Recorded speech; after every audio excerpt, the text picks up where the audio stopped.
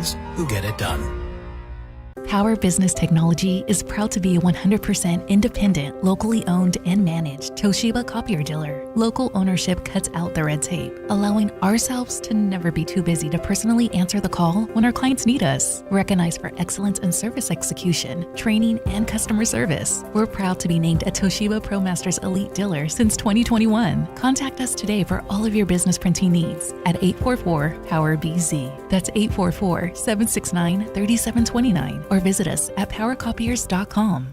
Get ready for the expo sale at Cresco Restaurant Equipment, June 17th through 20th. For 4 days only, save big on everything you need for your food service operation. Shop huge discounts on refrigeration, ice machines, gas cooking equipment, indoor and outdoor furniture, commercial cooking tools, glassware, tableware, and much more. Plus, meet factory reps and enter for giveaways. It's all happening at Cresco Restaurant Equipment, 951 Richards Boulevard. Everything is on sale. Don't miss the best savings opportunity of the year.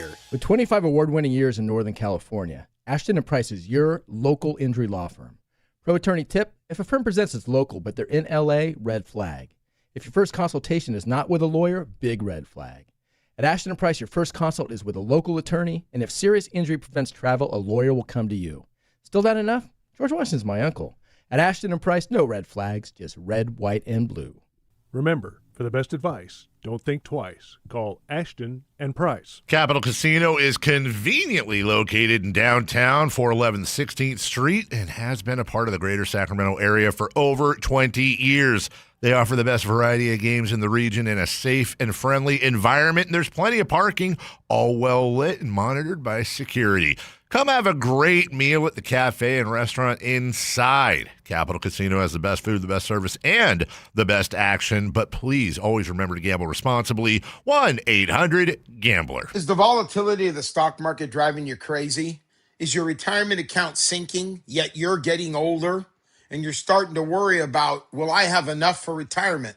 What about the money in the bank? These banks pay nothing these days. How do we get growth to get to retirement account? It's simple. Move into gold and silver. Want to know how to do it?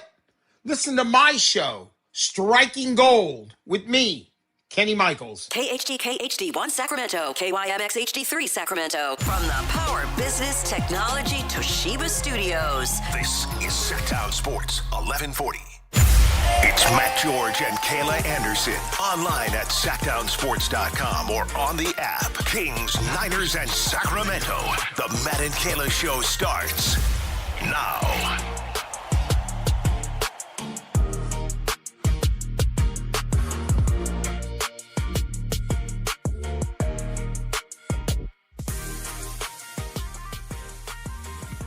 Happy Hump Day! Do people still say that? Is that a thing? I say it sometimes. I always then pause and say, did I just say that? But yeah, remember that Geico commercial? Yeah. That was like one of the best Geico commercials they've ever put out there. I don't know. Hump Day's kind of chuggy now. We had... What does that mean? What do you mean? What does chuggy mean? Oh, you get the fact you don't know that is chuggy. Shut the hell up. It means it's like lame. Can we fight him? It's I want to lame. fight Kyle, and it's 30 seconds into the show. Wow, we're in Just for the it. word chuggy. We're makes in me for a wanna day. Fight somebody. It's like The Office is chuggy, Hump Day is chuggy. Like, does it mean it's out of date? It means something from like the early 2010s that is like now cringe. Oh, is that what the kids are saying? That is, yes. Well, that's what my kids are saying. The kids younger than me are probably saying something else. Right. Yeah, I want to fight him. I thought he said it's something about a loogie. Well, No. I was like, we had what? LeBron's Taco Tuesday and Hump Day were going at the same time. So every Tuesday was Taco Tuesday. I and love then Taco Tuesday. Hump Day was Wednesday. Remember when LeBron tried to trademark Taco Tuesday as if that was a thing you could trademark? Hey, I mean, it kind of became a thing, and I still think about it. I'd have given it to him. Yeah. I love anything. I'm already planning on, once my fast is done tomorrow, thinking about some Mexican food. Jump right in. Well, I know where you can go. You can go to Super Taco. That's right. Head on over to Super Taco and you can watch the World Cup with Christopher Ladd. Mm-hmm. Which, unfortunately, you can't do that today. Vamos, Mexico! You can't do that today I'm because, still on unfortunately, Christopher Ladd will be at Super Taco for the England match today, Right. which is, unfortunately, in the middle of During our our show show. at 1 o'clock. But Selfish. at halftime, you can go over to Super Taco, catch the second half. We leave at 2 o'clock. And I am still on my cleanse, y'all. if you listen to the show, you will have a chance to win a Super Taco gift card later in the show. That's all I'm saying. It's true, but I'm on my cleanse still. But not you. You're not eligible. You can't win. But I could go eat Mexican food. You definitely could. Also, just to clarify, you probably won't get your gift card fast enough to win and make it to Super Taco for Christopher Laud's watch party today. That's okay. You just buy it now, and then you go and use your gift card later. You finance it like a Super Taco credit card. We got the World Cup for the next month, baby. We're going to have plenty of opportunities. Oh, yeah. Plenty of opportunities. And speaking of the World Cup, I'm very much looking forward to the World Cup date today because last night in the World Cup was phenomenal. It was fantastic. No, we're not doing it yet. I was like, we're already doing it. We're not doing it yet, although the World date? Cup, we're going to have to turn the TVs over in here because Cristiano Ronaldo is about to start playing Oh, and Portugal. I want to watch that And for one Ronaldo, reason. I'm telling you, Ronaldo is fired up today because he watched his forever rival in Lionel Messi score a freaking hat trick last night in Argentina's World Cup debut. By the way, Levi Stadium was popping last night. That match kicked off at 9 p.m. and Levi Stadium was packed. Good. I love the World Cup. As it should be. I love the World Cup. So you're saying it seems that things have gotten off to a good start in terms of the World Cup. Because we were a little bit hesitant on saying what we expected. With all the noise around the World Cup, like domestically, I'm glad to see that the tournament has begun and we're not hearing much of that. I think as we get later in the tournament and we start to get to like the semifinals and finals and the prices of those tickets, I think maybe you'll start to hear more. But there's also, like, from what I've been seeing, a lot of international fans have said, the price is the price. I don't give a damn. I got to be here. I'm spending a boatload of money to come over to the United States and just make this a memory. Yeah. And did you see my Norwegian folks rowing up the escalator? No, but I love that. Oh, no, you got to look it up. It's hilarious. Listen. So they're rowing up backwards on an escalator after the match, obviously, that they won dominant. They dominated that. Your boy Holland. Baby. Your Viking striker. That's right.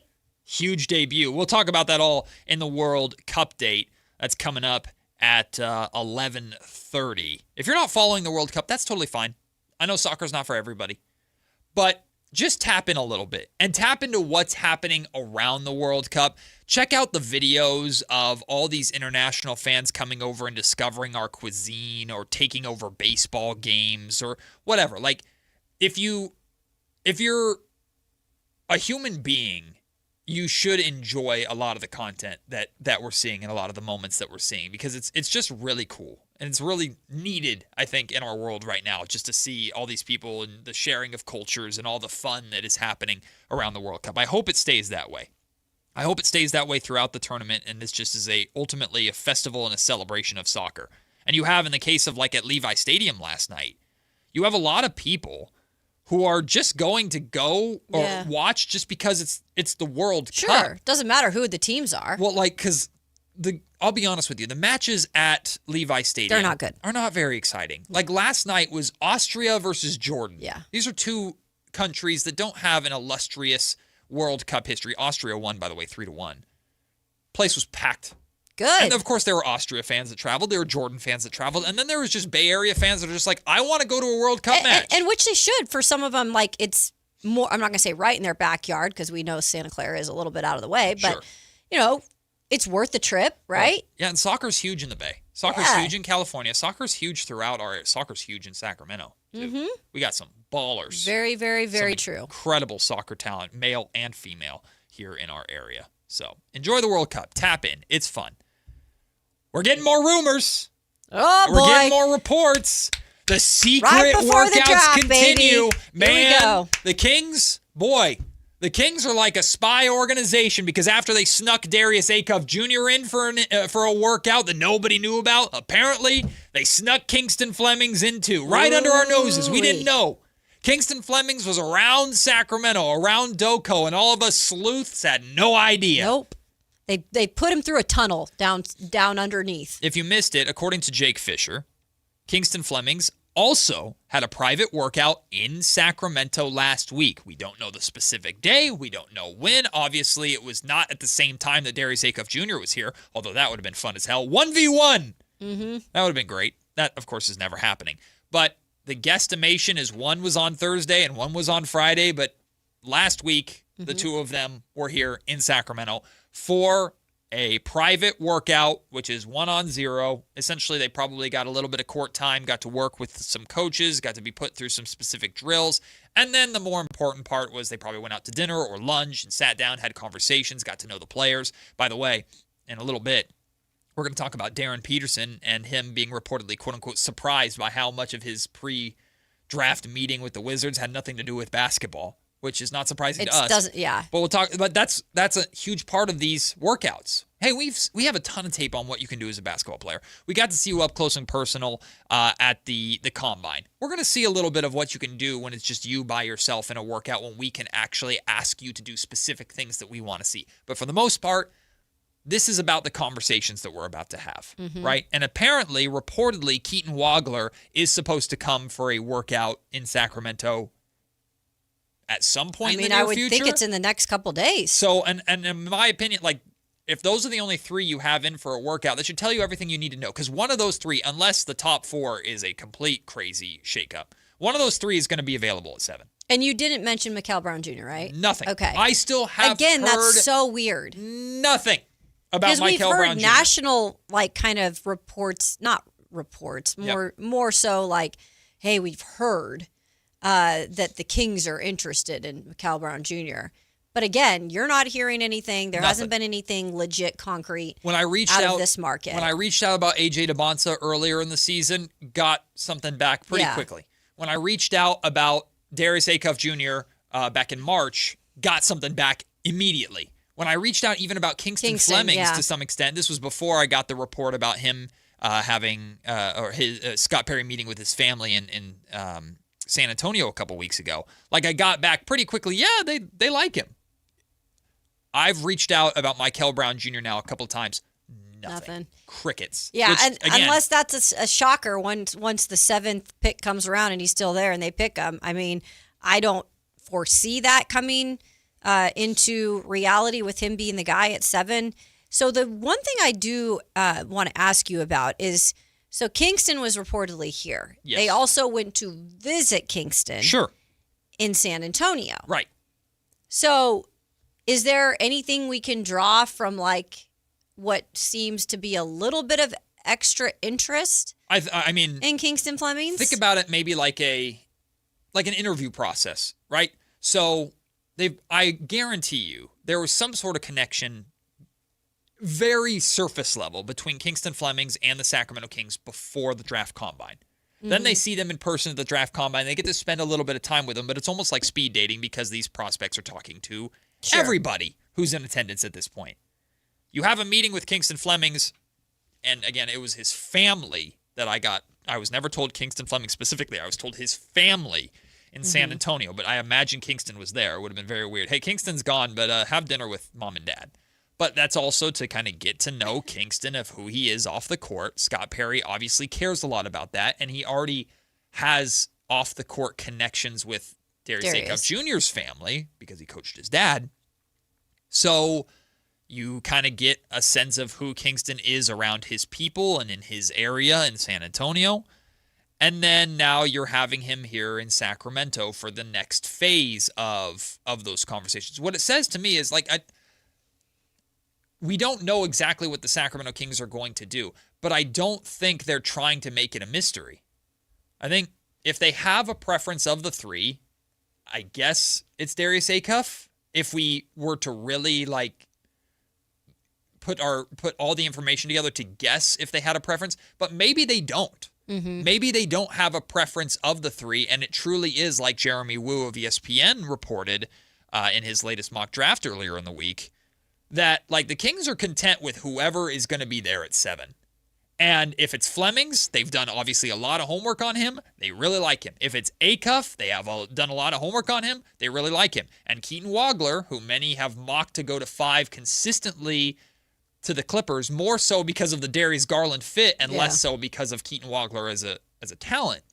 because a lot of people think that Darius Acuff Jr. is the best overall point guard talent, but they already have Darius Garland there, so about the fit, they've always questioned. So Keaton Wagler has consistently been at 5 for the Clippers, although you're hearing more noise now of maybe Michael Brown Jr. at 5 to the Clippers.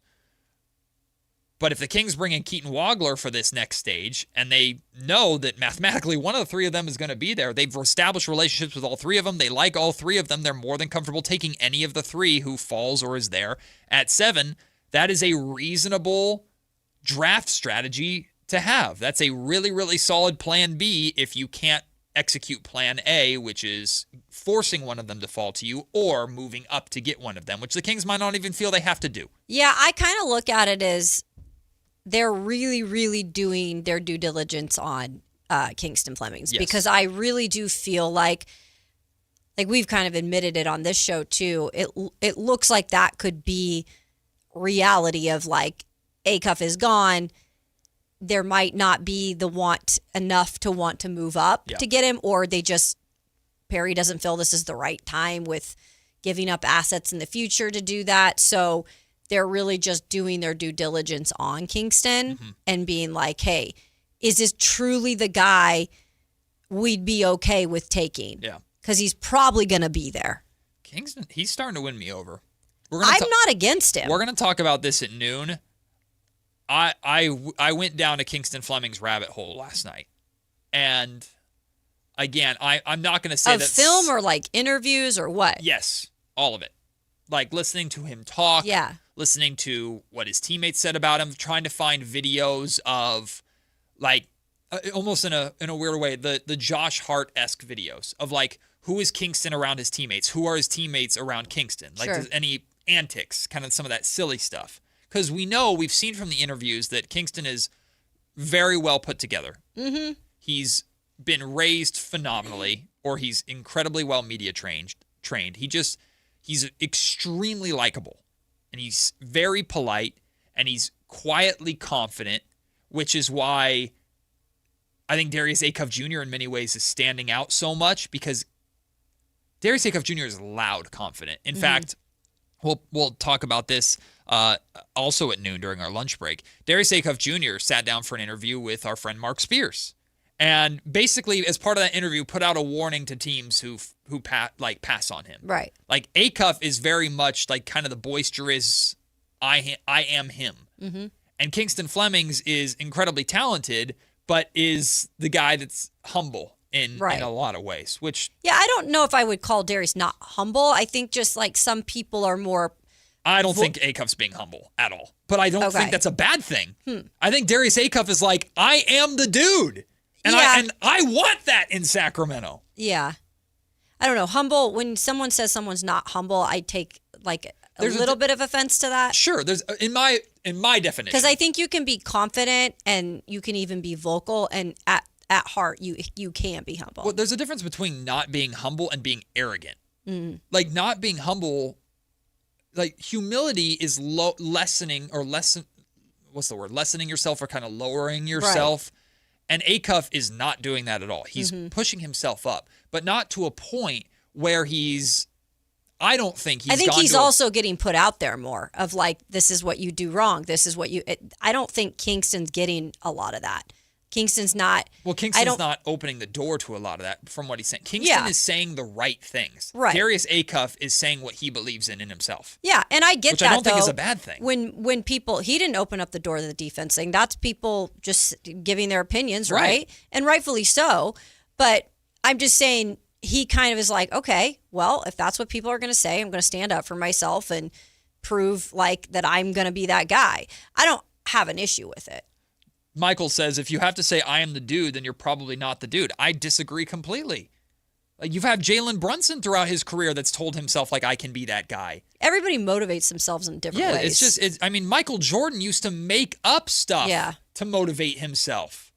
Like, it's just different people are wired different ways. Mm-hmm. And listen, Kingston Flemings is starting to really win me over. And we'll dive into more as to why later on in the show. But we've had Kingston Flemingses in Sacramento before. And I don't mean the player and skill set, I mean the personality. We've had humble, more introverted guys. It's not just De'Aaron. Domantas Sabonis is a pretty humble, introverted guy. Like, we've had stars in the past. You know who was very kind of boisterous, I am that dude? Chris Webber. Mm-hmm. Chris Webber was that way, and we loved him here for it. Like, there is part of me that is very interested and open to the Darius Acuff mindset of, F y'all, I'm coming in, this is going to be my team. And now he's not going to walk in and look at Keegan Murray and go, fall in line. No. And Sabonis fall. Like, there's a line between being a bad teammate and being confident in oneself. Like, there, and people I think who it's are, important in the NBA now, well, more than ever. People who are drawing conclusions that Acuff is somehow, and I know Jeff Teague kind of put this out there out of nowhere, that high school teammates apparently said he wasn't a good teammate or whatever.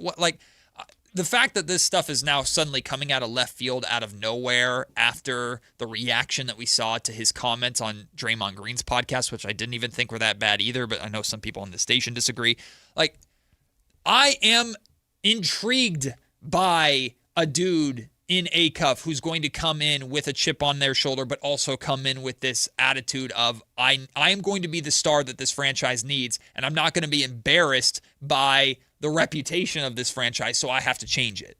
Yeah. Like, I think the Kings need some of that. I think, like, if you're trying to move forward in what this team's going to be, and like you said, it's not like he would come in here and with the vets that are remaining here, which there's going to be vets that are here, obviously. Yeah. He's not going to sit there and be like, hey, I'm the king now. Like, y'all sit down and listen. But I do think eventually when it comes his time to really step up and be that alpha dog, which I do believe they need that player, he is going to be able to do that. Mm-hmm. And maybe you don't like that, but I do think that this team could use something like that. And by the way, that doesn't mean also that Kingston Flemings isn't a dog or isn't, like we've heard Coach Sampson say, when he's very nice off the court, but when he steps on the floor, he's a killer. Like, yeah, that's important too. So we're not saying you have to have the attitude of Darius Acuff Jr. to play with that, give me the ball and get the hell out the way. Because we've seen humble players in the past. Like Kawhi Leonard is this way. Mm-hmm. Kawhi Leonard is very Kawhi much doesn't even give me the talk, ball, so. get out the way, but Kawhi doesn't say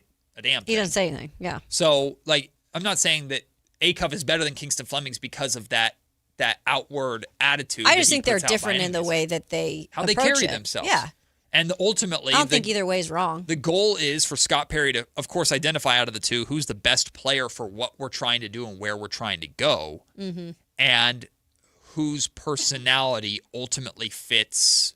Because who you are as a person and who you are off the court and who you surround yourself with really matters to Scott Perry. Mm-hmm. It's very obvious that Scott prioritizes who you are and wants to get in a room and have a conversation with you before we even get to a basketball court. Like, that is, and Scott's that way with members of the organization. Right. Sean Cunningham was sharing this with us earlier in the week. When he first took the job, right, he interviewed and had conversations with everybody in the organization and made cuts and changes based off of how those conversations went. Yeah. He had conversations with every single player on the roster, including guys that he probably felt he was going to move on from. He's done it with the media. He's had conversations with me and a number of media members just to kind of get to know us as media members. Like, that matters to him. So having dinner with Fleming's family, knowing Acuff's family, having both of them in for the private workouts. That's why I say I believe what happened in those workouts last week and those conversations will determine who he takes and what route he feels comfortable going. Because if he felt from those workouts that, Flemings is a good player, but Acuff is our dude, then that might be enough for him to say, I'm willing to trade up to go and get him. I'd even say the opposite in a way. I'd even say, like, maybe they go about figuring out, hey, maybe Kingston can really be that guy. And while we do prefer Acuff, we're not going to trade up and get him. Exactly. I think that's like where the real decision making on the trading up thing comes into play, because you're kind of saying, is Kingston enough that we wouldn't feel bad about not trading up to go get a guy that maybe we've been a little bit higher on? Yeah, what you're saying is essentially like we came into this process really, really, really liking Acuff and believing that if we're going to trade up to get someone, there has to be a clear gap in our mind or clear reason why that's worth it. Yep. Even if we think Acuff is slightly better than Kingston Flemings, If we still think Kingston Flemings is a really, really, really, really, really good player, then it's not worth it for us at all to trade up. We'll just have Kingston Flemings at 7, and we know we can make it work. And you're 100% right. This process could have made them feel confident in that. And then when they work out Keaton Wagler, maybe they feel even better about if both Kingston and Acuff are gone, then we're fine with Wagler too. And all of this has nothing to do with trading back, by the way, which I hate. I still hate the idea. Yeah, and like I said, who knows? It's anything can happen at any time, but the trading back thing, that makes me angry to even talk about. I just don't. It doesn't make any sense. You're just skipping. You're passing over. I think what's still valuable players at that position. That is where, like, one thing I've kind of said, and I know we talked about this a lot with the Niners and their draft philosophy, because a lot of people are frustrated with the Niners because they've always kind of done their process versus the consensus. Now the Niners are a good organization that's won. The Sacramento Kings are also kind of notorious, Kayla, for kind of doing what they think is the right thing to do. But it's not worked out as well. Yeah. Like, if you're going to...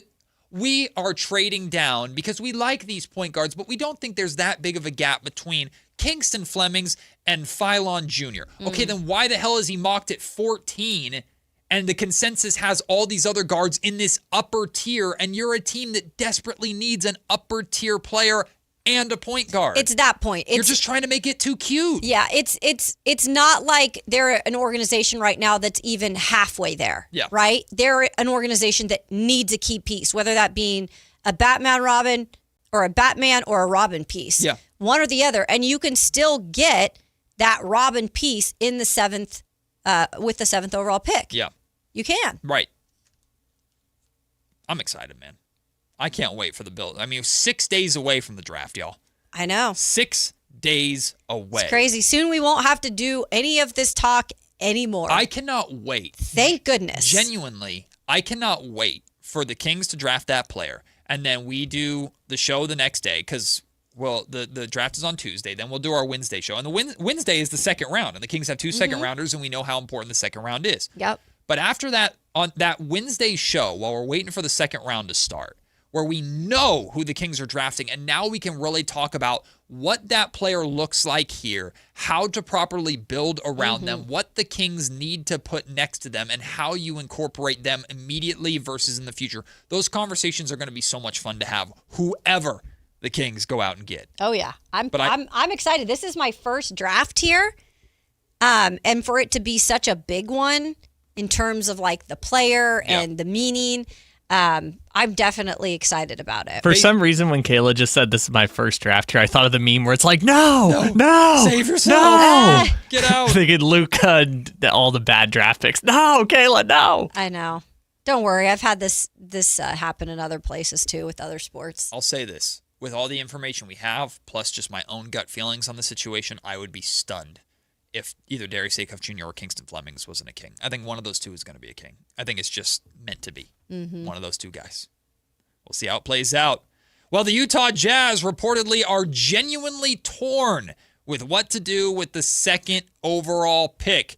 Do we believe them? Plus, some reports about Darren Peterson's concerns with the Jazz and why his pre-draft meeting with the Wizards surprised him. We all have all of that coming up. Next is Matt and Kayla just getting started here on a Wednesday. Sactown Sports. The top young talent in the NBA is headed to Sacramento this summer for the 8th annual California Classic presented by Ticketmaster. The Kings will host the Milwaukee Bucks, Brooklyn Nets, and Golden State Warriors in a preseason showcase that's sure to bring more fireworks to your 4th of July weekend. 3-day general admission passes for July 4th, 5th, and 6th are available now. Visit kings.com/California Classic for details. Your exclusive home for Kings basketball. Sactown Sports 1140. Do Crohn's disease or ulcerative colitis symptoms keep coming back? Tremfya, guselkumab, may help, with rapid remission achieved at 12 weeks and lasting clinical remission at 1 year. Some even saw visible improvement of their intestinal lining at 12 weeks and 1 year. Tremfya is a prescription medicine used to treat adults with moderately to severely active Crohn's disease and adults with moderately to severely active ulcerative colitis. Serious allergic reactions and increased risk of infections and liver problems may occur. Before treatment, your doctor should check you for infections and tuberculosis. Tell your doctor if you have an infection, flu-like symptoms, or if you need a vaccine. Healing is possible with Tremfya. Approximately 3 out of 10 patients were in endoscopic remission at 1 year, based on areas visualized on colonoscopy, which may not represent the deeper bowel layer or entire GI tract. Individual results may vary. Ask your doctor about Tremfya today. Call 1-800-526-7736 to learn more or visit tremfyaradio.com. Who says Halloween has to wait? It's Summerween with the Sacramento Rivercats on Saturday, June 27th at Sutter Health Park.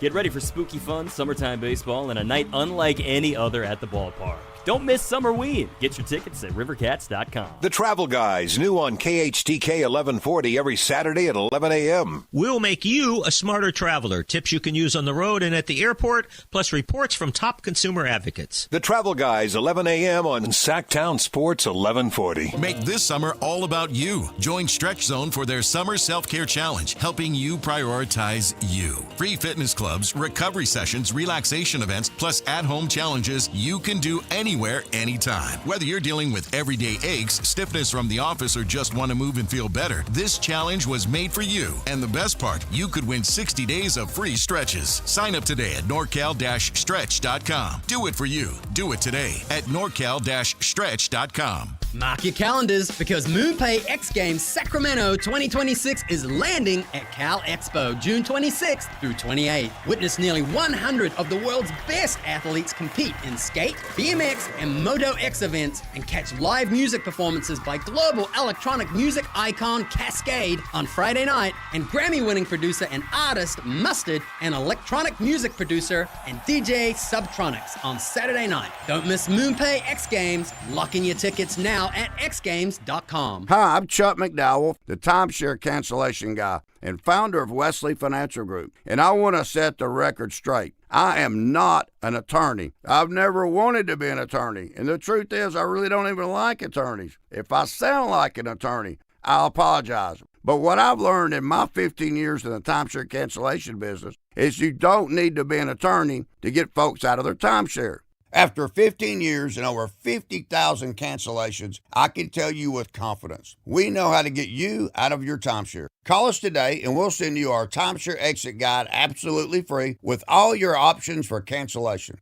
Attorneys, this was meant to be funny, so please don't sue me, especially my friend Kenneth from Black River Falls, Wisconsin. Call now for your free timeshare exit info kit. 800-881-8686. That's 800-881-8686. 800-881-8686. If you have unfiled taxes or are in debt to the IRS, this is important news. Did you know the IRS has programs specifically designed to help people struggling with tax debt? Powerful tax assistance programs that can save you thousands if you qualify. No one knows these programs better than the experts at Optima Tax Relief, America's most trusted tax resolution firm. A-rated by the Better Business Bureau. Their award-winning tax attorneys and licensed professionals have resolved over $3 billion of tax debt for their clients. One call to Optima can start the process, helping to put an end to your worries about wage garnishment, asset seizure, and other aggressive IRS actions. Find the best options to solve your tax problems. Call the experts at Optima Tax Relief today for a free consultation. Call 800-375-2922. 800-375-2922. 800-375-2922.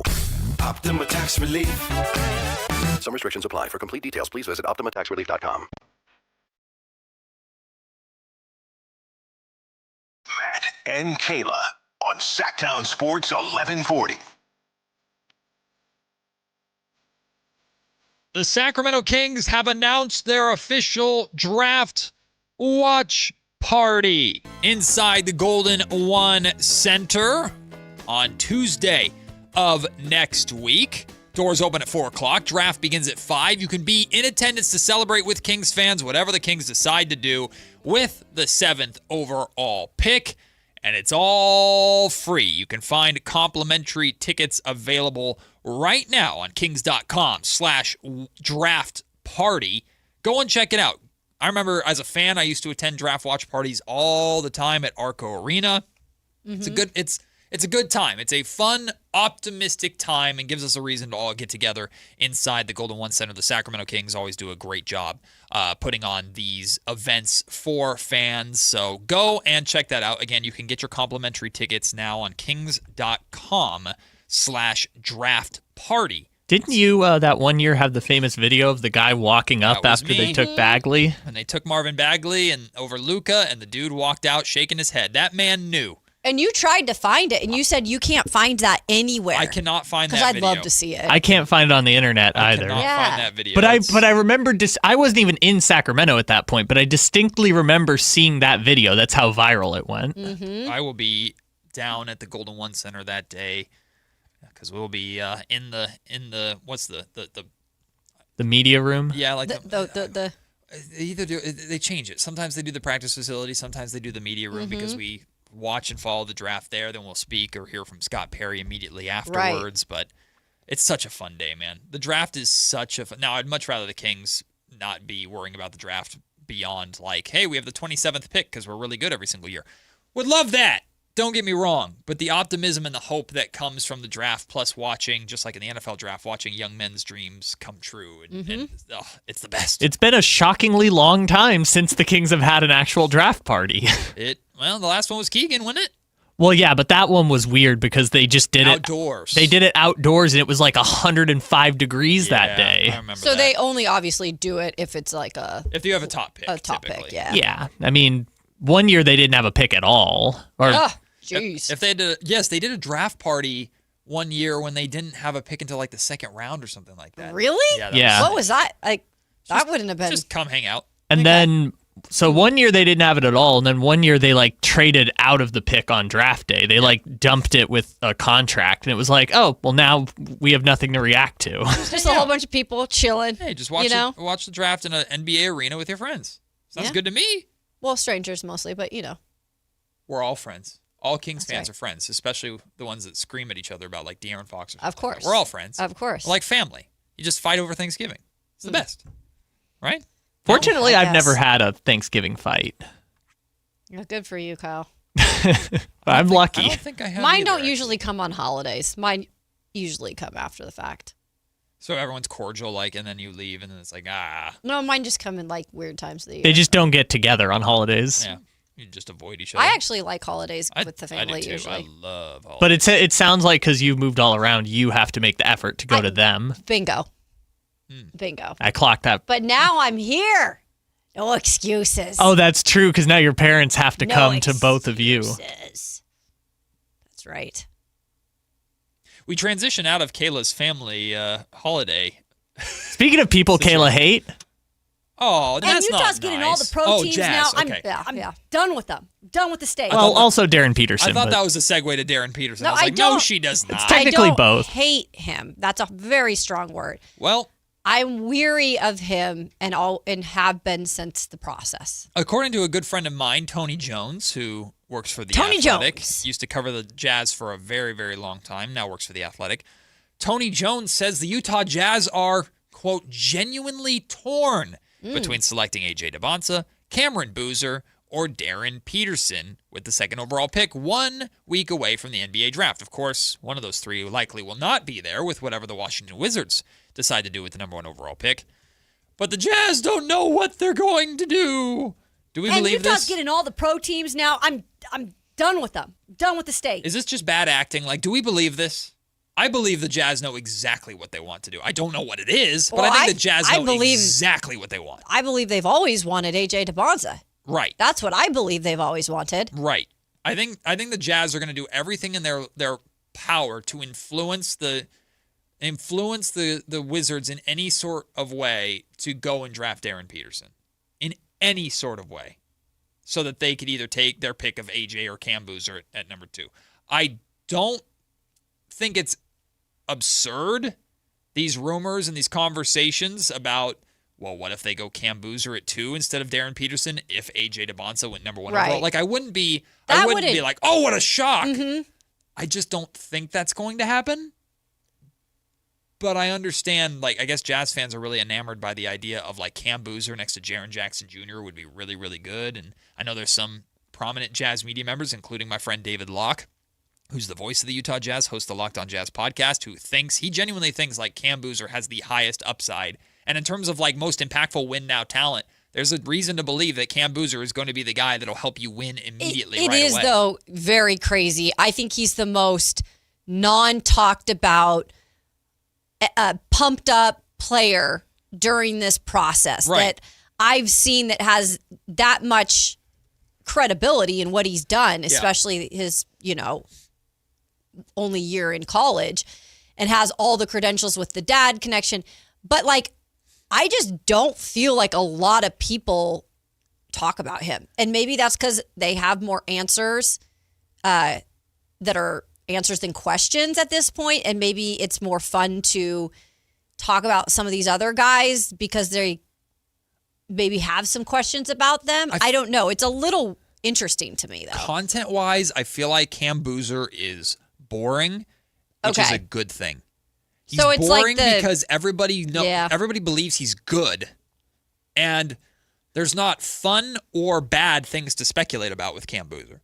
He's just really good player, and that's it. Like Darren Peterson, there's fun things to speculate about. AJ DeBonza, there's fun things to speculate about. With Darren Peterson, there's also bad things to speculate about. With Darius Acuff Jr., there's fun and bad things to speculate about. With Cam Boozer, it's just like, he's just a really, really good player. He doesn't have maybe the highest ceiling as some of these other two more polarizing players, but he's just a really, really good player. And for the Utah Jazz, who out of that top four are the team that's there, like, we're ready to compete right now, Cam Boozer, I imagine, is pretty enticing. He's probably loving the fact that he doesn't have to deal with all of this right now. Yeah. He's just kind of like, he'll go to whatever team he's meant to go to, whether that be at 2 or 3. I think it's either 2 or 3. I don't know if he'll drop to 4. I don't think he'll drop to 4. I don't think so. I think the Grizzlies would take him at 3 before they take Caleb Wilson, although I love Caleb Wilson too. Also, according to Tony Jones, Darren Peterson's camp is reportedly concerned about sharing the same agency as Jazz point guard Keontae George. Quote, the irony of Peterson's camp revealing his preference for the Wizards is that Utah is the cleanest fit for him of the 3 teams at the top of the draft. The Jazz see him as a shooting guard who can play point guard. Behind the scenes, there is some concern on Peterson's side that he and Jazz point guard Keontae George share the same agency. But the Jazz firmly believe the two can play together. I would love. Okay. I mean, that's first of all tidbit. It's just like whatever. Uh-huh. But I am interested, and my eyes will be peeled open watching wherever Peterson goes. Yeah. I still believe like this stuff about Acuff, all the stuff about Acuff, that him being kind of a, I don't know, like not arrogant, but boisterous in how he presents himself. I think while Darren isn't as boisterous, like I think he gives off those vibes. Very much That's how I've always kind of like felt with Peterson. Well, people are very curious about who Darren Peterson is off the court. And Brian Windhorst shared that Darren Peterson was surprised when his initial meeting with the Wizards focused more on him as a person rather than him as a basketball player. That's what everybody wants to know with this dude. Everybody wants to know with this dude. But that's with any athlete in these meetings. But it's especially with him with everything that happened at Kansas. But he should have known that, and his camp should have prepared him for that. I believe he knew that was coming. Like I don't. What did you expect? You'd go there and shoot 20 threes and make 18 of them, and they're like, "Yes, we'll draft you number 1." No, dude, they want to know what the hell happened at Kansas. Well, I don't know if I doubt he said it. I think Windhorst probably got a report from someone connected to his camp that was like, we were surprised with how much of that had nothing to do with basketball, and they sat down in a room with him and started grilling him on what the hell happened at Kansas and what's going on with your cramping and how much do you love basketball. And there's probably some non-related basketball questions too in there. Yes. And that's what they do with all of these interviews if they're very, very interested. And it's, it's important for everybody, but it was especially polarizing for him because and we of even everything said that happened. Yes. About here, if we would have gotten a better pick overall, not to be rude, but kind of like Perry needed to drill him. Like in terms of getting as much out of him as he could. If Peterson had met with anybody else, it would have been the exact same thing. Utah. Oh, hands down. Anybody. Would have been the exact same thing. We'll take the break. When we come back, other news around the NBA involving 2 polarizing players who are, well, they have the spotlights on them this offseason, and both of these reports make me grumpy. I'll tell you what they are when we return. It's Matt and Kayla on Sactown Sports. The top young talent in the NBA is headed to Sacramento this summer for the 8th annual California Classic presented by Ticketmaster. The Kings will host the Milwaukee Bucks, Brooklyn Nets, and Golden State Warriors in a preseason showcase that's sure to bring more fireworks to your 4th of July weekend. 3-day general admission passes for July 4th, 5th, and 6th are available now. Visit kings.com/California Classic for details. Your exclusive home for Kings basketball. Sactown Sports 1140. This is the story of the one. As a safety manager at a manufacturing plant, he does everything he can to keep his coworkers safe. From finding ways to reduce risks to keeping safety supplies in stock. And for that, he relies on Grainger. Grainger offers a broad range of quality products and next-day delivery, so he can always play it safe. Call 1-800-GRAINGER, click Grainger.com, or just stop by. Grainger, for the ones who get it done. Kick summer off right when you save up to $9,500 off MSRP on new 2026 Jeep Grand Cherokee Laredo Altitudes. You won't find a better looking, more powerful, and comfortable Jeep on the road. Your new Jeep is waiting at HobletDodge.com.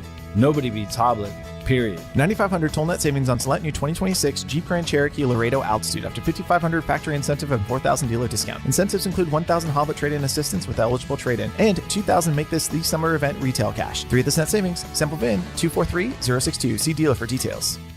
You can buy golf clubs anywhere, but buy clubs that fit the shelf instead of your swing. That's why Hagen Oaks offers total game fitting. TrackMan dials in your driver and irons. Ping's Bolemic Ball Fitter finds your perfect golf ball. Hagen Oaks Putter Fitting Studio helps you roll it true. And FootJoy's 3D foot scanner matches you with balance and stability. Whether you're a beginner or accomplished, your best game starts with the right fit. Hagen Oaks Golf Complex. Better fit, more fun. Fulton Avenue at Business 80.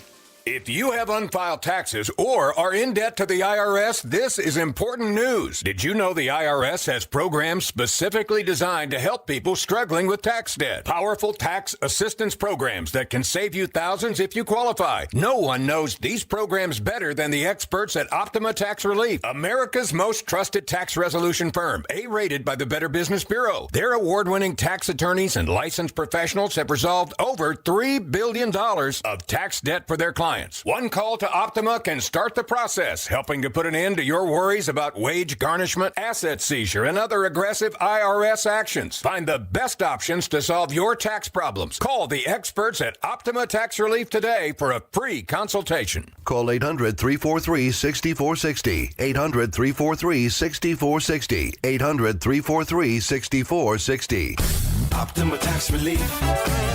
Some restrictions apply. For complete details, please visit OptimaTaxRelief.com. Join Sactown Sports 1140 and Super Taco on June 17th at 1 p.m. for the ultimate soccer viewing party. Cheer on England or Croatia. Score team jerseys and prizes. Enjoy great food and wear your colors. Super Taco on Franklin Boulevard, June 17th at 1 p.m. Don't miss it. There's a pill version of Ozempic. Hello, I'm Ozempic. And I'm other GLP-1s kind of like him. Hey, did I hear there's a pill version of Ozempic? Yep, you sure did. Ask your doctor about which FDA-approved uses of the Ozempic pen or pill may be right for you. Call 1-833-OZEMPIC or visit Ozempic.com to view the medication guide and learn more about Ozempic semaglutide tablets 9 milligrams and Ozempic semaglutide injection 2 milligrams. There's a pill version of Ozempic. I move mountains for a living. Literally. That means I don't carry hand lotion, and when it comes to serious heartburn, I don't mess around with anything but Rolaids Max Strength. Its dual-active formula has 1,500 milligrams of calcium carbonate and magnesium hydroxide that relieves heartburn fast. And the best part? The roll fits right here in my pocket, so I can get back to moving mountains. Rolaids spells powerful relief. 1,500 milligrams is our highest amount of antacid per tablet. Read each label. Use as directed. Keep out of reach of children. Thunder, feel the thunder. It's the energy all around you. Lightning and the thunder, thunder. The thrill of the moments to come. The flash of lights.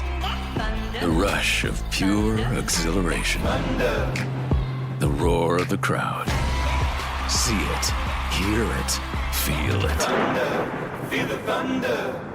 Lightning and the thunder. Thunder Valley Casino Resort. Feel the thunder.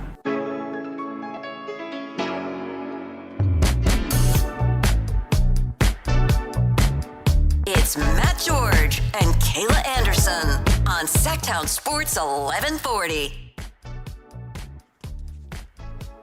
The NBA isn't fun. Opportunities to be fun, and they're not fun. What I'm talking about specifically are 2 of the latest updates on the off-season sweepstakes for LeBron James and Giannis Antetokounmpo. They are. From Brian Windhorst. Let me get you a tissue. The Lakers and LeBron James are reportedly negotiating a new contract. I think the focus right now is... Sorry, Brian, I'm not mocking you. I think the focus right now is making a deal with the Lakers. Right now, he's allowed to negotiate with the Lakers, and I believe they are negotiating. Could you imagine if that was boring? Wendy's voice? Yeah, exactly. Here I am. Boring. Sure, LeBron, stay in your nice Hollywood-ass house and sit there on Luka's team and keep wearing your Laker yellow and sit there and play third wheel to the bromance that is Luka and Austin Reeves and get bounced in the first or second round of the playoffs and ride off into the sunset, buddy. Hey, he's the new Mike Trout, baby. Go ahead, LeBron. That's so disrespectful to LeBron. He's the new Mike Trout. I am comparing it in the way that he's just happy being in LA. He's taken the LA lifestyle over winning a championship. We want the NBA Golden Girls in Golden State. The NBA Golden Girls. That's what we want. Would you call them the Expendables? Yes, we want We want the Expendables and Chase Center. LeBron, Steph, Draymond, Jimmy Butler. Hell, throw Kawhi Leonard in there. Clay's got to come back. Bring for that. on Clay. For sure. Bring them all in. Yeah, it's not going to happen. By the way, I saw Brooklyn looks like they're going to throw a max offer at Austin Reeves. See if they can pry him from the Lakers. That seems to be an ongoing combo. I don't think that would be a good decision by the Nets at all. Really? To throw that much money at Austin Reeves? Do you think the Lakers should throw that much money at Austin Reeves? No, but he's going to use that almost like an LA tax of I became a star here. You're going to pay me like a star player in LA versus the Brooklyn Nets going, hey, we're terrible, but we have a bunch of money. Let's just give it to Austin Reeves, who can put up empty numbers for a bad team in Brooklyn. By the way, okay, so the Nets are the 6th pick. Okay. Yeah. Darius Acuff Jr. and Austin Reeves backcourt. Oh, jeez. Igor Demin and all of their teenagers. Michael Porter Jr. before he gets traded. Ugh. Yeah. I mean, honestly, then LeBron would be the 2nd boring star in LA. You don't think Austin Reeves would help them get out of the relegation zone? Bring in Dennis Schroeder so he and Luka can fight every day. That's what we should say whenever. No, that's just people booing him. No. Hasn't he already been on the Lakers 3 times? Yes, bring him back. He's been on every team 3 times at this point. Let's be honest. He's also been on Brooklyn now that I think about it. Yeah. I mean, he's about to be on another team probably. Just have him keep the tour going. We can't even put those graphics on one graphic anymore. LeBron, don't just go back to LA. That's boring and you know it. Dennis Schroeder, the new Ish Smith All-Star. Do something fun. Go home to Cleveland or go create the Expendables in Golden State. Don't go back to LA. It's stupid. I mean, you can still live there. Just fly a charter plane or whatever. Or not a charter plane. Fly a private jet or a helicopter or something. My pick was, obviously I wanted to see the Cleveland reunion, but the realistic option is LA. It's too cold. Well, it's not big enough of a city. Of course not. He's Hollywood LeBron now. Changes you there. You could just fly to the Chase Center every day from your nice mansion in LA. What's the problem? For sure. Or, I mean, I guess at some point if they had the thing fixed, fast track to LA and the Bay. The thing? What used to be the transit that was the light rail? Yeah. Or the whatever it was. Here's our pitch, LeBron. You have to take public transit. That'd be awesome. He could have his own little private room, first class. He could have his own private train. I was gonna say. It's true. He could literally buy the company probably. By the way, Dennis Schroeder has played on 9 teams just since 2022. Jeez Louise. Keep it going, Dennis. We got more on the way. Someone just scored. Look at that celebration. Oh, Congo. Congo just scored. Yay, good for them. That's their first goal ever at the World Cup. That's really cool. Yeah, Congo and Portugal. I love now the celebration, too. Their kits are beautiful. They are. Those blue kits are stunning. It's like Ole Miss. I love all their blues. Oh, you're down for the sip? Yeah, I like the blue unis. And the red. Yeah, SEC teams don't do enough crazy uniforms. Right? They just stick to the classics. Also, my motherland is not doing good right now. 45 minutes in, Ronaldo hasn't scored. I guess we know who the GOAT is. Oh, I haven't even seen Ronaldo on the field. By the way, did you see the petty thing that Messi fans were doing yesterday where they said he became the first player ever to play in 6 World Cups only because he played the day before Ronaldo? Oh, boy. Love that. Love that. Hey, it's true. Ronaldo's like not a young pup anymore either, guys. No, neither of them He's like 40. It's crazy to think about. Messi's about to turn 39, and he just had a hat trick.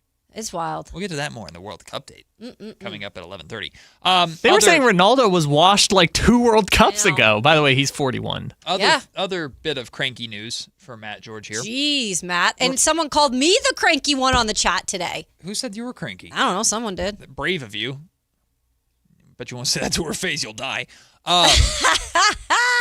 Facts. We heard all this. Oh, the Bucks want to get this Giannis thing over with before the draft. Now Crispy Haynes coming in saying, well, this isn't really saying much because it's not like a report necessarily, but he goes, yeah, the Giannis Antetokounmpo trade sweepstakes could drag into free agency. Okay, I cannot handle much more of this, guys. Keep it going, baby. All summer long. This is ridiculous. There's 2 freaking options. Let's just be honest. 2 freaking options. Boston and Miami. Pick one, get the deal done so we don't have to wait on you for all these other moves to be made. It sounds like there's really only one option, and the Bucks are hoping there could be 2.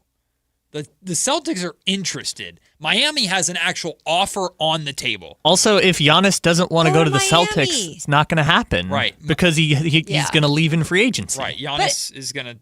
And it's the Celtics, we know the Celtics have said, like, the trade package will be contingent upon is if Giannis is going to sign this contract, like, with us immediately as soon as he arrives. But honestly, Boston is... His whole thing was, like, being as far as he can be close, like, to the... homeland, you know, like he wants to stay out east. Boston, New York, okay, they're same location.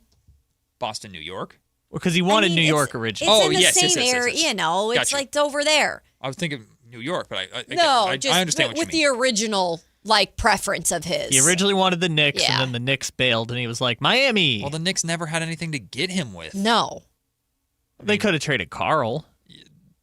I don't think Milwaukee was going to go for that. The Knicks chose not to trade Carl. The Knicks also don't have the draft compensation to make it worth their while. Sure, and they were smart to not trade for Giannis. It worked out. It worked out very well. Great for them, that's for sure. I don't even think the Knicks were ever serious players, regardless of Giannis's preference. He just wanted to throw a team out there. The Knicks had no draft picks. They had nothing. Go to Miami. Why wouldn't you want to go to Miami? Well, I think he does. I choose Miami. It sounds like he does. But Miami's made a really good offer, and Giannis likes the idea of Miami. The Bucks are just bucking things because they want to be tough, they want to. The Bucks want to seep every bit of value they possibly can out of a franchise player that they probably will never, ever, ever, ever, ever have again. So they need as a small market, which is what the King. I'm not comparing De'Aaron Fox to Giannis, of course, but what the Kings were supposed to do is try and get the maximum value out of their franchise player, because it's harder for you to get a franchise player than other places.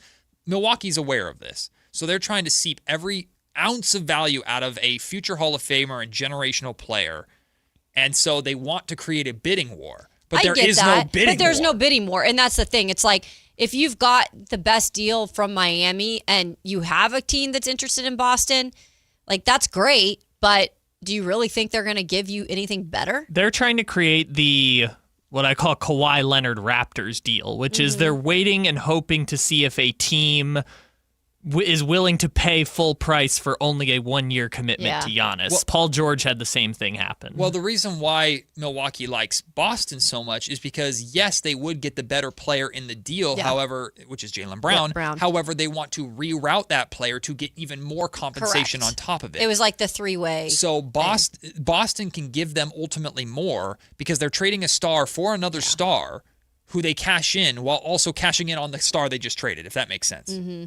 Like that, so it's like a triple down really for them. Versus Miami is a very, very enticing offer of draft picks and decent players, but none of those players are Jaylen Brown in terms of name and value. I think it would be, look, Giannis still has plenty in the tank. Don't take this the wrong way, but I think that this would be a little bit more of a done deal and would have maybe even been done earlier on if Giannis played more this season, if he wasn't injured. If I just feel like that kind of in other like teams' eyes makes them come to the table and say, well, but Giannis didn't even really play this. It's something they use in their back pocket to say, this is why we're not going to give you this. And Giannis has the power to just say, I'm not signing with you, which scares a lot of teams away. Plus the apron system. It's all fun. It's all great. Speaking of fun, we got more draft talk on the way. Joining us next, Brian Kalbrowski, who covers the NBA draft for USA Today. We'll talk to him about his latest mock draft, what the Kings should do at 7, his thoughts on this draft class, and more. That's coming up next. Matt and Kayla on Sactown Sports. And we're live from the living room as Doug eyes up the match day spread. He's reaching for the Buffalo wing. Perfect. Hang on, what's this? Oh, he's gone for a can of Pepsi too. Incredible. What a finish. Sensational combination. Look at the delight on his face. There's no doubt about it. It just tastes better. Match days deserve Pepsi. Food deserves Pepsi. Grab a pack of Pepsi Zero Sugar for today's match. It's poetry in motion. Capital Casino is conveniently located in downtown, 411 16th Street, and has been a part of the greater Sacramento area for over 20 years. They offer the best variety of games in the region in a safe and friendly environment, and there's plenty of parking, all well lit and monitored by security. Come have a great meal at the cafe and restaurant inside. Capital Casino has the best food, the best service, and the best action. But please always remember to gamble responsibly. 1-800-GAMBLER. Sacramento's best selection, best quality, and lowest prices on kitchen and bath products are at the new Anova Cabinet and Stone. For a limited time, get stunning new quartz countertops starting at just $159. That's right, only $159 for gorgeous quartz countertops. Listen to this. For a limited time, cabinets for kitchens and bathrooms are up to 50% off. Yes, up to 50% off new cabinets. It's a must-see, the new Anova Cabinet and Stone at Florin Road and Highway 99. Learn more at AnovaCabinetStone.com. Make this summer all about you. Join Stretch Zone for their Summer Self-Care Challenge, helping you prioritize you. Free fitness clubs, recovery sessions, relaxation events, plus at-home challenges you can do anywhere, anytime. Whether you're dealing with everyday aches, stiffness from the office, or just want to move and feel better, this challenge was made for you. And the best part, you could win 60 days of free stretches. Sign up today at norcal-stretch.com. Do it for you. Do it today at norcal-stretch.com. Today on the pod, we're talking to Joan, a method actor and Scratchers enthusiast. So, Joan, what do you like about playing Scratchers? Well, as a method actor, it's about becoming the ticket. Scratching up, down, stage left, stage right. So what's your motivation? Because your performance feels so real. Oh, I was just tapping into my inner Scratchers. Incredible. Yes. Bravo me. Scratchers from the California Lottery. A little play can make your day. Please play responsibly. Must be 18 years or older to purchase player claim.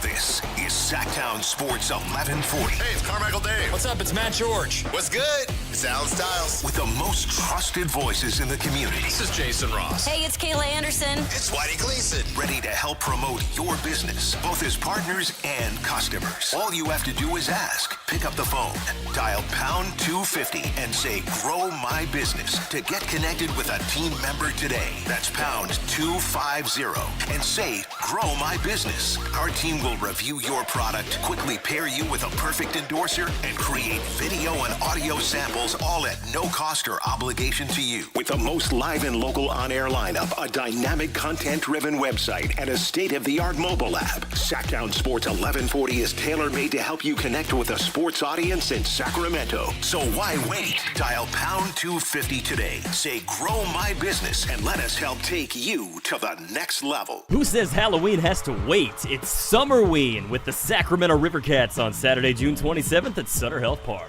Get ready for spooky fun, summertime baseball, and a night unlike any other at the ballpark. Don't miss Summerween. Get your tickets at rivercats.com. Dawn or dusk, I'm on the hunt. Skeeter here, Sacramento Yellow Mosquito and Vector Control District, and I'm wearing Skeeter Vision, night vision goggles that light up skeeters at dawn or dusk like the 4th of July. Mosquito, 12 o'clock.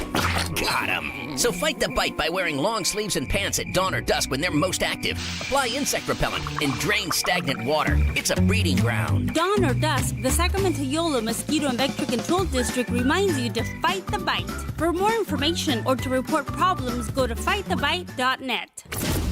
KHTK HD1 Sacramento, KYMX HD3 Sacramento. From the Power Business Technology Toshiba Studios. Sactown Sports 1140.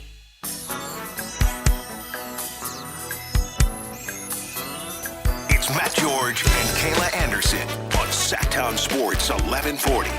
6 days away. The NBA draft almost here.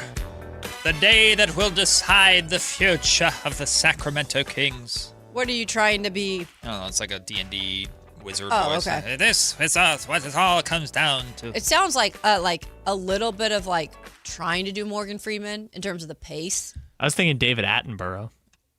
Well, both would be bad impressions. It's just more of a Dungeons and Dragons. dramatic but silly. Double D. I don't like that at all. Well, you can spend. You can tell I've been watching Love Island. Yeah. You're going to do this going into Brian? By the way, I heard yesterday's episode was crazy. You're going to subject Brian to this? Goodness, no, we will not do that to Brian. All right, Brian, we need an Not do adult that in the to room Brian. here. Brian Kalbrowski covers the NBA draft for USA Today, joining us to get us back on track. What up, Brian? I apologize for my co-host, Kayla. Not really. We love having you here, and we're looking forward to talking NBA draft with you. It's almost here, my friend. We almost made it. Yeah, absolutely. I was told this was a Love Island show, but I'm down to talk about the NBA draft too. All right, Brian. Whatever you guys need. Which of these prospects would be the best Love Island contestant, you think, right? Is it like Darren Peterson, Cam Boozer? Who do we think? I think it's Caleb Wilson. I think he's the most charming of the bunch.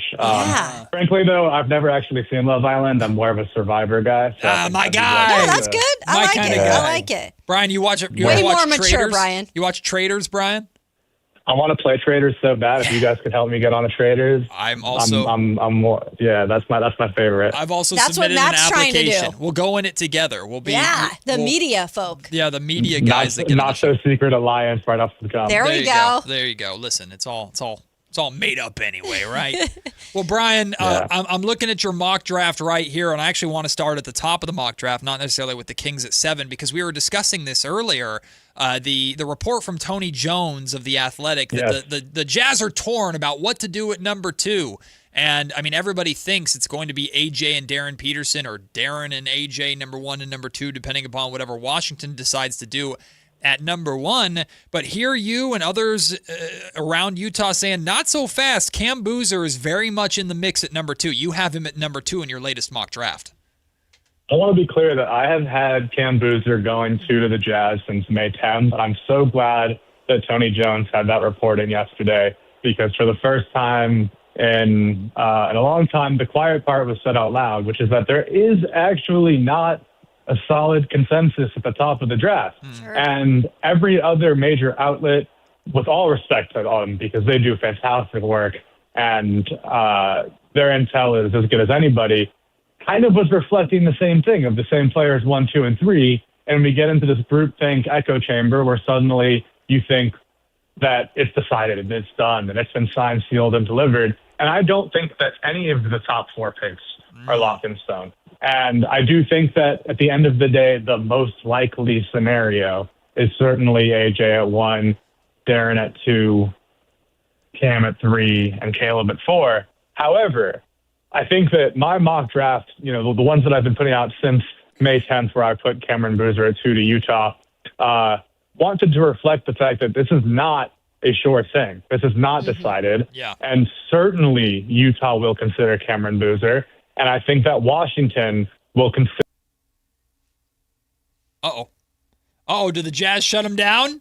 This is why we don't like the Jazz on the show. See, the Jazz cut him off. They got into our business. See, and they shut him down. Brian was giving us the truth, and the Jazz said, "Nope, you can't put that out there. We'll effort getting Brian back." But I mean, I like. Yeah, he's what been with putting out Boozer there. at 2 for a minute, and I'm gonna have when he's done, I'm gonna follow it up with then, if Boozer does in fact go at 2, could this then make it a little more interesting? With does Peterson for sure he feel go to Memphis, or could that very well be a Caleb Wilson thing? I know he has Peterson at 3. Well, here's an interesting development. It wasn't Brian at all. Oh, wow. The Utah Jazz invaded us. They literally shocked our system. Our phone system just went That's kaput. wild. Oh no, Brian. Okay. Or we'll effort getting Brian back and figuring this out. He probably has no idea what's going on. I'm texting him right now. But it is a mock draft that he's put out, and I do find it is interesting. I kind of hope we get him back here because there was some questions on here in terms of his mock draft that have been different from ones that I've looked at, in the last few weeks at least. I just wonder if I wonder how appealing, and the thing with the Utah Jazz, fit long-term is important, and that's like Tony's report talks about. The Jazz view Darren Peterson as a great fit because they think he's a 2, and they need a 2. Right. That's why Darren Peterson makes so much sense to Utah. But the Jazz are looking like they trade for Jaren Jackson Jr. because they're ready to make a move. Now. They're ready to go. Mm-hmm. So why wouldn't Cam Boozer, who is, I think, Ready now, to go. pound for pound, the most impactful player day one? I think AJ and Darren will probably end up being better players than him in the long run, but he's the guy that you're hitting the ground running. Mm-hmm. Take what Keegan Murray did in Sacramento, right? The Kings drafted Keegan Murray in large part because, they needed a wing. They needed a forward, but also because they felt that Keegan Murray was a more impactful player at a time where the Kings were looking to, after adding Domantas Sabonis, they were ready to go. Yep. Cam Boozer can be that tenfold for the Utah Jazz if they feel he's that type of impactful player. We got Brian back. Brian, we were convinced that the Utah Jazz just tanked our phone system because they didn't want your secrets to get out there. Yeah, exactly. I don't know where you guys lost me, but I've been saying that I do think that essentially Cameron Boozer will be a very serious consideration. If you think about the way these front offices work, we saw Danny Ainge make some maneuvering at the top before during the Tatum Fultz draft. Obviously, Carlos Boozer works in the front office for the Jazz. There's plenty of connection. And I don't think it's just a nepotism thing here. I also think that any front office that values analytics, their modeling will tell you that Cam Boozer was one of the best college players we've ever seen in the history of the game. And I think that, any front office that values high character as well, I mean, Cam Boozer he's a pro, man. He's been a pro for forever. He's been around pros his whole life, and he, two-time Gatorade Player of the Year, huge winning player throughout all of high school. Led a Duke program last year as a freshman as one of the youngest players in college basketball. So they all have very impressive resumes. So I know you have Darren Peterson mocked to go 3 then to Memphis. Is there any way, though, you could see, is there a scenario where you could see Caleb going in that spot at 3? Totally. I've had Caleb mocked to Memphis before. I think that he actually fits the Memphis archetype of players they like really, really well. Memphis tends to like the versatility that Caleb Wilson brings on both ends of the floor. He's able to do things when he's not just scoring, which is something that Memphis always looks for. And Darren Peterson was an amazingly efficient, high-usage scorer during his time at Kansas, and obviously was an elite high school prospect for a reason, and was one of the top players in the country coming into college. But Caleb showed in college that he's able to do a lot of the little things and be that tough, defensive, gritty player as well. And I think checks a lot of the boxes for defensive rebounding and blocks and even assists. He's a very good playmaker for his position. And before he broke his hand, Caleb was also leading the nation in dunks as a freshman. So he's able to throw it down, as a true freshman, more dunks than anybody in the country. So he had a really impressive body of work before the season got shut down. And I also think that, that he brings a really great, personality and vibe to the locker room that I think will charm a lot of front offices. And I do think as Memphis looks to do their rebuild, especially if they trade John Morant, which I think is looking increasingly likely with Jaren Jackson Jr. already off in the, in a new place as well. Caleb is the kind of personality you would want to build around. And I do think that, that there was some weirdness surrounding DP last year. it's not necessarily red flags, but there were some things that, front offices are looking into at least to try to get more information on. And so I do think that Caleb is going to be a serious consideration for Memphis. And in that case, Darren Peterson would probably either go, at 1, 2, or 4 as well. So there's a lot of scenarios, but him in Chicago would be really interesting too. We're joined by Brian Kalbrowski, covers the NBA draft for USA Today. Brian, a lot of people think that the draft truly begins at number 5, and there's that's also where this crop of guards really starts to kick in. But the tale as old as time, the debate always in the draft is how much do you incorporate fit when talking about it versus your decision versus best talent available. And of course, everybody's looking at guards, and then they look at number 5. They see Darius Garland, who the Clippers just acquired for James Harden with Cleveland. And they think that should have or weigh into the decision that they make at number 5, which is why a lot of people have Keaton Wagler mocked to them at 5. You yourself also have Wagler there. How much does the Darius Garland aspect play a portion of that or impact that? And how much is that, I believe, Keaton Wagler is the 5th pick in this year's draft? I think it's a little bit of both, right? I think that, as a true freshman, he did an outstanding job helping lead his team to the Final Four, especially as a guy coming from public school who did not have that same scouting pedigree that we had seen from some of the other players coming out of high school. But I think with Wagler, too, something that's really interesting is that there's a tree planting sized elephant in the room when it comes to the Clippers right now, where they're not sure, if and what the punishment might be. Right. And they have to sort of hedge and prepare for the scenario where there is one. And I think that they have to really utilize this 5 pick as much as they possibly can so that they are in a scenario where, should a punishment come in, they can potentially stretch this into more assets so that they have, as much as they possibly can from there. So I do think with Keaton's size, he's a better fit next to Garland than the other slightly smaller guards in this draft are. But at the same time, I also think that his body of work, is as impressive as anybody in that range. And I think that, again, going back to the modeling and the analytics, I do actually think that he does project probably as the 5th best player from last season, especially when you adjust for age and productivity and everything. Like he was really, really, really good. So I definitely am impressed with him. I interviewed him, and I think, listen, I'll just say that everybody in this draft and all of the representation that surrounds the players in this draft know that there could be movement around 5, and they have to plan accordingly. And so, obviously, they can't. They don't know for sure which teams could come in there and swoop in there and get that pick. But I think that they know that it might not be the Clippers on the clock at 5. Brian, so next up we've got Mikael Brown Jr. going to Brooklyn in your mock draft, and then at 7 you've got Darius Acuff Jr. Just tell me maybe about your thought process behind those two picks in those spots. Yeah, so, Mikael had to get shut down before his season was able to really see its apex in the tournament last season, which, I think maybe stopped people from realizing just how good he was. But Mikael Brown Jr. was the best player on the court for Team USA during FIBA U19. He was a superstar coming right into the draft. He looked like he could have been in the conversation for 1, 2, or 3 pick himself.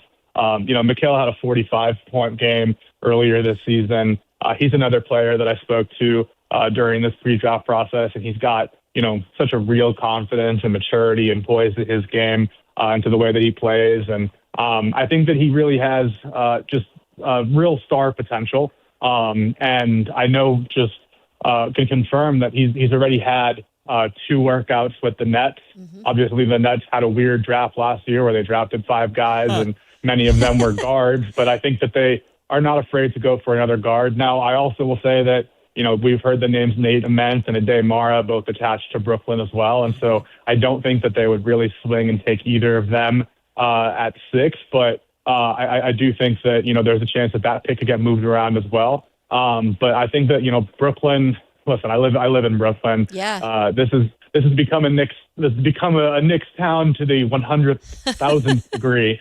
And the Nets need to do whatever they can to get a star. And I think that, Mikal has that star potential. But I'll also say that the next player, the guy I have mocked to the Kings, Darius Acuff, also has star potential. But personally, when it comes down to evaluation for me, I have enough worry about Darius's defense. And I don't think he did himself any favors last week when he spoke to Draymond Green about his defense, if you guys heard that podcast. But I have enough concerns about Darius's defense that I do think that even though he might be, the most electrifying prospect on offense in this class, I don't think that 7 is an unfair range for him, considering just what he might give up on the other end of the court. Because look at someone like Trae Young, who's probably, I think Darius might be the best offensive prospect we've seen since Trae Young. Trae Young didn't have as much value. Look what he was traded for, as recently as last season.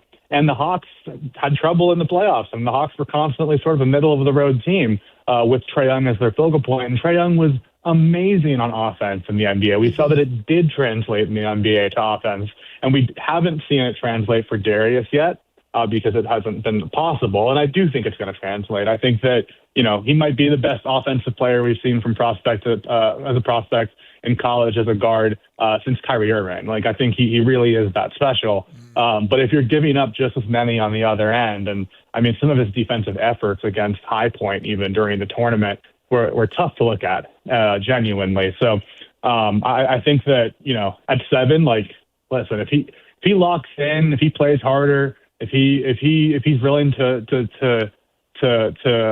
put in that same level on effort as he is on defense as he is on offense, this could change. But also, when you put in that level of effort on defense, you might be a little bit more tired on offense. Maybe we see a little bit less of that. So I think that, Darius could be a genuine steal at 7. I think he could go higher than that. I think he could go as high as 5. I think he'll definitely be in that conversation without a doubt. But I think the defensive concerns in a game where, we've seen how much that effort matters, could really hurt that draft stock. Brian, there's just been so much, including stuff that we've put out here at Sactown Sports, about Darius Acuff Jr. and the Kings, and now Kingston Flemings and the Kings. Even recent reports of both of them had private workouts with the Kings last week. I reported a couple weeks ago that Scott Perry, Kings general manager, met with Kingston's family in San Antonio. We know all the stuff about Darius Acuff Jr. When there's this much smoke around two players in particular, in your mind, where is the line drawn between there's so much out there that it makes me skeptical versus there's so much out there that it's going to be one of these two guys? Yeah, I mean, it's not a lock that it's going to be one of these two guys. It's definitely not a lock. I do think that there are some things that are like provable facts, like, multiple workouts obviously shows genuine interest. Doesn't mean the workout necessarily went splendidly, although, maybe you guys have heard more intel on that. But I think that, and that's not to suggest it didn't, by the way. It just says that, factually speaking, we know if he's there multiple times, there's obviously, some interest here and some intrigue here. We also obviously know the connection with Darius Acuff Sr. and Scott Perry. And, these things matter. Like, if you look at the roster construction for the Knicks, there's a familiarity when it comes to any hiring process across all industries, and across my industry, across the basketball world, whatever. I mean, the man who was able to bring Jalen Brunson into New York is his literal godfather. And the fact that the fact that we've seen obviously Darius Acuff Sr. Played for Scott Perry during college. That goes back decades. Like, that's provable. That's true. That's on the record. Like, that's not smoke. Like, that's just a real detail. And I think, when you look at it that way, it's like Kings need a star. Darius Acuff has star potential. His connections to the family, to the organization. And I think that, also in the Kingston Flemings conversation, I'll just say that, I've never heard anyone say a bad word about Kingston Fleming ever. Like the intel on him is squeaky clean. Everybody loves Kingston Fleming. Yeah. I think that he's going to be, somebody who will be a fan favorite wherever he goes. I interviewed Tyrese Halliburton, maybe a sore subject for you guys, during March Madness, and just kind of was asking Tyrese Halliburton about March Madness and watching college basketball. I asked if there was anybody he liked. He literally named one guy. He was like, Kingston Fleming was my favorite player to watch. Tyrese Halliburton is not the general manager of any team. He'll not be making any decisions, but I think Tyrese Halliburton knows a decent amount about basketball IQ and about winning and about what it takes to be a good guard at the next level. And that was the first player he mentioned, and the only player he mentioned. He was like, I like the Houston point guard. Like, that's what he said. He didn't have to say that. It's not like that's like his cousin or anything. That's just like, that's the player that drew him to there. And I think that, obviously the Kings have gone through their point guard transitions over the last few years. And I do think that Kingston projects as a very solid point guard at the next level. He did not have a great combine in terms of his measurements, so we haven't been hearing his name as much recently. But, otherwise, like, everybody loves Kingston Fleming. And, they talk about Kingston Fleming's size. He had a game, I think, with 7 steals last year. Like, he is going out there and giving it his all and doing what he can. And I think that he's probably being a little bit unfairly punished for some of his measurements, considering at the end of the day, the name of the game is to play basketball. And, we've seen Kingston Fleming play exclusively good basketball. I know you have Braden Burries in here mocked to go 8th, and then Kingston. Anything like you like more about Braden Burries, or is this just kind of like a fit? Yeah, I think that Braden Burries is an interesting prospect because he kind of was a little bit more of a late riser compared to some of these other players throughout the season at Arizona. I think that he was a big time player coming out of high school in California. And I think that we were familiar with the name Braden Burries for those in those communities, more so than Keaton Wagler. But Keaton Wagler just immediately burst on the scene, whereas Burries took a little bit of a slightly longer time to get to the point where he was. I think for a lot of the year, people were talking about Koa Pete as the guy, at Arizona. And I think that Braden Burries was kind of more secondary. And then as it went on, you kind of realized, man, there's not really a ton of holes in this guy's game. And I think that Mike Schmitz, who just took over as general manager, and Masai Ujiri, who just took over as president of basketball operations, for the Mavericks, will have an interesting way to declare themselves and, make themselves known on the scene here. And they're both known for drafting well in the past. And, I think that this is about the point in the draft where it starts to become now we're getting more toward, gambles, right? And I think that, Braden's just a smart gamble. And I'm really excited to see what the Mavericks do because, anyone playing next to Cooper Flagg is going to get an immediate boost. And I would love to see, what that's going to look like. Brian, we appreciate you taking the time, all your fantastic coverage of the NBA draft over on USA Today. Enjoy the final sprint before draft night itself. Of course, enjoy draft night, and we look forward to hearing your breakdowns of what all these teams do and, of course, who the Kings end up taking at number 7 over there. Appreciate you taking the time. Yeah, appreciate you having me. Thanks, great Brian Kalbrowski, my future partner on The Traitors. The Traitors. You guys could, team up. We're going to go in as the media duo. Well, and I don't think it's not very known that you guys are associated. You know each other. You never know. I mean, Tara Lipinski and Johnny were away obvious. With that for I don't know how too people long. didn't know they actually had a relationship. I knew that. You guys get away with it. Well, we appreciate Brian providing his insight on the NBA draft, which is 6 days away. But right now, we got the World Cup going on, and Matt's World Cup date is coming up next. Before Pick a Side, it's Matt and Kayla on Sactown Sports. The X Games are coming to Sacramento. Join Kayla Anderson at Sactown Sports 1140 at Cal Expo from June 26th through the 28th to watch the top action sports athletes in the world go head-to-head with 3 days of high-octane competition, BMX, skateboarding, and Moto X, plus live music from global electronic music icon Cascade, Grammy-winning producer Artist Mustard, and DJ Subtronics. Get your tickets today at xgames.com. your local sports leader. Sactown Sports 1140. The Los Angeles Angels arrive in West Sacramento for a high-stakes 4-game AL West rivalry series beginning Thursday, June 18th. Don't miss your chance to experience some of the most intense, high-energy baseball the division has to offer all weekend long. Grab a Jacob Wilson bobblehead on Saturday and celebrate Father's Day with an exclusive Hawaiian shirt giveaway. Visit athletics.com/tickets to grab your seats today. At Power Business Technology, we're not another big box corporation. We're your neighbors, locally owned and operated. We know what businesses like yours need, from reliable printers to high-performance copiers. We'll help you find the right solution with personal service you just can't get online. Need setup or support? We're just down the road and always happy to help. Power Business Technology, family hometown service with big-time solutions. Contact us today for all your business printing needs at 844-POWER-BZ. That's 844-769-3729 or visit us at powercopiers.com. Hey, Green Gobbler here. So you've got a clogged drain in your bathroom. Water in the sink's overstaying its welcome.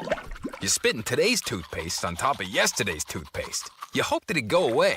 Yeah, clogs don't just go away. I make them go away. I'm Green Gobbler, the only clog dissolver you need. I'm bleach-free, safe for your pipes, and I work. Guaranteed or your money back. Because I never met a clog that was gonna unclog itself. Green Gobbler. Let the gobbler get it. This summer, the Honey Pepper Pimento Chicken Sandwich and Pineapple Dragon Fruit and Sprite are back at Chick-fil-A.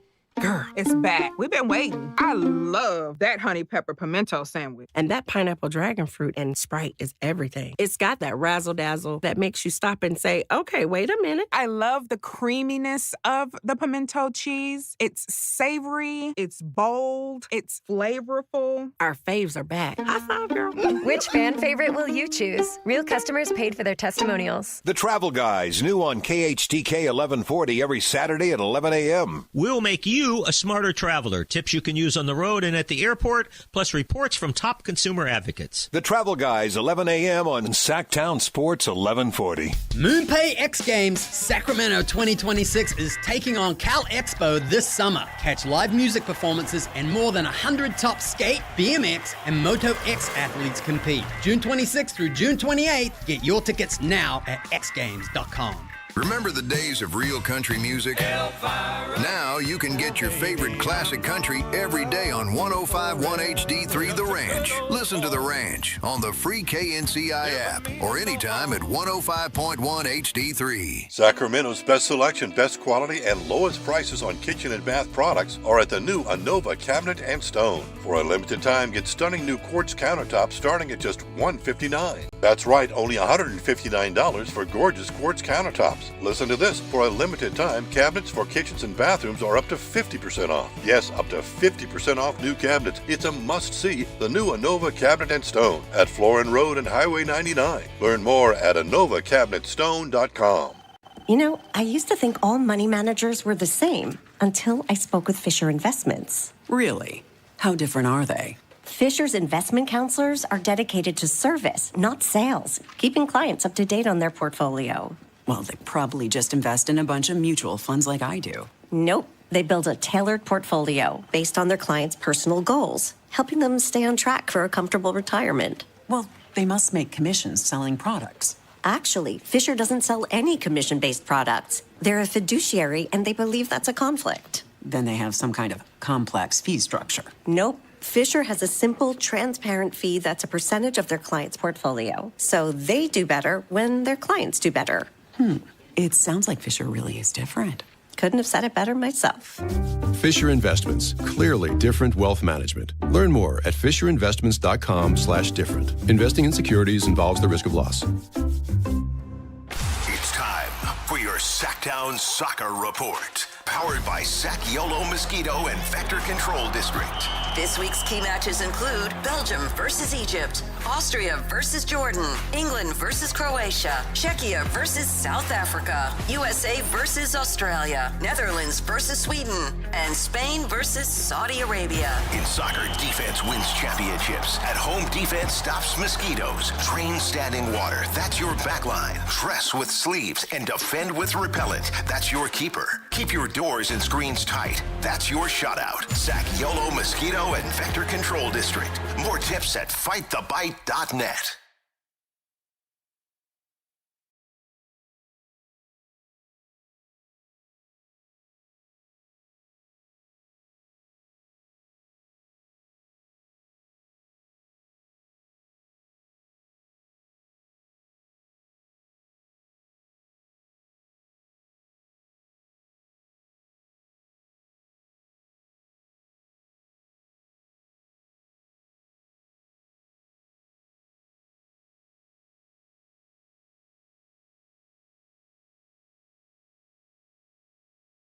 With Mark Spears, warned future teams who passed on him.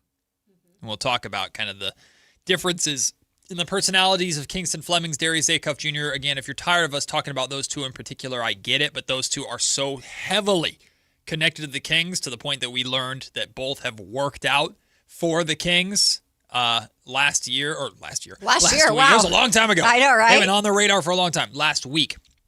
It was Sean Cunningham that shared initially that Darius Acuff Jr. had a private workout. Then Jake Fisher shared that Kingston Flemings also had a private workout last week. So the reason why we're talking about those two so much is because we know those two are high on the Kings' radar. But right now, it's time for a little World Cup date. And if you missed all the World Cup action yesterday, man, you missed one hell of a day.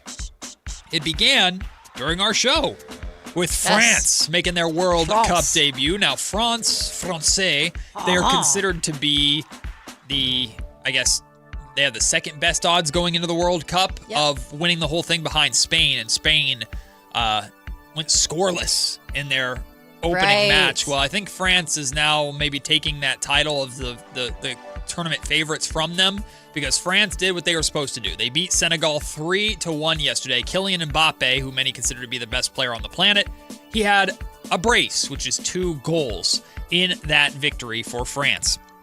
Yesterday. Why do they call it a brace? Oh, it's just the soccer term. It's just a brace. Yep, that's what they call it. He's wearing a brace. It was a brace because it's a hat trick when you have 3. A brace is 2. I don't know. It's just what they call it. Seems abrasive. You tried. All right, moving on. Kayla's Vikings of Norway. Yeah, baby. Well, they got a dominant 4-1 victory over Iraq.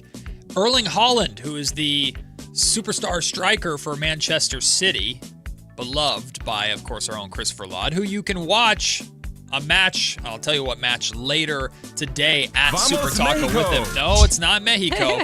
Vamos Mexico. But Erling Haaland plays for Manchester City and scored a brace himself. 2 goals in his first World Cup match with Norway.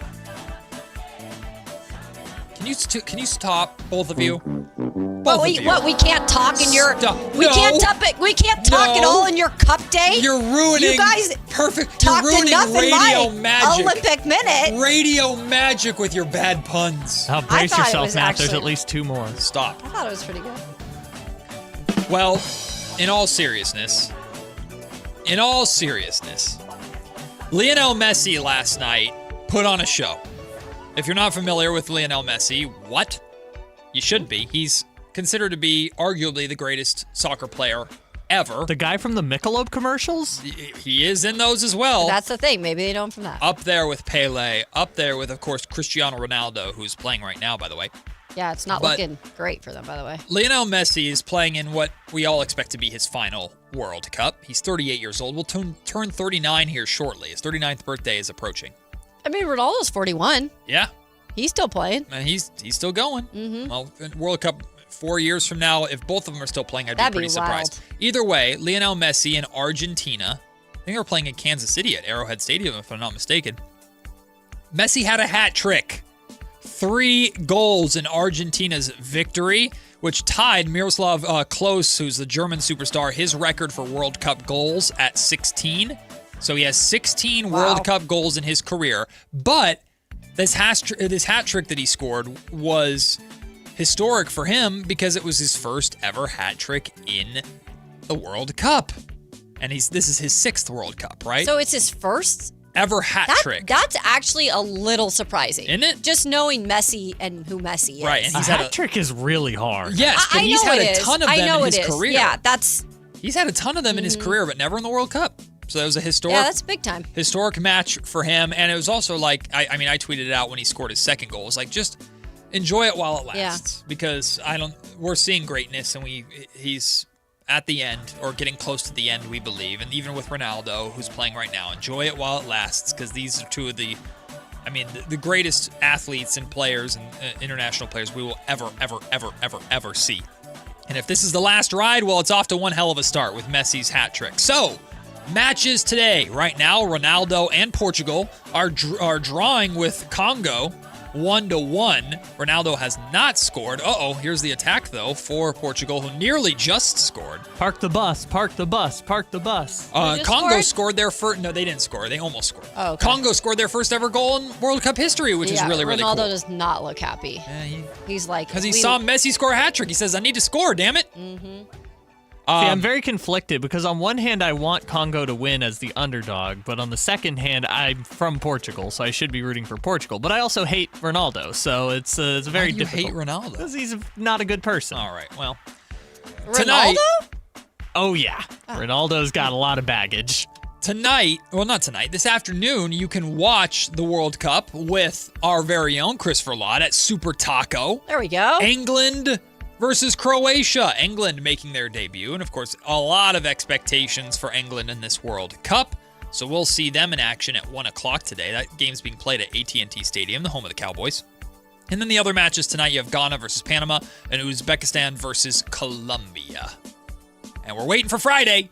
USA back in action on Friday. As of right now, USA star and captain Christian Pulisic is currently listed as day-to-day with a little bit of an injury. He didn't play in that second half, did he? He did not. He came out at halftime after, but the USA was up 3-0. I imagine if the match was closer, he probably would have played through it. I'm just wondering how you manage that if it is a bit of an injury. It's the World Cup, man. You got to play. If you can play, you got to play. Yeah, he'll play. It's just a matter of, who is he? How good is he? Mm-hmm. Well, he looked fantastic when he played in the first match. He looked amazing. No doubt about that. So hopefully he will be playing on Friday in Seattle when the United States team takes on that's going to be huge Australia. Up there, man. I'm excited to watch that one. Yes, that's going to be a very, very fun match. I'm excited to see the atmosphere, too, because I know a lot of Aussies are over there, but with it being the U.S. in Seattle, Soccer City, it should be really cool. Oh, I'm sure it's going to be really, really cool. Crazy. And I'm going to be actually up in Seattle the following week after the NBA draft for a wedding. We dodged a bullet. Because let me tell you, if we had gone to Seattle during the World Cup time with prices, how expensive everything, like flights and hotels and everything. Because are you staying down in Seattle proper? No, we're north of Seattle in... Do you remember what it's called? Bellevue, Kirkland, Snohomish. Nope. Snohomish. Kirkland. Snohomish. Yeah, Snohomish. So you're really more up north. Yeah, we're north. We're north of Seattle. We are going to spend a day in Seattle, though. Yeah, for sure. You got to. You got to do the fish. Not when USA is there. No, I'm not going to get a fish thrown at me. I think you should.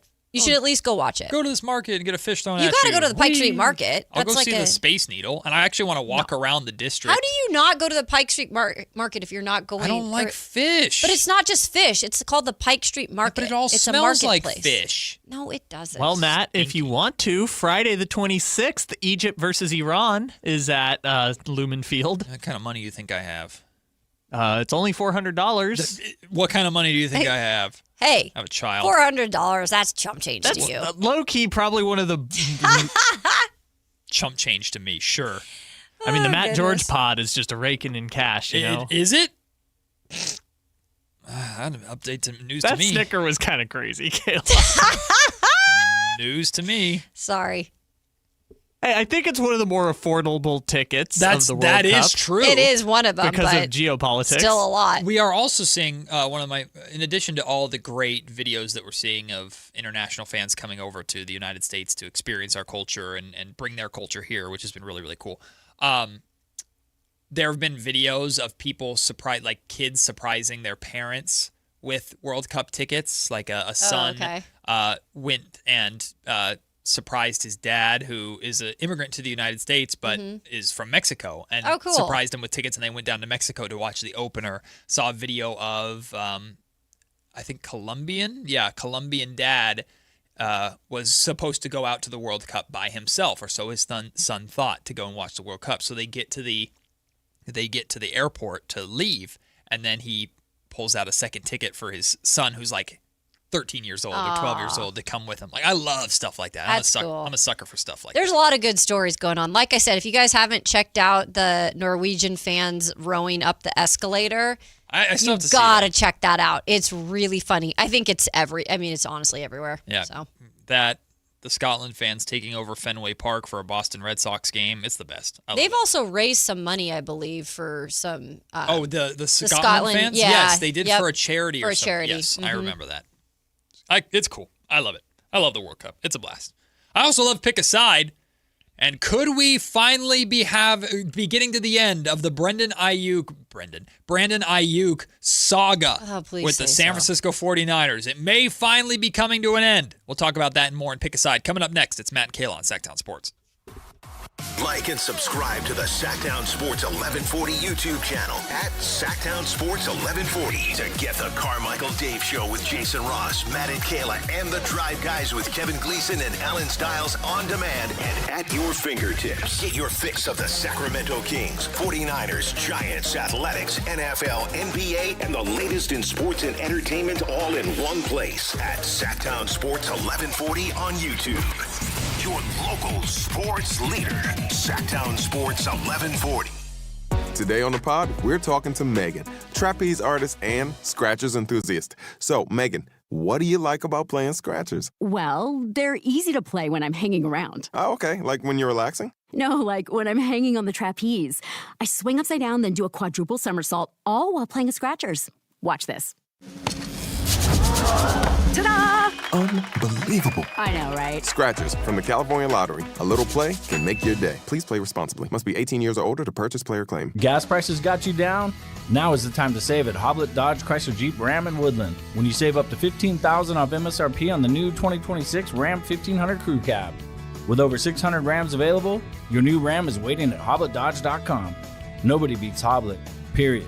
15,000 total net savings after factory incentive and dealer discounts. Incentives include $500 on-the-job upfit for eligible upfit, 1,000 Hoblet trade-in assistance on eligible trade-in, 500 Hoblet business owner bonus for verified business owners, and 9,500 dealer discount. 10th net savings. See dealer for details. Make this summer all about you. Join Stretch Zone for their Summer Self-Care Challenge, helping you prioritize you. Free fitness clubs, recovery sessions, relaxation events, plus at-home challenges you can do anywhere, anytime. Whether you're dealing with everyday aches, stiffness from the office, or just want to move and feel better, this challenge was made for you. And the best part, you could win 60 days of free stretches. Sign up today at norcal-stretch.com. Do it for you. Do it today at norcal-stretch.com.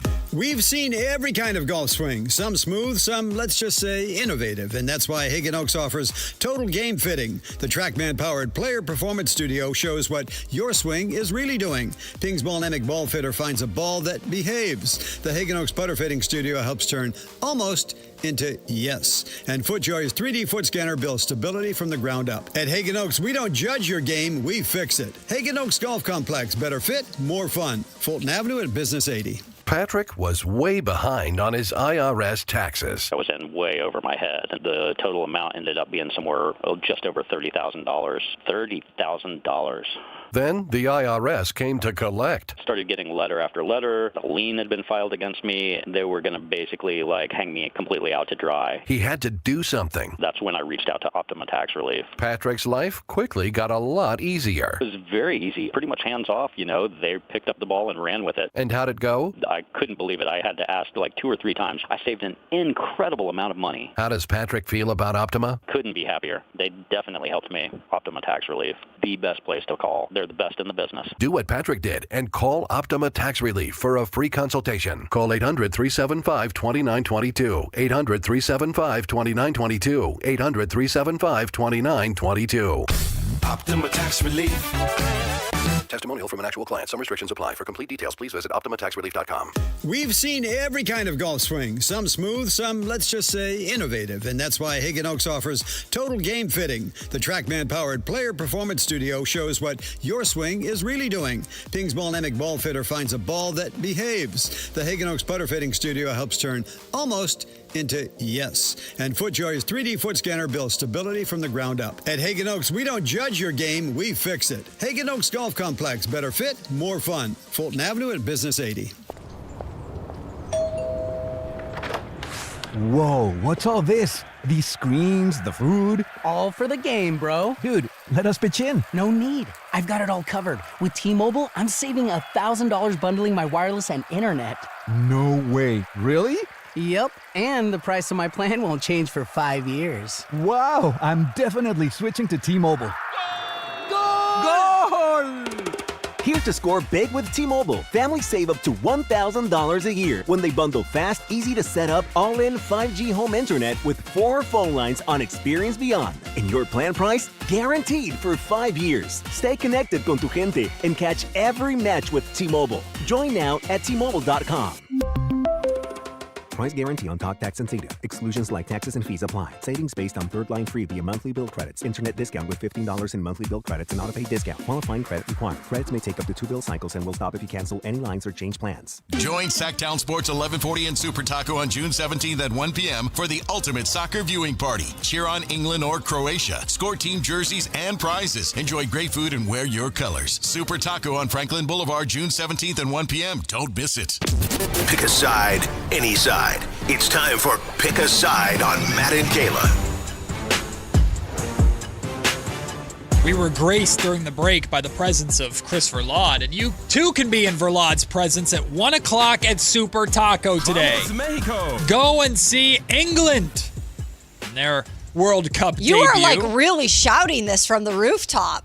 I'm just trying to hype up my guy's stuff, man.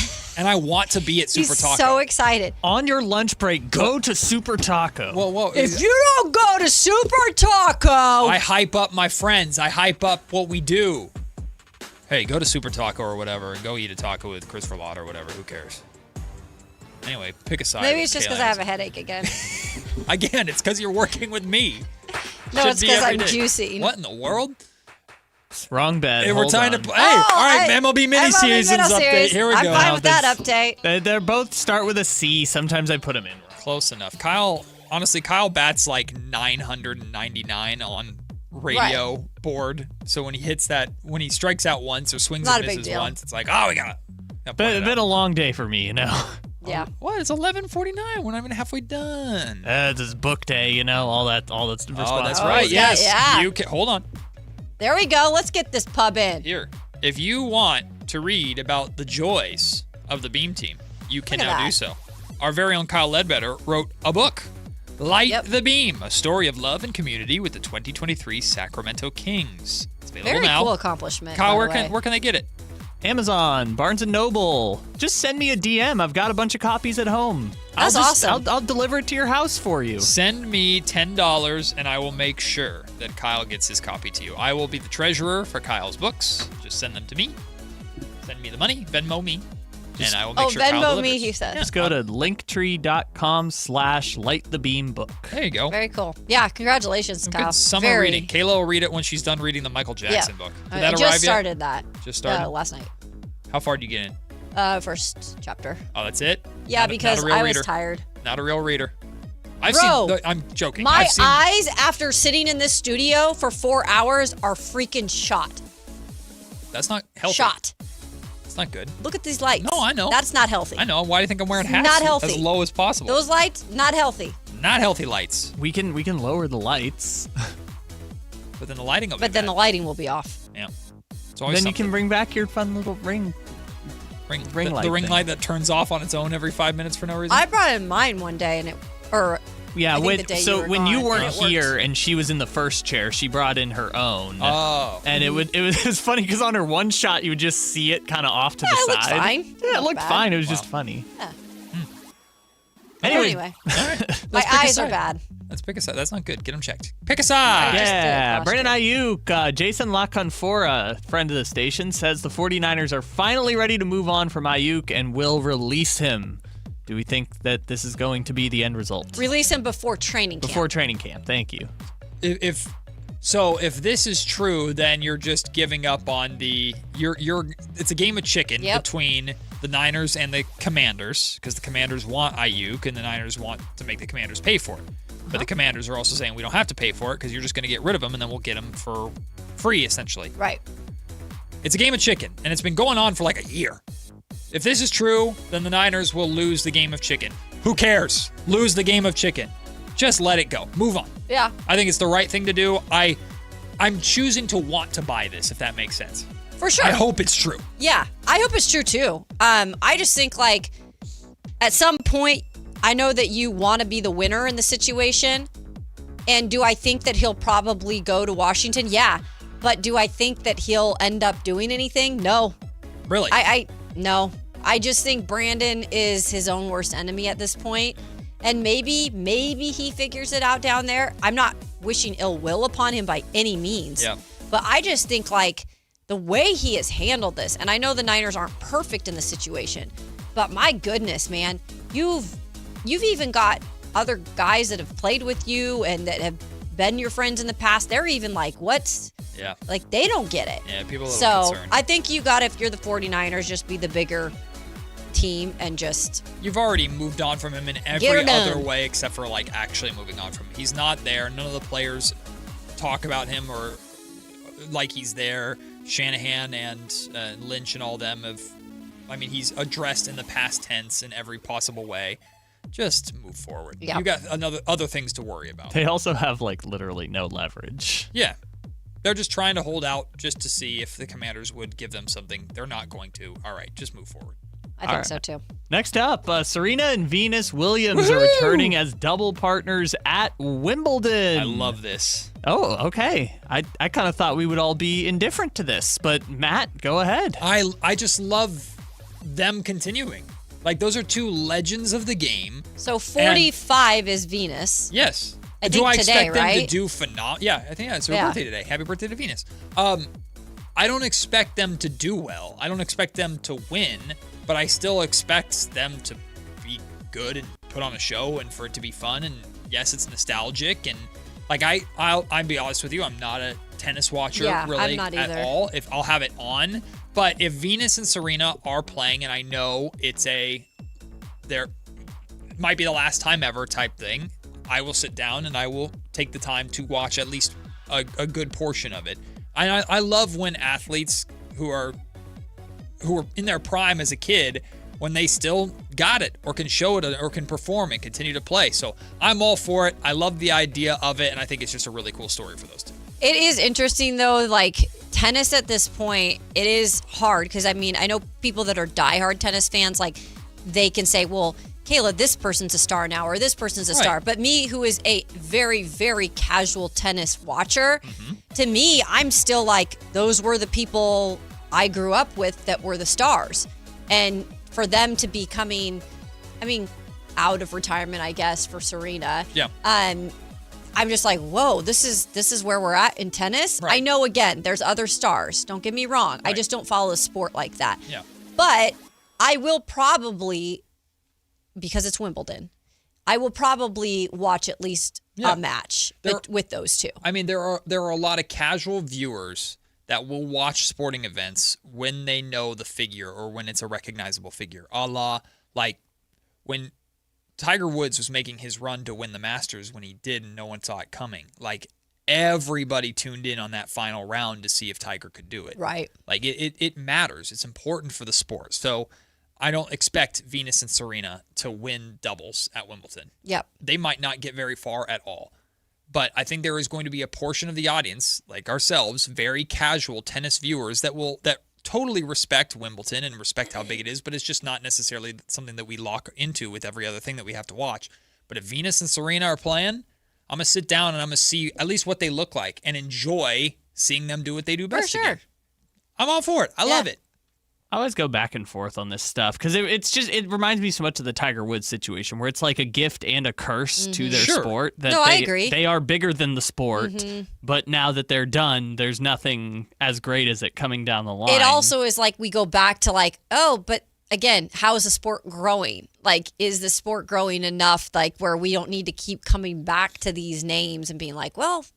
But at the same time, people are watching the sport who wouldn't watch it otherwise. I go back and forth on this stuff. Like, I lean towards we don't need it, but for the sport. It's like nothing else is going to get you to care about Wimbledon. It also can be painful too if you see, and this is very disrespectful, the washed version of a former legend. Like you don't want to see the two of them come out there and fall on their face, which I don't believe they're going to do at all. But if they perform terribly, like it almost makes you feel more sad than celebrating them still playing. Like we saw with Tiger, right? I don't think this is going to, like Tiger in a way, Tiger's played good golf, but Tiger in a way with all the stuff off of the course has become like a sad figure in a way for how great he was. Right. Which we is his saw him fault. with the back injuries too. Sure. It's yeah. You want your icons to remain icons. And there is a chance that Venus and Serena don't look very good and you're like, oh. But I'm still happy to see them playing and competing. Yeah, they feel like they're good enough. We'll take the break. When we come back, it is lunch break time. Kingston Flemings sat down with Matt Barnes and Steven Jackson from All the Smoke and talked about who he is as a player and what a team is getting in drafting him. Meanwhile, Darius Acuff Jr. did an interview with Mark Spears and sent out a warning to future teams who pass on him in the draft. We have that and more coming up next. It's Matt and Kayla on Sactown Sports.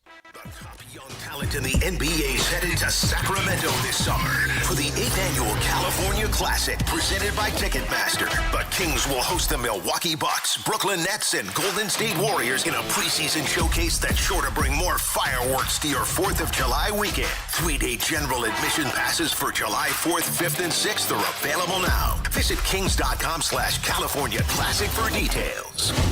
Your exclusive home for Kings basketball. Sactown Sports 1140. This is the story of the one.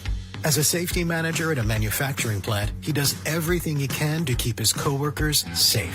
From finding ways to reduce risks to keeping safety supplies in stock. And for that, he relies on Grainger. Grainger offers a broad range of quality products and next-day delivery, so he can always play it safe. Call 1-800-GRAINGER, click Grainger.com, or just stop by. Grainger, for the ones who get it done.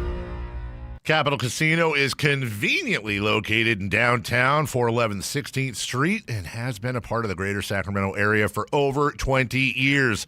They offer the best variety of games in the region in a safe and friendly environment, and there's plenty of parking, all well lit and monitored by security. Come have a great meal at the cafe and restaurant inside. Capital Casino has the best food, the best service, and the best action. But please always remember to gamble responsibly. 1-800-GAMBLER. Hi, this is Adam Johnson, owner of Golf Fitness Solutions. Most golfers practice their swing, but ignore the body swing in the club. We help golfers move better, get stronger, reduce pain, build power, and play longer. Join us for a free trial week and see how golf-specific training can help you support your body and your game. Try a class, meet the team, and find a right program for your goals. Call 916-802-5175 or visit golffitnesssolutions.com. Golf Fitness Solutions. Move better, feel better, play better. This is Sactown Sports 1140. Hey, it's Carmichael Dave. What's up? It's Matt George. What's good? It's Alan Stiles. With the most trusted voices in the community. This is Jason Ross. Hey, it's Kayla Anderson. It's Whitey Gleason. Ready to help promote your business, both as partners and customers. All you have to do is ask. Pick up the phone, dial pound 250 and say, grow my business to get connected with a team member today. That's pound 250 and say, grow my business. Our team will review your product, quickly pair you with a perfect endorser, and create video and audio samples all at no cost or obligation to you. With the most live and local on-air lineup, a dynamic content-driven website, and a state-of-the-art mobile app, Sactown Sports 1140 is tailor-made to help you connect with a sports audience in Sacramento. So why wait? Dial pound 250 today. Say, grow my business, and let us help take you to the next level. Sacramento's best selection, best quality, and lowest prices on kitchen and bath products are at the new Anova Cabinet and Stone. For a limited time, get stunning new quartz countertops starting at just $159. That's right, only $159 for gorgeous quartz countertops. Listen to this. For a limited time, cabinets for kitchens and bathrooms are up to 50% off. Yes, up to 50% off new cabinets. It's a must-see. The new Anova Cabinet and Stone at Florin Road and Highway 99. Learn more at AnovaCabinetStone.com. Golf to Go is brought to you by the Hagen Oaks Golf Super Shop. Here's Frank LaRosa. We golfers tend to grumble too much. Golf Monthly's Nick Bonfield compiled our biggest complaints. They include our own game. The refrain, is it going to be another one of those days, should maybe be realigned and set about the next shot with positivity. Next is our equipment. We always blame our tools even though they were just along for the ride. Course conditioning is another gripe, and maybe you should try getting up while it's still dark, whether it's 108 or 32 degrees, and deal with global warming, limited budgets, and sustainability. And then go hug your superintendent for what they do. Dress codes get a lot of attention. Some feel the tradition should be maintained, and others are comfortable in T-shirts. It's a game, people. Also in the mix are rules of golf, slow play, the World Handicap System, tee time booking systems, bad luck, and more. I say you get out of it what you're willing to put into it. You're on a golf course, your phone's not ringing, and you might make a birdie or two. Enjoy the moment. There's lots of time left in the day for complaints. That's your Golf to Go. I'm Frank LaRosa. And we're live from the living room as Doug eyes up the match day spread. He's reaching for the Buffalo wing. Perfect. Hang on, what's this? Oh, he's gone for a can of Pepsi too. Incredible. What a finish. Sensational combination. Look at the delight on his face. There's no doubt about it. It just tastes better. Match days deserve Pepsi. Food deserves Pepsi. Grab a pack of Pepsi Zero Sugar for today's match.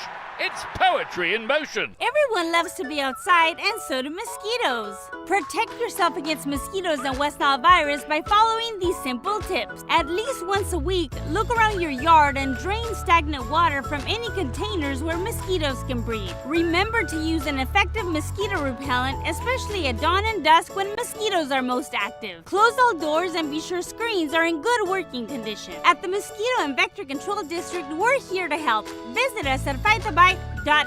KHD HD1 Sacramento, KYMX HD3 Sacramento. From the Power Business Technology Toshiba Studios. This is Sactown Sports 1140. It's time for the lunch break. Your calls, your thoughts, your segment. Call or text us at 916-339-1140. It's the lunch break on Matt and Kayla. So here at the offices of Bonneville, Sacramento, of course, all of our sister stations are with us, including KNCI. Now, KNCI, so we're upstairs, and so is most of the programming side is upstairs. Downstairs is all of our, sales teams and executives and everybody like that. But they play at least one of our radio stations over the air. Typically, almost always, it's KNCI. Yeah. So we always have our country music going through the building. Well, Kyle informed us during the break that apparently they've switched it over to Sactown Sports. We've taken over? So in theory, right now, our great salespeople downstairs are being subjected to listening to our content and our booming voices at too high of a volume while they're trying to work. So I would like to tell all of you downstairs, you're wonderful, you're great, we appreciate you, and I apologize for all the distractions that you're about to hear. Now you probably understand our audience a little bit better. And it's a good time to tune in because it's lunch break. Yeah, it is true. It's lunch break. And we got lots to talk about during this lunch break. More on the NBA draft, of course, Kingston Flemings, Darius Acuff Jr.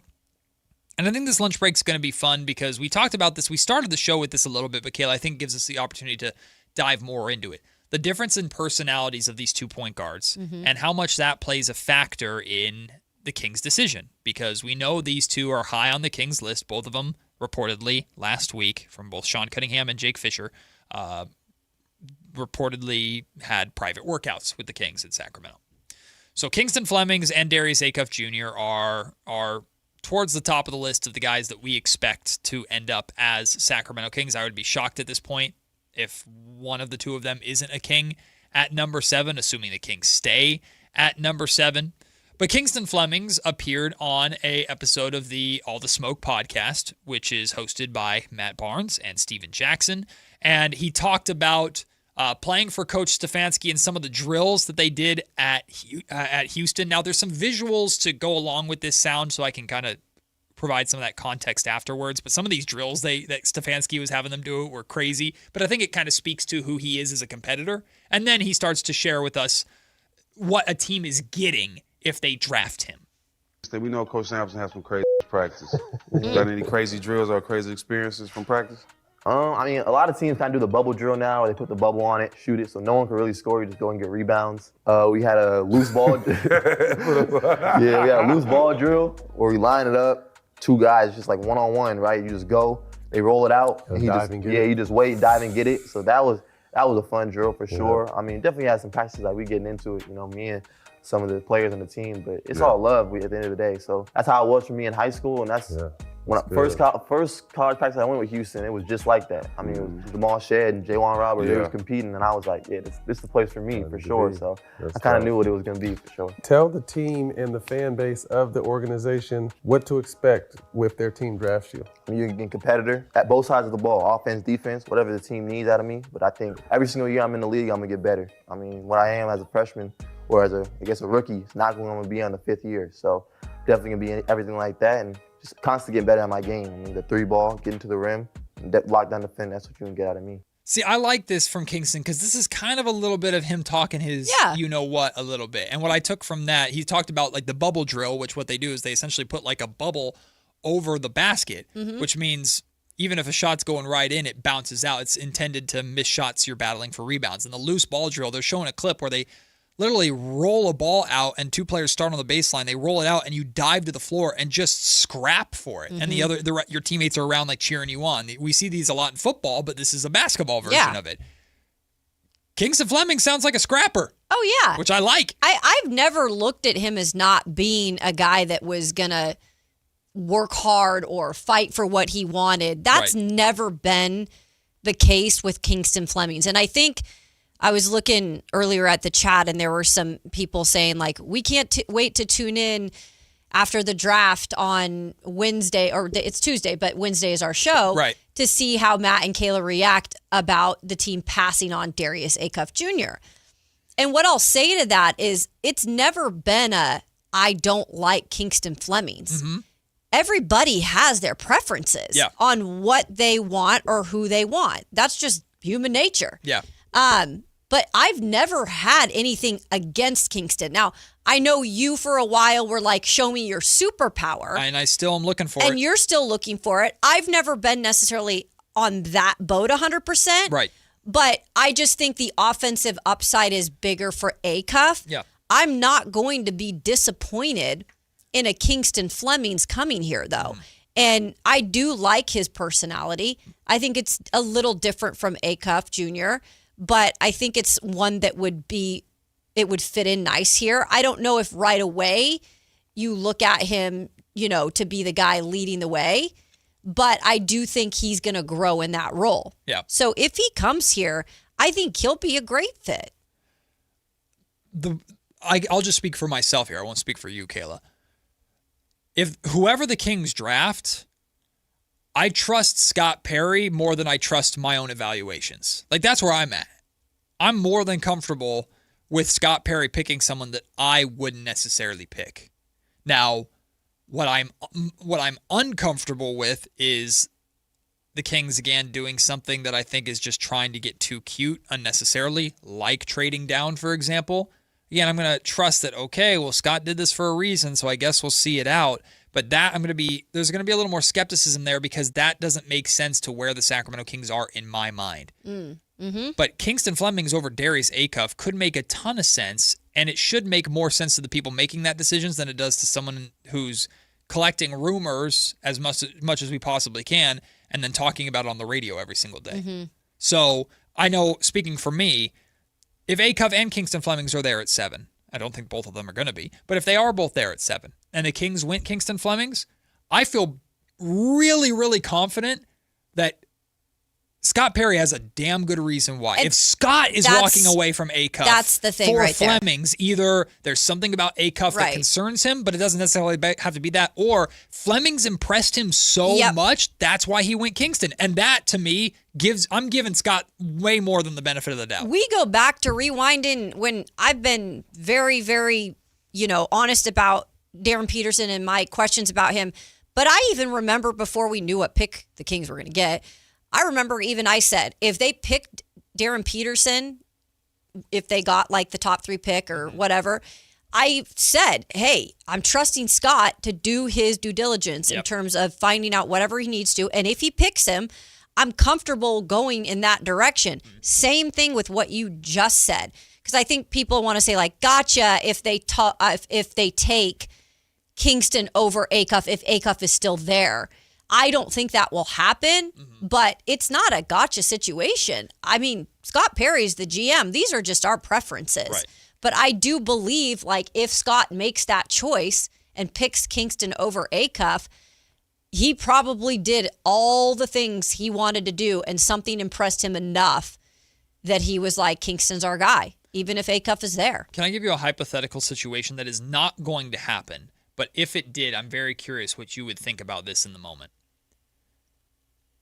What if Darren Peterson, now people, don't roll your eyes, if you're driving, don't crash your cars. This is not going to happen, but this is more of like a social experiment with Kayla here. Social experiment. What if Darren Peterson fell to 7? Like, let's assume 1, 2, 3 was the top guys, and 4 was Acuff or something. Whatever. For some reason, Darren Peterson just plummets. And we've seen this before, maybe not for a talent like Darren Peterson, but just plummets. And suddenly the Kings are there at 7, and Darren Peterson is there. Well, there's a reason that he's fallen. Yeah. Versus, oh my God, this is a guy that people are considering to be the number 1 talent in the draft. He's there for us. We have to take him. You've expressed the concerns that you have more off the court with Darren Peterson than on the court outside of the cramping stuff. Like, how would you handle that situation if you're a general manager? I mean, that's probably one of the stickiest positions you'd be in. First of all, I don't know how much research they would have even done on Darren Peterson. I don't even, they obviously wouldn't have met with Darren Peterson in that spot, right? Correct. And that's the kind of stuff that if I were going to not worry about what other teams did in front of me to pass on him, and I hadn't even sat down with Darren Peterson yet and had the convos I wanted to have with him, that's why I think, again, it's so important to just do as many interviews as you can. And I get it. I get that Darren Peterson isn't making himself available to everyone and doesn't have to. But it does leave a general manager in a really weird situation because you kind of just want to take him because how would this ever happen? God, and then you pass up. But I would be really, really terrified that why did all these other teams pass? And you've already got maybe your notions about him. Yeah. And again, you don't get to talk to him really as much in depth as you would have wanted to. Dude, that's a 50-50 right there. A very, very similar situation to this happened in Sacramento. Thomas Robinson. Yeah. The Kings told Damian Lillard they were going to draft him. They never, ever thought, they never worked out Thomas Robinson, never really had a conversation with him because, also out of Kansas, by the way, because Thomas Robinson was supposed to be a pick higher than them. Thomas Robinson falls to them on draft night. They take Thomas Robinson. And look what happened.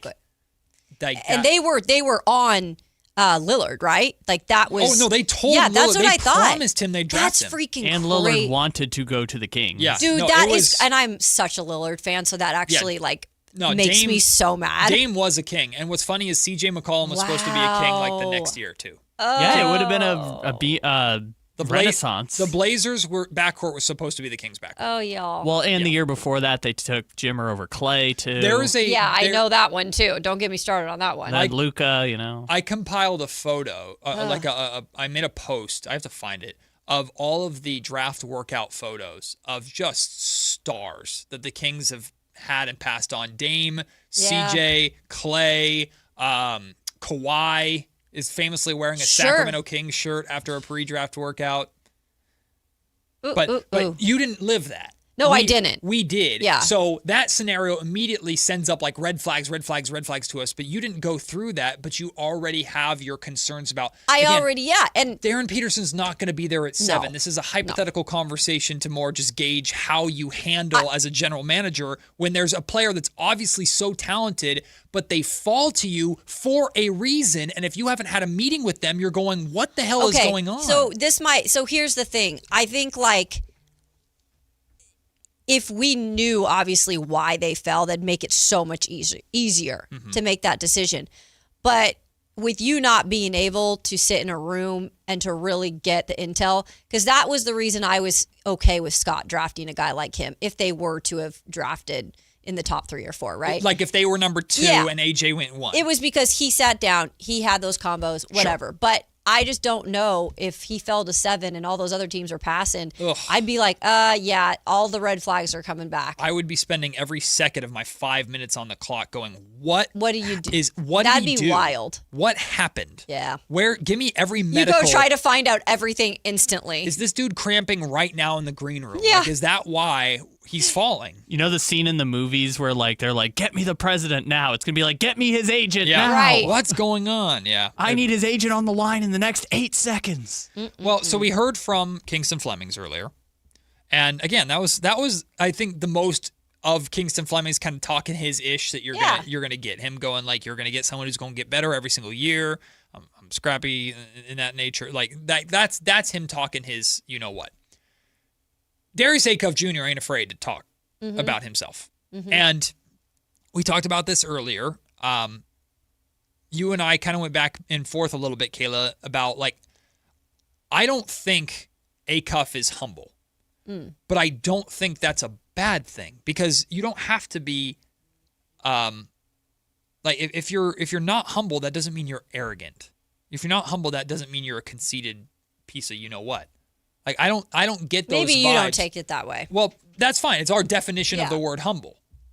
To be humility, in my opinion, to me, my understanding of being humble is I'm lessening myself, or self-deprecation, or just anything that kind of lowers me down a little bit. Darius Acuff Jr. is doing nothing but pushing himself up, which I'm fine with. One more thing on that.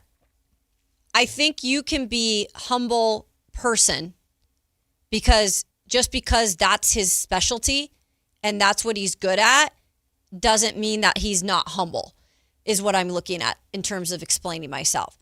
Because he's a basketball player and that's what he's being judged on in terms of if he's humble or not, doesn't make him not a humble person. So I think you can separate the two. Because there's other things in life you don't. Well, yeah, no one's perfect at anything. No, but I'm just saying you kind of labeled him as not a humble person. It's like we don't know him outside of basketball. No, but everything. That's kind of what everything he's outwardly put out there is not humility at all. Right, but it's all about basketball. Of course. Yeah, that's what I'm. But that's all I'm saying. The area where Acuff has been the most humble is when he did his interview at the draft combine. He said, like, I'm aware I need to work on my defense. Exactly. Which is him acknowledging where he has to get better, which could be considered humility in some sense. Oh, yeah. But, like, Darius Acuff Jr. is exuding confidence. He's exuding, I want to be a star. Sure. I want to be the dude. And nothing is wrong with that. But to me, Darius Acuff Jr. does not come off as a humble person, a player, in my opinion. That doesn't mean he's a bad person. Yeah. I just don't think he's humble at all. And here's another example of this. This is who he is. This is kind of the swagger that he plays with, which I think the Kings need more of, by the way. But he had an interview with Anscape's Mark Spears, who's a friend of the show. And he said, when asked about, like, or he said he has no reservations about his game. Yeah. And, like, he sent a warning to NBA teams about passing on him in Tuesday's draft. He said, 5 years from now, they will say I was the best player that was going to come out for sure. Some people are going to be surprised, but some people in the back of their minds are probably going to be saying, we probably should have been saying this. Yep. My mindset is that I'm going to be the best player for sure. That's just the way I'm carrying it throughout my whole career. No problem with it. To me, nothing is wrong with Casey that. Concepcion said the same thing. Nothing is before he was wrong drafted. with any of that, but it's not humble. He's saying, I'm going to be the best dude in this draft. That's his motivation. That's good. Yeah, I mean, I just don't like the word humble being used, and that's fine. You can use it if you want. I look at it as just he has a lot of confidence, and as he should, he's a 6'3" guard who has been told, again, his whole career, probably he's too small, has heard it all through the draft that he's too small. Absolutely. Has heard all through the draft he can't play defense. 100%. And look, those are two facts. Now, playing defense at the next level, we'll have to see how that turns out. I believe he'll play better defense, hands down. Yeah. But I take it as he has to exude confidence because there's a lot of things that have been sliced in his game too leading up to this point. Of course. And so I have no problem with it. Me neither. Yeah. I don't have any problem with it at all. I like it, actually. I think he's talking his you know what. I think this is part of makes him who he is. and he doesn't get to the draft. He's a dog. And that's, again, that's just my preference with players. I like people who have a little bit of a chip on their shoulder, who have something to motivate them. Their lives have not been exactly handed to them where they're just like, hey, butterflies and rainbows. Well, this is where I want to hear from our audience, 916-339-1140, if you want to call or text that number. I'd love to hear from you, because not everybody has different preferences on people. Some people like charismatic people who exude confidence. Some people like listening and following people who go go anywhere in life and walk with a swagger and talk their mess. Other people are very turned off by that. Mm-hmm. Other people see that and just go like, I don't like the vibe. I don't like the cockiness. I don't like the arrogance. And I think there are people that are figuring that out with Darius Acuff Jr. right now. But we as a fan base in Sacramento, I'm not speaking for everybody, but we as a fan base have been talking about for a long time, man, the Kings need an enforcer. Man, the Kings need someone who plays with a chip on their shoulder. They need a vocal leader. We were screaming about De'Aaron Fox to be a vocal leader forever, and De'Aaron Fox is an introvert. He's not a vocal leader, that's for sure. We hate Draymond Green, but the Kings have needed a Draymond Green for such a long time. Yep. Like I remember when Chimezie Metu got pulled off of the rim by, I think it was Chimezie Metu, that got pulled off of the rim by Jonas Valanciunas and fell really, really hard. Mm-hmm. And all of us were screaming like, that's a dirty play, and nobody did anything about it. Like Domantas Sabonis got stomped in the chest. Nobody did anything about it. Like, we've been talking about this for a while, needing someone who's going to come in and who's going to, for lack of a better term, kick some ass. And I'm not saying Kingston Flemings can't be that while being a nice guy on the court. But Darius Acuff Jr., now when you talk, you have to back it up, but Darius Acuff Jr. exudes the kind of confidence where he's going to come in and he is going to change the Sacramento Kings. He's not going to conform with what they've been. And that, to me, I think is enticing, and I think Scott Perry likes that. But that's why I think this is maybe a more close race than we think with Kingston and with Darius, is because I still think that both exude personalities that could really work here in different ways. And both exude skills that could work here in different ways.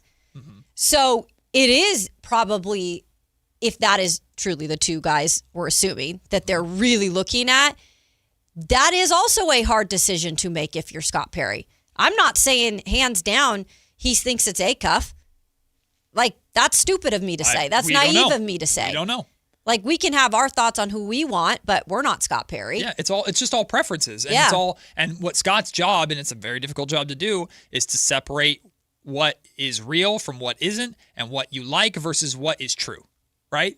Yeah. And it's like, okay, Darius Acuff Jr. arguably has a personality that's more cohesive with being a dog on defense, but he doesn't play defense. Yeah. Versus Kingston Flemings is a nice guy, but plays really good defense. Okay, what's true, what's not, what translates, what's not? Mm-hmm.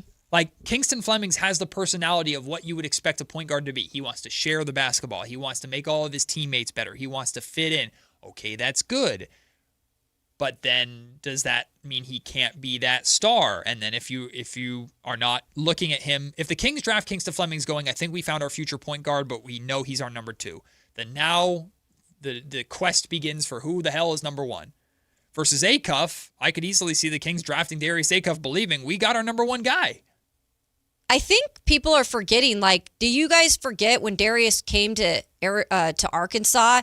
He then led the SEC in assists. Like, yes. This is, I'm confused on the ISO ball stuff. Well, he is an isolation scorer. I get that. But he also is capable of running an offense. Correct. And also, the character of both of these guys off the court is nothing has been said about in terms of, like, them being bad people. Mm-hmm. So let me make that very clear. No, there's no one is the first we've ever heard, period, about anything to do with character ever outside of good stuff was what Jeff Teague shared yesterday. But that wasn't his character. That was about people surrounding him that could have been anything from an agent being... Well, no, he also said that, like, he was talking about how he talked about his work ethic and talks about high school teammates, said he wasn't good to play with or something. But either way, it was so out of left field and so random. Like, I'm not saying it's not true, right? But it just felt gossip more than it felt legit. That was also high school. Exactly. But it was at only IMG. Only a year and a half ago or whatever. But also, like, listen, there's people that didn't like me in high school. And I don't like certain people I in high don't school. like some of the words that are being used in the chat, so I'm just gonna say that. All right. Well, I don't think Darius Acuff Jr. is a bad guy. I don't think he's humble, but I think that's good. I think that's the swagger that fuels him, and I love it. And I think the Kings could use that. But if they like Kingston Flemings instead, who seems like a more buttoned up personality, great. I just care about, will they win basketball games in Sacramento? And you can make a good argument that both of them can, which is exciting for Scott Perry. We'll take the break. When we come back, you know another guy that's not humble? Max Crosby. Max Crosby likes to talk his ish, but he's humble in other ways, playing for the Las Vegas Raiders his entire career. Max Crosby is once again being talked about to the 49ers. A Raiders insider says the Niners' interest in Max Crosby is red hot. We'll talk about that and more when we return. It's Matt and Kayla on Sactown Sports. The top young talent in the NBA is headed to Sacramento this summer for the 8th annual California Classic presented by Ticketmaster. The Kings will host the Milwaukee Bucks, Brooklyn Nets, and Golden State Warriors in a preseason showcase that's sure to bring more fireworks to your 4th of July weekend. 3-day general admission passes for July 4th, 5th, and 6th are available now. Visit kings.com/California Classic for details. Your exclusive home for Kings basketball. Sactown Sports 1140. Sacramento weather is brought to you by Bonnie. I'm Tamara Berg in the KCRA3 Weather Center. Your Wednesday is going to be bright and sunny and warm with temperatures close to normal for this time of year. We'll be in the upper 80s, low 90s across the valley floor today. That Delta breeze will feel nice and refreshing tonight as it picks up the pace, drops us to the 50s first thing on Thursday morning. Get the latest forecast on the KCRA3 News and the KCRA3 app. Oh, the Sacramento heat. Right now, get your AC professionally tuned up for as low as just $59 and enjoy your summer nice and cool. Plumbing, electrical, heating, and air, Bonnie.com. Summer restrictions apply. License 696-355. This feeling is brought to you by Aleve for back pain relief. What feeling is that, you ask? Well, it's the feeling you feel when you have relief from back pain. That move how you want to, not how you have to feeling. That keep going through your day without slowing down feeling. The kind that brings you back to yourself all day long without interruption. Oh yeah. Because Aleve offers long-lasting pain relief. Feel up to 12 hours of back pain relief with one dose. Feel Aleve. Use as directed for minor aches and pains. Having insurance isn't the same as having State Farm. It's like needing a lawyer, but getting some guy who just watches courtroom dramas. How does the defendant plead? Guilty. Wait, what? Also, objection. You object to what? Erroneous. Counsel, approach the bench. Hey, can I get a whack at the gavel? You wouldn't settle for just any lawyer, so don't settle for just any insurance. Get the real deal with State Farm. Like a good neighbor, State Farm is there. The Expo Sale is coming to Cresco Restaurant Equipment June 17th through the 20th. Save big on refrigeration, ice machines, gas cooking equipment, furniture, and more. Everything is on sale on Richards Boulevard. 4 days only. Don't miss Cresco's biggest savings event of the year. Power Business Technology is proud to be a 100% independent, locally owned and managed Toshiba copier dealer. Local ownership cuts out the red tape, allowing ourselves to never be too busy to personally answer the call when our clients need us. Recognized for excellence in service execution, training, and customer service, we're proud to be named a Toshiba ProMasters Elite Dealer since 2021. Contact us today for all of your business printing needs at 844-POWER-BZ. That's 844-769-3729. Or visit us at powercopiers.com. Thunder, feel the thunder. It's the energy all around you. Lightning and the thunder, thunder. The thrill of the moments to come. The flash of lights. The rush of pure exhilaration. Thunder. The roar of the crowd. See it, hear it, feel it. Thunder, feel the thunder. Lightning and the thunder. Thunder Valley Casino Resort. Feel the thunder. Join Sactown Sports 1140 and Super Taco on June 17th at 1 p.m. for the ultimate soccer viewing party. Cheer on England or Croatia. Score team jerseys and prizes. Enjoy great food and wear your colors. Super Taco on Franklin Boulevard, June 17th at 1 p.m. Don't miss it. At Big O, we are your home for all things tires and prices to fit your wallet. Now through July 5th, get $100 instant savings on 4 select in-stock Nitto, Toyo, and Cooper brand tires with installation purchase. Disposal fees extra, not go with other offers. See Big O dealer for pricing. Did you really think Pure Talk was just going to sit back and watch America turn 250 years old without doing something awesome to celebrate? Of course not. That's why they're raising $250,000 for America's Warrior Partnership by the end of July. America's Warrior Partnership is on the front line of preventing veteran suicide. They've had extraordinary success, and here's how you can help. When you switch your cell phone service to Pure Talk this month, you'll be invited to round up to support America's Warrior Partnership. No pressure, but if you do, Pure Talk will match your donation dollar for dollar. And to further celebrate 250 years of our extraordinary democratic republic, Pure Talk is offering unlimited talk, text, and data for just $34.99 a month. Dial pound 250, say Mike Rowe. That's pound 250, say Mike Rowe. And happy birthday to us. MoonPay X Games Sacramento 2026 is taking on Cal Expo this summer. Catch live music performances and more than 100 top skate, BMX, and Moto X athletes compete. June 26th through June 28th. Get your tickets now at xgames.com. Make this summer all about you. Join Stretch Zone for their Summer Self-Care Challenge, helping you prioritize you. Free fitness clubs, recovery sessions, relaxation events, plus at-home challenges you can do anywhere, anytime. Whether you're dealing with everyday aches, stiffness from the office, or just want to move and feel better, this challenge was made for you. And the best part, you could win 60 days of free stretches. Sign up today at norcal-stretch.com. Do it for you. Do it today at norcal-stretch.com. In celebration of 80 years of 49ers football, Sactown Sports is counting down 80 of the most memorable moments that have shaped the team's storied legacy and winning tradition. Here's today's faithful flashback. Number 58, San Francisco's first playoff win. The 49ers celebrated the team's 25th anniversary in 1970 by winning the NFC West. That earned them a trip to the postseason and a matchup against the Purple People Eaters and the Minnesota Vikings. Bud Grant's squad was the favorite, but in a defensive battle led by NFC Coach of the Year Dick Nolan and the 49ers overcame frigid weather, a rock-hard icy field, and earned a 3-point victory 17-14 over Minnesota for the franchise's first playoff win. Faithful flashbacks on Sactown Sports 1140.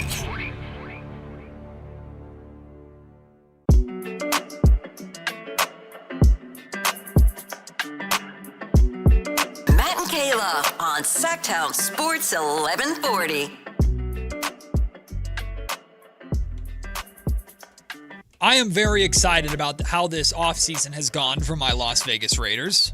I'm also scared that I'm so excited as a longtime Raider fan. You don't want to give yourself too much hope. It's too late. I'm already hopeful. Oh, you're on again. the hope train? And that's what scares me, right? Yeah. It's not just Fernando Mendoza, of course, and Kirk Cousins and the great Step Brothers schedule release video that they did. It's keeping Max Crosby and like this renewed brotherhood and love between Max Crosby and the Raiders because of what the Baltimore Ravens did. And now I'm like, okay, now I want to do right by Max because he's still here and he's trying to do right by the Raiders now. We're all brothers and friends and we all love each other again. But it makes perfect sense that Max Crosby's name is going to be continued to be brought up in hypothetical trade conversations. And then you had, oh, bam, Myles Garrett's now all of a sudden an LA Ram. How is the rest of the NFC West going to respond? Well, the Seahawks are defending champions, so they're probably not as desperate to follow it up with a move. But the San Francisco 49ers, who are probably third right now in the conference or in the division, looking up going, oh my God, we have two juggernauts to go through who already had a terrible pass rush last year, are looking at that Myles Garrett move and going, oh God, what do we do? And then they pivot towards our old neighbors, the Raiders. Hey, Max Crosby, potentially available? Well, apparently, according to Raiders insider Hondo Carpenter on SI, the 49ers' interest in Max Crosby, Kayla, is, quote, red hot. That I did not expect to hear. Red hot. So there's not just smoke, like there's like... if there's a guy to counter, he's it. But how do they get him? And why would the Raiders do it now? I mean, that's the big question. If you do it, I almost feel like to start the season, you want to have some identity of like, where are we going? Mm-hmm. And I feel like if Max Crosby is a part of their future, which for his sake doesn't make maybe the most sense because you are rebuilding a little. Right. But in a way it does because you've been through a lot of crap and you feel like maybe this was the best place for you when it was all said and done. Max just wants to play. He just wants to play. Maybe winning at this moment isn't the first thing on his mind. Mm-hmm. But if you want to keep him and you want to dispel any of these rumors or that he could be traded, just do it now. But I think that they're open a little because I believe that those would have maybe started to be shut down. Yeah. But if they can still get something for him and continue to build on this younger roster's radar or roster, they'll probably listen to some trades ideas. But I don't know what the Niners really have to give. That's part of it. That's the question. It's impossible to not compare any offer that you're going to get from Max Crosby to the offer that the Baltimore Ravens backed out on. It's impossible. Mm-hmm. Because that's the best you were going to get. If you take less than that, it'll always be, well, the Raiders settled for less. Yeah. So I promise you the Niners are not offering right now, if they're offering anything. We have not been given any indication that they've actually made an offer for Max Crosby, but I believe 100% that they're very interested in him because he makes the most sense to counter a Myles Garrett move. Mm-hmm. And the Raiders are in win-now mode. Niners are in win-now mode. It makes perfect sense for them to like Max Crosby. Sure. Makes perfect sense. Yeah, I mean, I'd get excited about that. But they're not going to offer what the Ravens offered, probably because they can't offer anywhere close to what the Ravens offered. They don't really have, in terms of future picks, they don't have a ton of like picks in general right now. They have like a first rounder, a second rounder, a third rounder next year. Same thing the year after, like a first rounder, second rounder, third rounder. Now, the fourth, obviously, I don't know how much that would come into play with this trade. Yeah. So those kind of trickle in and out. In 2027, they have all of their top 5 picks, and then they have Kansas City's pick. But they don't have like multiple thirds or No. Yeah. Yeah. No multiples. So next year they have their first, their second, their third, their fourth, their fifth. Baltimore's 6th, but they don't have their own 6th, and they have Kansas City's 7th and their own 7th. Yep. In 2028, across the board, they just have their first, second, third, fourth, fifth, 6th, and 7th. Mm-hmm. And that's and for people that maybe are like, well, that seems like a lot. To honestly tell you the truth, that's not a lot. Well, the Ravens offered 2 first rounders. Right. So I don't think the Niners are lining up going, here's our 2027 to 2028 first rounders. Not when you legitimately have to think about rebuilding soon. Because this is one last go for this core for the 49ers. A, because like eventually you have to move on from some of these guys. Yeah. But B, because some of these guys are just not going to be playing like at that age, you know? I mean, I think Trent Williams even said this might be one of 2 of his last years. He's under contract for 2 more seasons. I think he said he was going to try to play 2 out. If I understand Niner fans are probably chomping at the bit, we'd love to have Max Crosby week 1 or in training camp so we can start and try and win the division outright from the very beginning. I think it makes perfect sense for the 49ers to monitor Max Crosby this entire season and week 11 or week 10 or whenever the trade deadline is. Let's say 10 weeks in. Let's say it's week 9 and they're 7-2 or 6-3, but the Rams and or Seahawks are 8-1 or 7-2 or whatever. Like, they know we're going to be in the race and and the pass rush maybe is a little bit better, but it still needs work. We're going to be in the race. We need to go for it. That is the time for them to then really put the pressure on the Raiders to try and trade for him. Mm-hmm. But and on the flip side, if I'm the Raiders, I'm hoping for that scenario to happen because while the Niners might be wanting him for their own race, maybe the Buffalo Bills or who knows, another team in another race also needs some pass rush. So now I can create a bidding war to maybe I can get as close to that Baltimore Ravens offer as I was ever going to need, because teams in win-now scenarios know they need something to legitimately compete. I think the thing behind that, though, is like you let Max play as a Raider like almost the entire season after all this other stuff has gone down. Yeah. And then it's like, I don't know Max's preference right now. Right. Like, does he want to? We haven't heard enough from him. Like, does he want to remain a Raider? Well, he said I'm a Raider for life now. Because he kind of said that. Yes. And so it's like, I feel like he'd be double done wrong in terms of potentially if that did happen. Potentially, but let's say again, it's week 9, week 10, and the Raiders are 2-8. Yeah. Hey, Max, you're playing, and we're going to continue to play you. You're an important member of this team. I got a Super Bowl contender that's calling about you. You want to go win? Sure. Like that, maybe Max is game for that. I don't know. Yeah, I have no idea. It's hard. It's hard to know, because I think a trade like that can definitely like screw up your mindset in terms of how you feel about other teams, and maybe the grass isn't greener kind of conversation. Right. But I understand. Are you really going to trade me again? You're going to give up on me again? Like there's that element of it too. We'll take the break. We got more football coming though. Kayla's 2-minute drill is up next, including some positive updates for Broncos fans and Bo Nix. It's Matt and Kayla on Sactown Sports. The top young talent in the NBA is headed to Sacramento this summer for the 8th annual California Classic presented by Ticketmaster. The Kings will host the Milwaukee Bucks, Brooklyn Nets, and Golden State Warriors in a preseason showcase that's sure to bring more fireworks to your 4th of July weekend. 3-day general admission passes for July 4th, 5th, and 6th are available now. Visit kings.com/California Classic for details. Your exclusive home for Kings basketball. Sactown Sports 1140.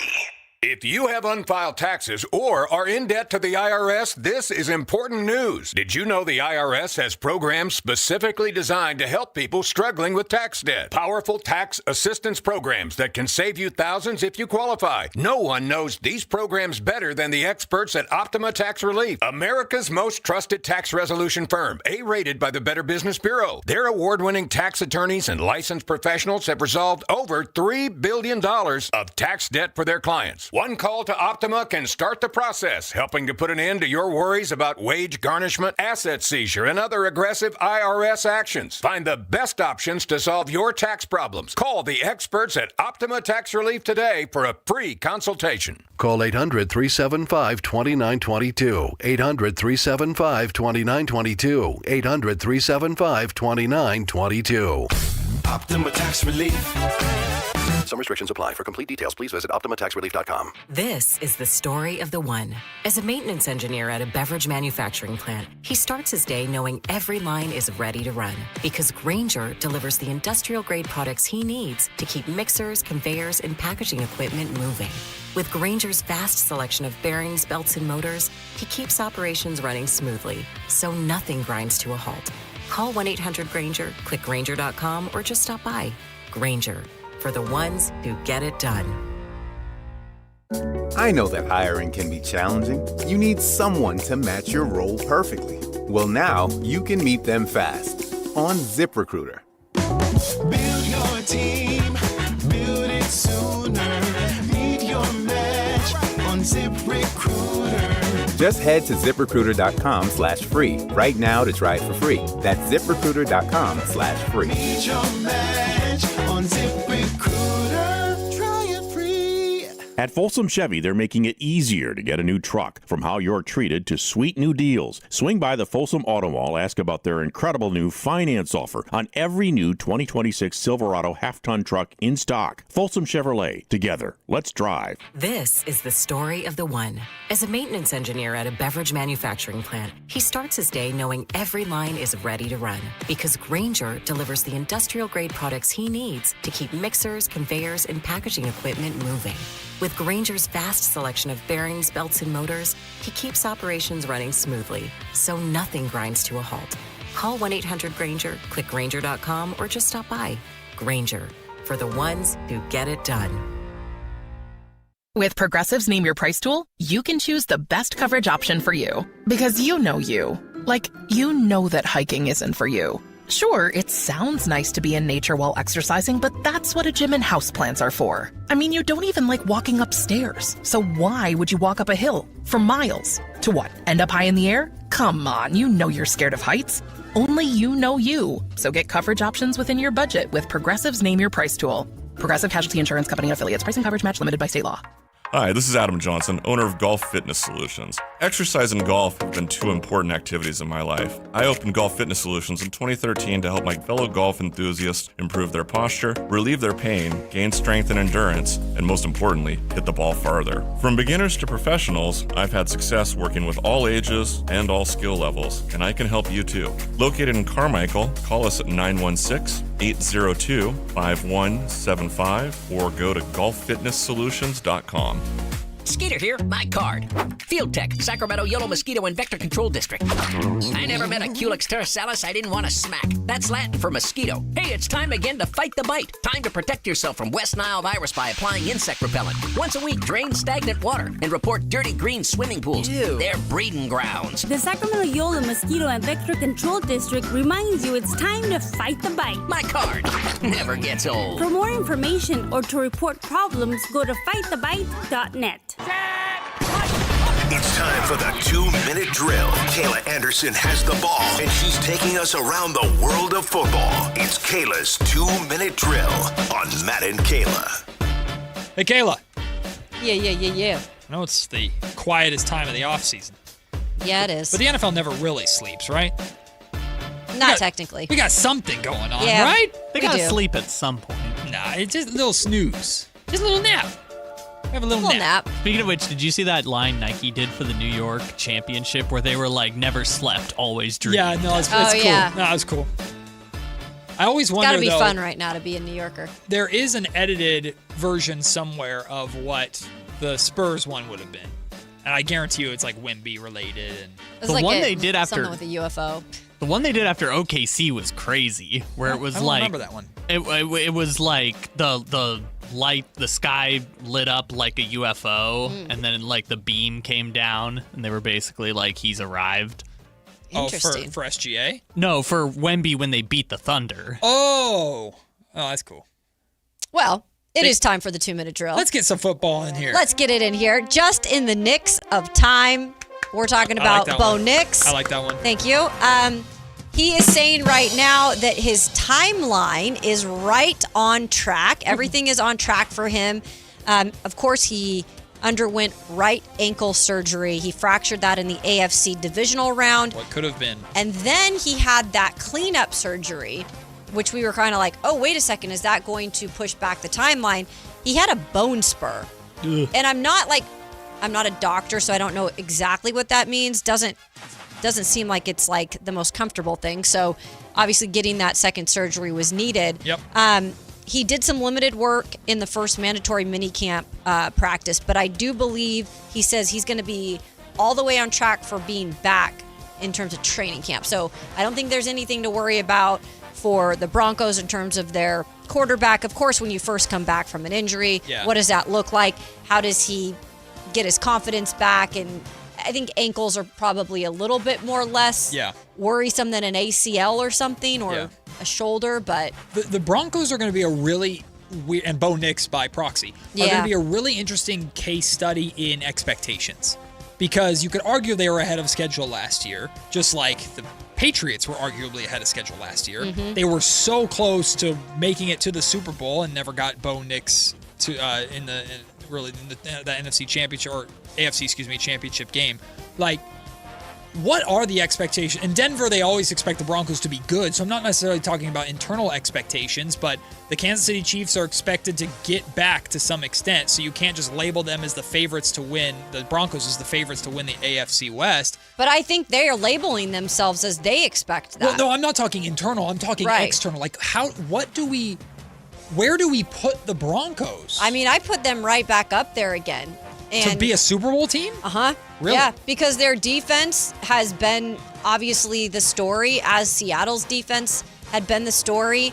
I think the only real big reason that they didn't get to that point was Bo Nix and the injury. God. But Bo Nix has to. The biggest thing about Bo, because he was not perfect by any means, but their defense is just so good. Bo has to get to the next level. Right. But that's expected with the Sean Payton head coach. Right.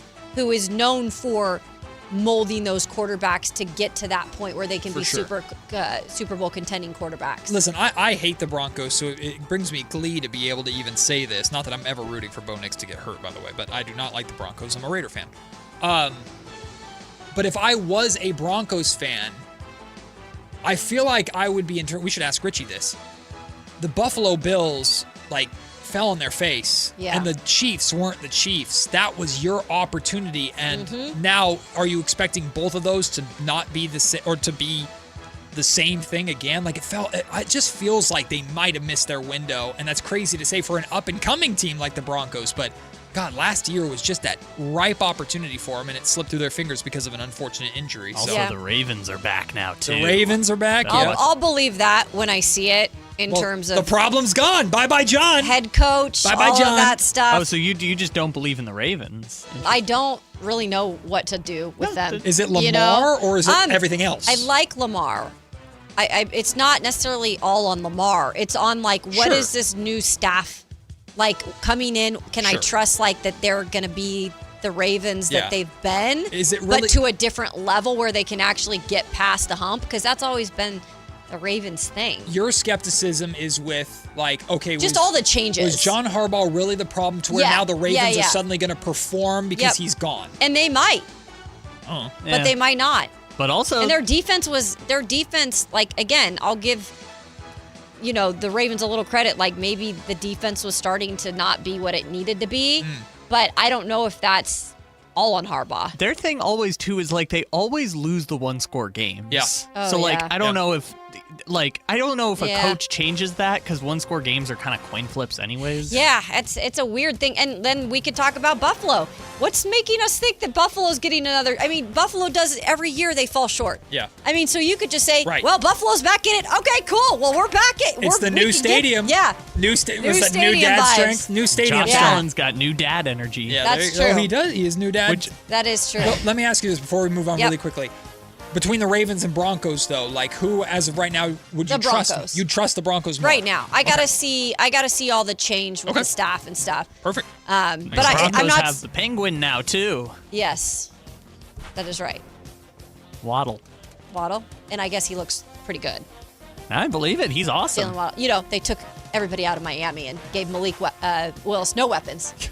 No weapons for Malik. He's got Malik Washington. Sorry, you have to leave South Beach, come up to Oh, Elevation. sorry. They've got the $2 steak at Aaron Brewer at center. Sorry about that. Yeah, that also. All right, moving on. Vibe check. No one does it better than the guy that puts on his glasses, tosses his hair around. Joe Burrow.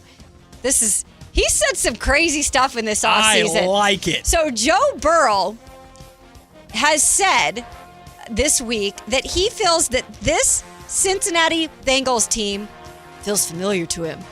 He said it feels like the LSU national championship team. Yeah. And he thinks the Bengals could be on the cusp of a similar season. I love it. He says, you go back and watch what I said before the 2019 season at LSU. Atta baby Joe. I feel very similar Atta baby Joe. about this team. Yes. I'm so excited to get started and get moving. I wish we ramped this right into training camp so we can continue to improve. I am all Look aboard. at that energy from Joe. Choo choo. Joe cool. I'm all aboard the hype train. I'm all in because they're either going to fall flat on their face. He's doing it right now. Yeah, they're either going to fall flat on their face and it'll be fun, or if they are LSU, it's going to be fun. I love this. Extreme copium by Joe Burrow. Of course it is. He is trying to do whatever he can to be like, we're going to do something this season? Question mark? The other hilarious thing, so Kayla in the rundown wrote this headline as Joe Burrow says this team gives him LSU vibes, which I read that and I was like, literally every year for the last 3 decades except the 1 year Burrow was there, that's an awful thing. Oh. To have LSU vibes is... But that LSU year was phenomenal. It was crazy. That is usually a derogatory sentence, Of course it except is. for the 1 year that Right. Joe Burrow was and, at and LSU. obviously, I was meaning like that 1 year he was there because clearly he transferred from Ohio State. But I got it, but it's like LSU vibes now is like everyone hates us. Yeah. And there's going to be a giant scandal in 2 months. I will still watch Instagram real edits of that LSU season and how the swagger of that LSU squad was so Go Tigers fun. That's Go Tigers. No matter what, I'm winning as a consumer. Either Joe Burrow's saying this and they're going to suck and it'll be funny, or if they somehow are that again or become like LSU but in the NFL, hell yeah. It is. Look, Joe makes it. This is another character we're talking about. Players can be polarizing. Joe's polarizing. Yes, he is. I covered Joe at Ohio State, so I like Joe. I know a different side of Joe. Joe's weird. He's really weird, you guys. But he's harmless. Like, he's a quarterback now. He's the face of the franchise. He was expected to do something. So it's like, whatever you got to do to try to hype your guys up, I guess do it. Holistic Field says, Kayla, let's hear that LSU I did. accent. I said, Go Tigers. Go Tigers. Go Tigers. By the way, I haven't done this in a while. The list of NFL players from that 2019 LSU team is insane. Right? Well, let me get to my last story because we're already over a little bit. Sad one.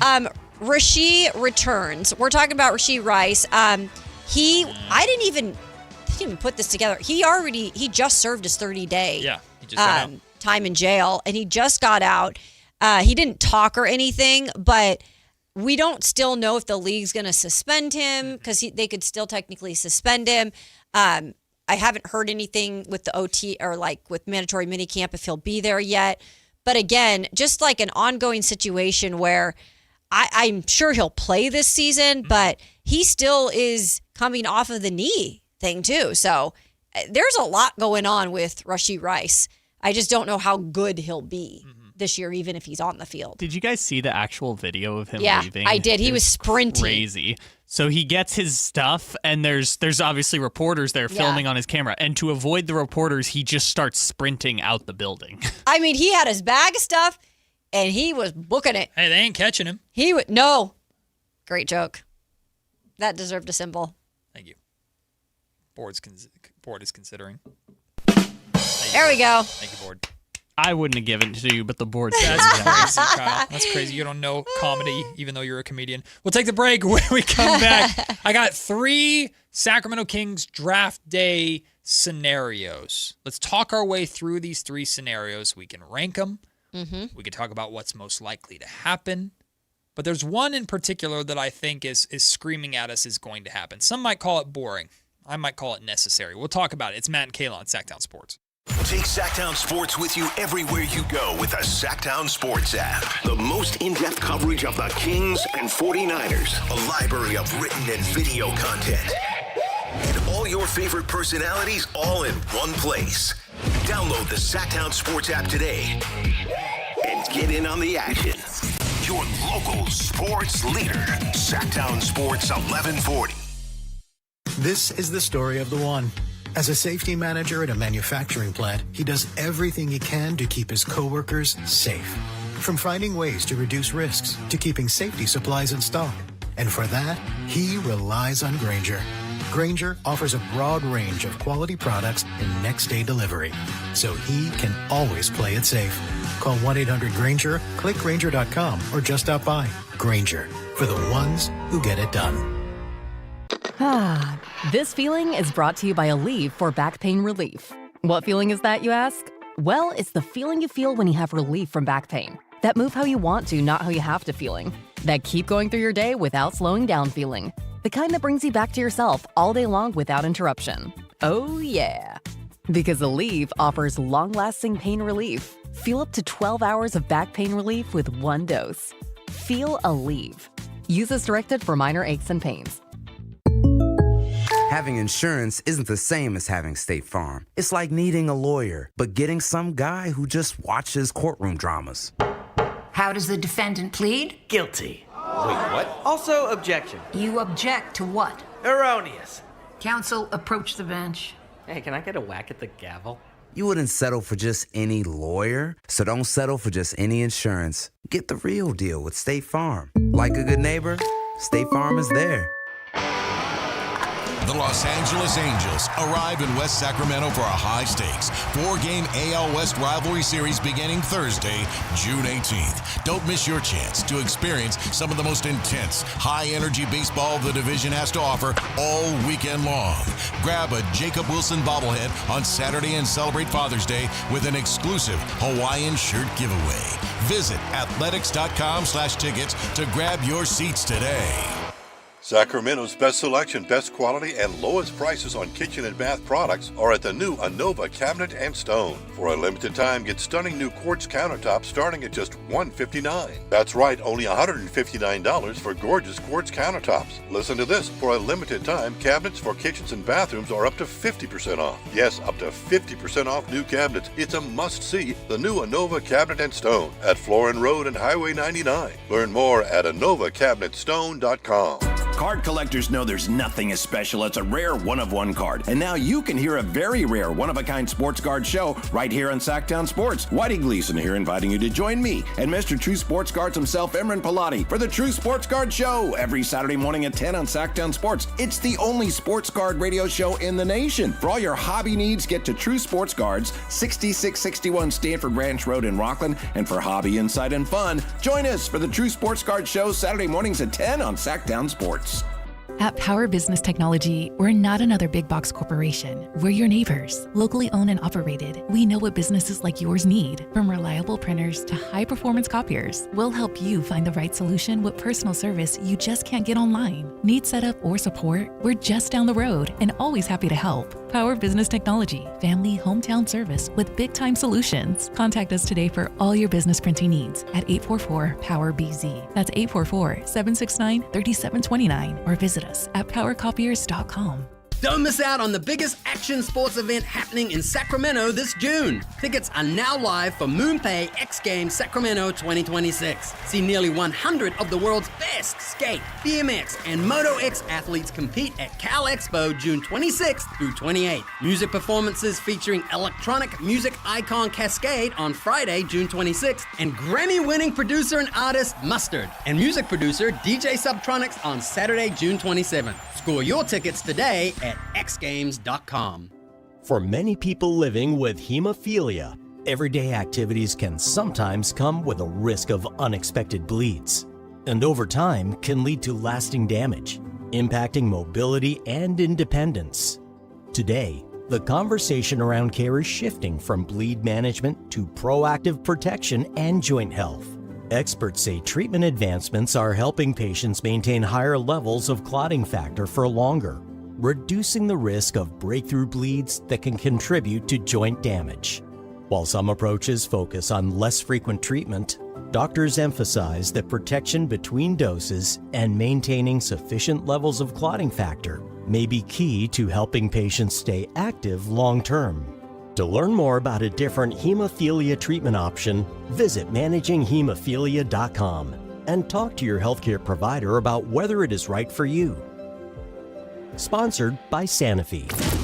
KHTK HD1 Sacramento, KYMX HD3 Sacramento. From the Power Business Technology Toshiba Studios. Sactown Sports 1140.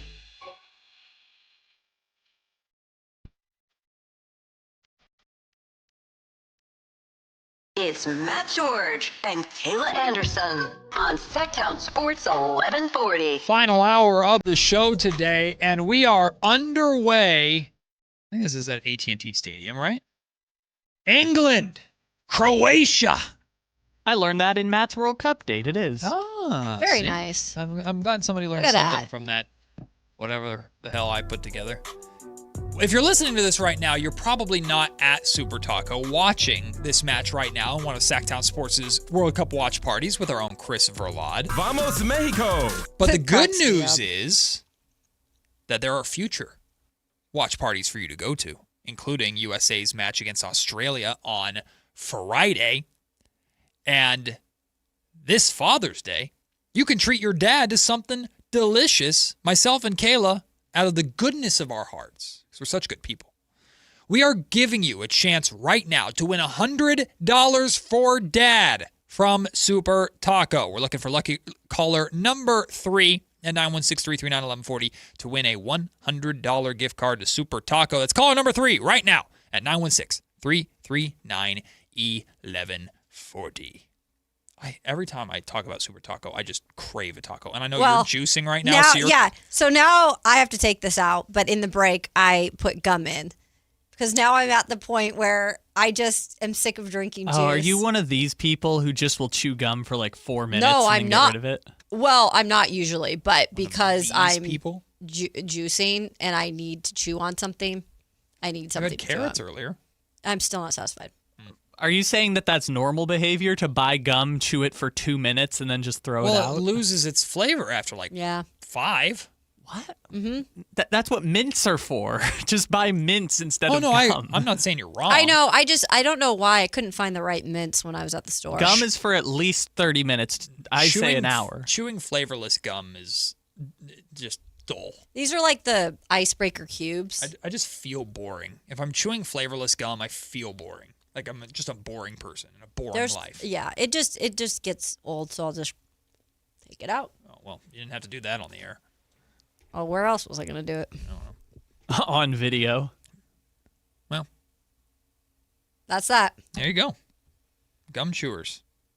Is that weird to only chew for 3 or 4 minutes? Kyle Madsen. Whoops.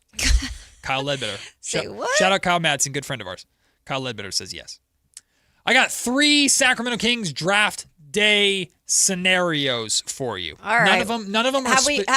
Are any of these like ones that we've not talked about? Not really. These are the 3 things that are going to happen on draft night. Got Now it. they're vague. It's not like scenario 1, Acuff Jr. Detail. Scenario 2. It's 3 approaches to the draft. Let's do it. Let's look at it that way. And we can talk through each of these 3. And I'm curious what like your rankings are, your favorite to your least favorite, and then we can talk about what's most likely to happen. Oh, do I need to get my pen out for this drill? No, not necessarily. It's pretty. It's Oh, pretty. my mind's a little all over the place right now. Because you're juicing. Yeah. Kayla's gonna walk in tomorrow. I'm gonna walk in tomorrow and start the show, and Kayla's gonna be eating like a steak.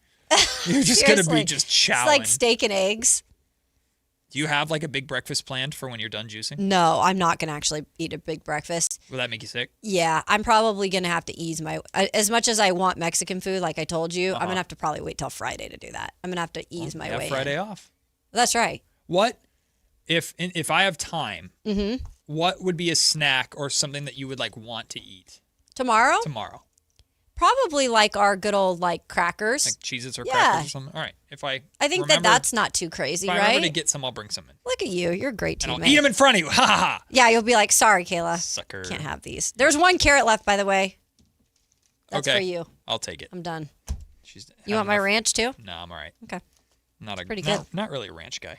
All right. I'm a blue, like a Caesar dressing on salad, or nothing beats a good balsamic vinaigrette, man. See, I don't like balsamic. It doesn't have a taste to it to me. Go-to snack for Matt at home is I will buy an entire loaf of French bread myself. Oh, I love French bread. And I will take I'm at an Italian restaurant.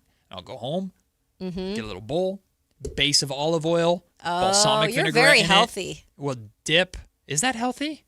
Yeah, I mean, it's better than I just dip French bread in ranch. That's just straight carbs, though, and calories. And I will Let's dip bring it. my French bread in balsamic vinaigrette with a olive oil base. I will eat that whole baguette in 20 minutes. Easy. So French bread or a baguette, those are different. What is it, French bread? Whatever. Okay. Either or. They are different. But yes, French bread. More likely than not. All right, 3 Sacramento Kings draft day scenarios for you. Number 1. Staying at 7 and just drafting the best player who is available at 7. Number 2, moving up to 5 or 6 to get your guy. Doesn't matter who that is, but moving up. Number 3, trading down if your guy isn't there at 7.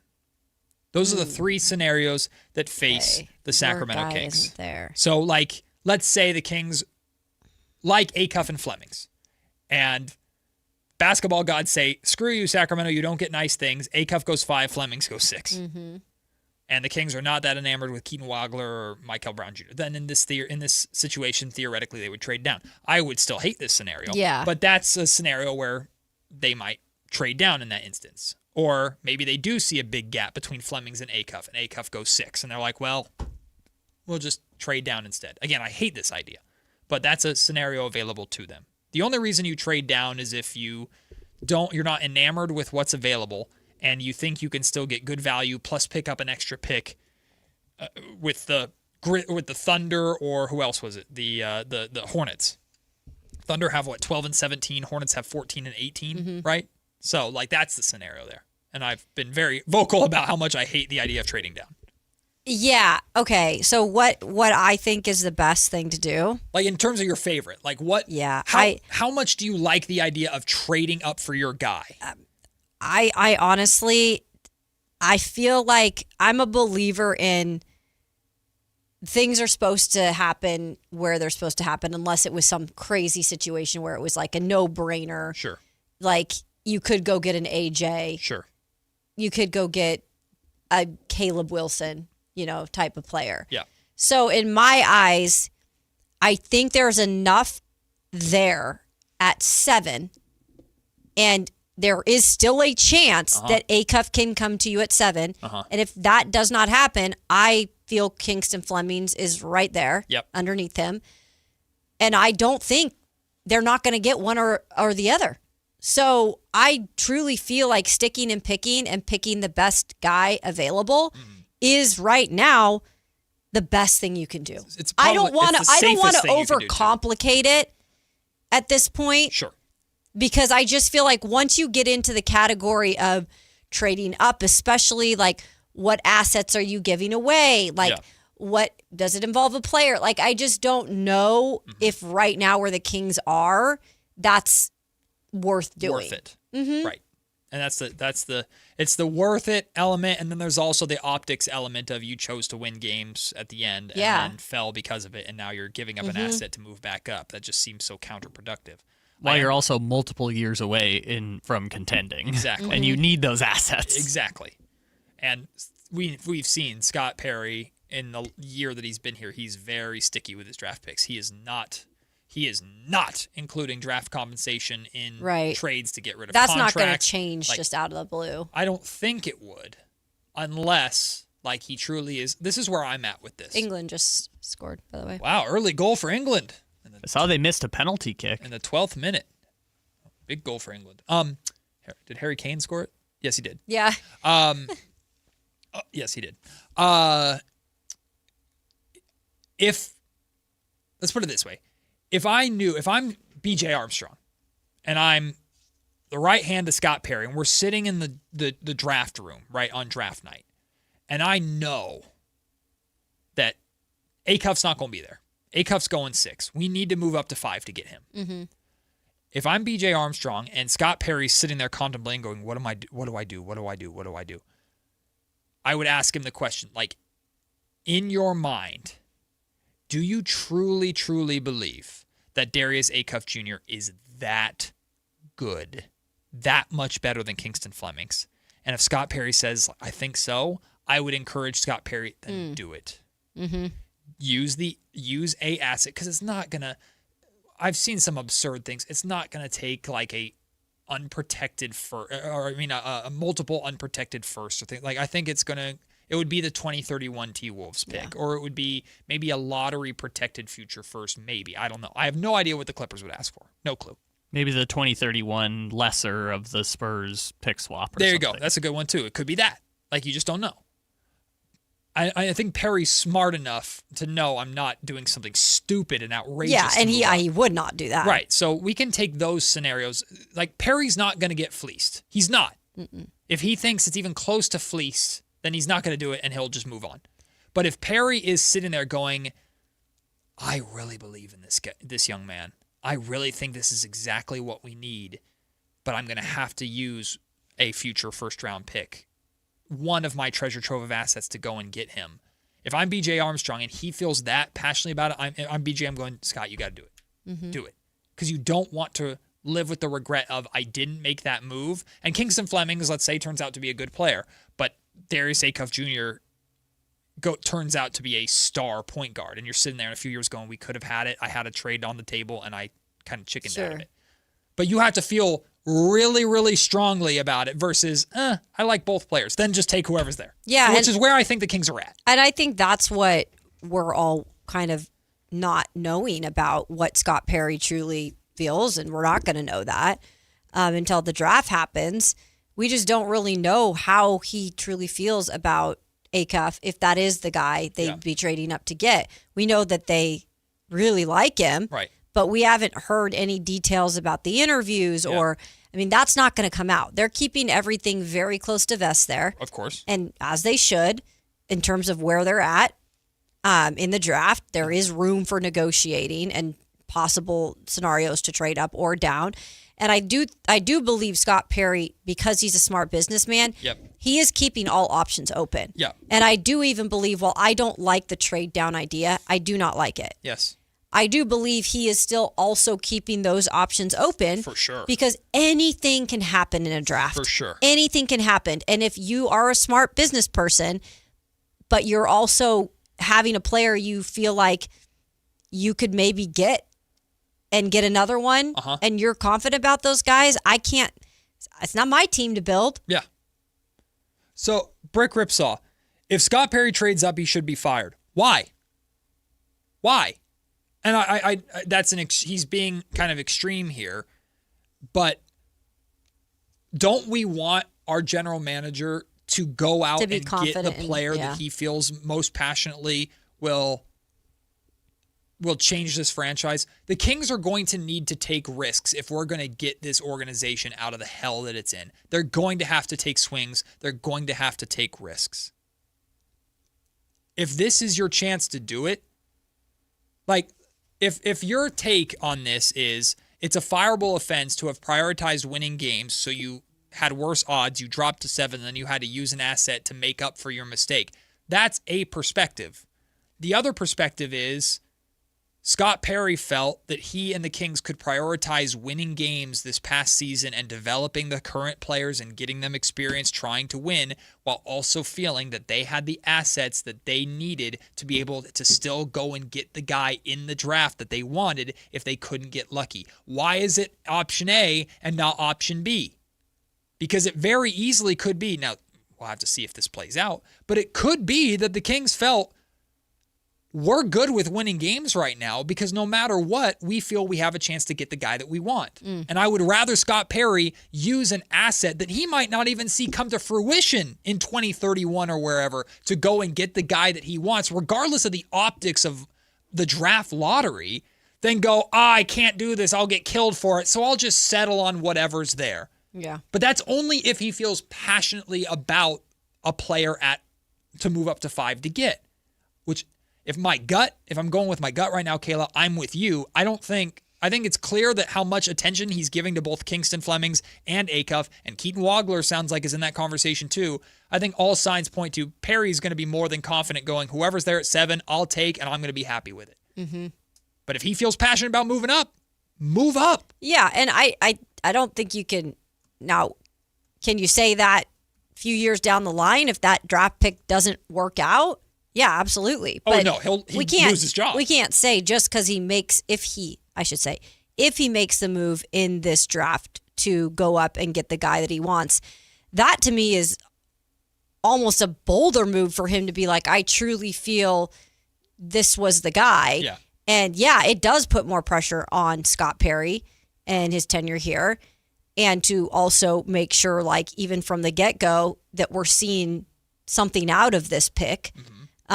But if he feels confident in doing that, we can't say he should be fired at least for a couple years to see what happens with it. Trading up is essentially calling your shot, right? Yes. It's that this is the guy, and he's going to be a star that I cannot live without. It's calling your shot in a generational draft, though, when the draft lottery system is changing and you don't know if you're ever going to be in a position like this again because the route to this position is completely changing. Right. And again, that is not what I'm going to do if I'm a GM. Sure. I'm sticking and picking. Sure. But I do understand, and I'm not going to completely hate on Scott Perry if he does that. No.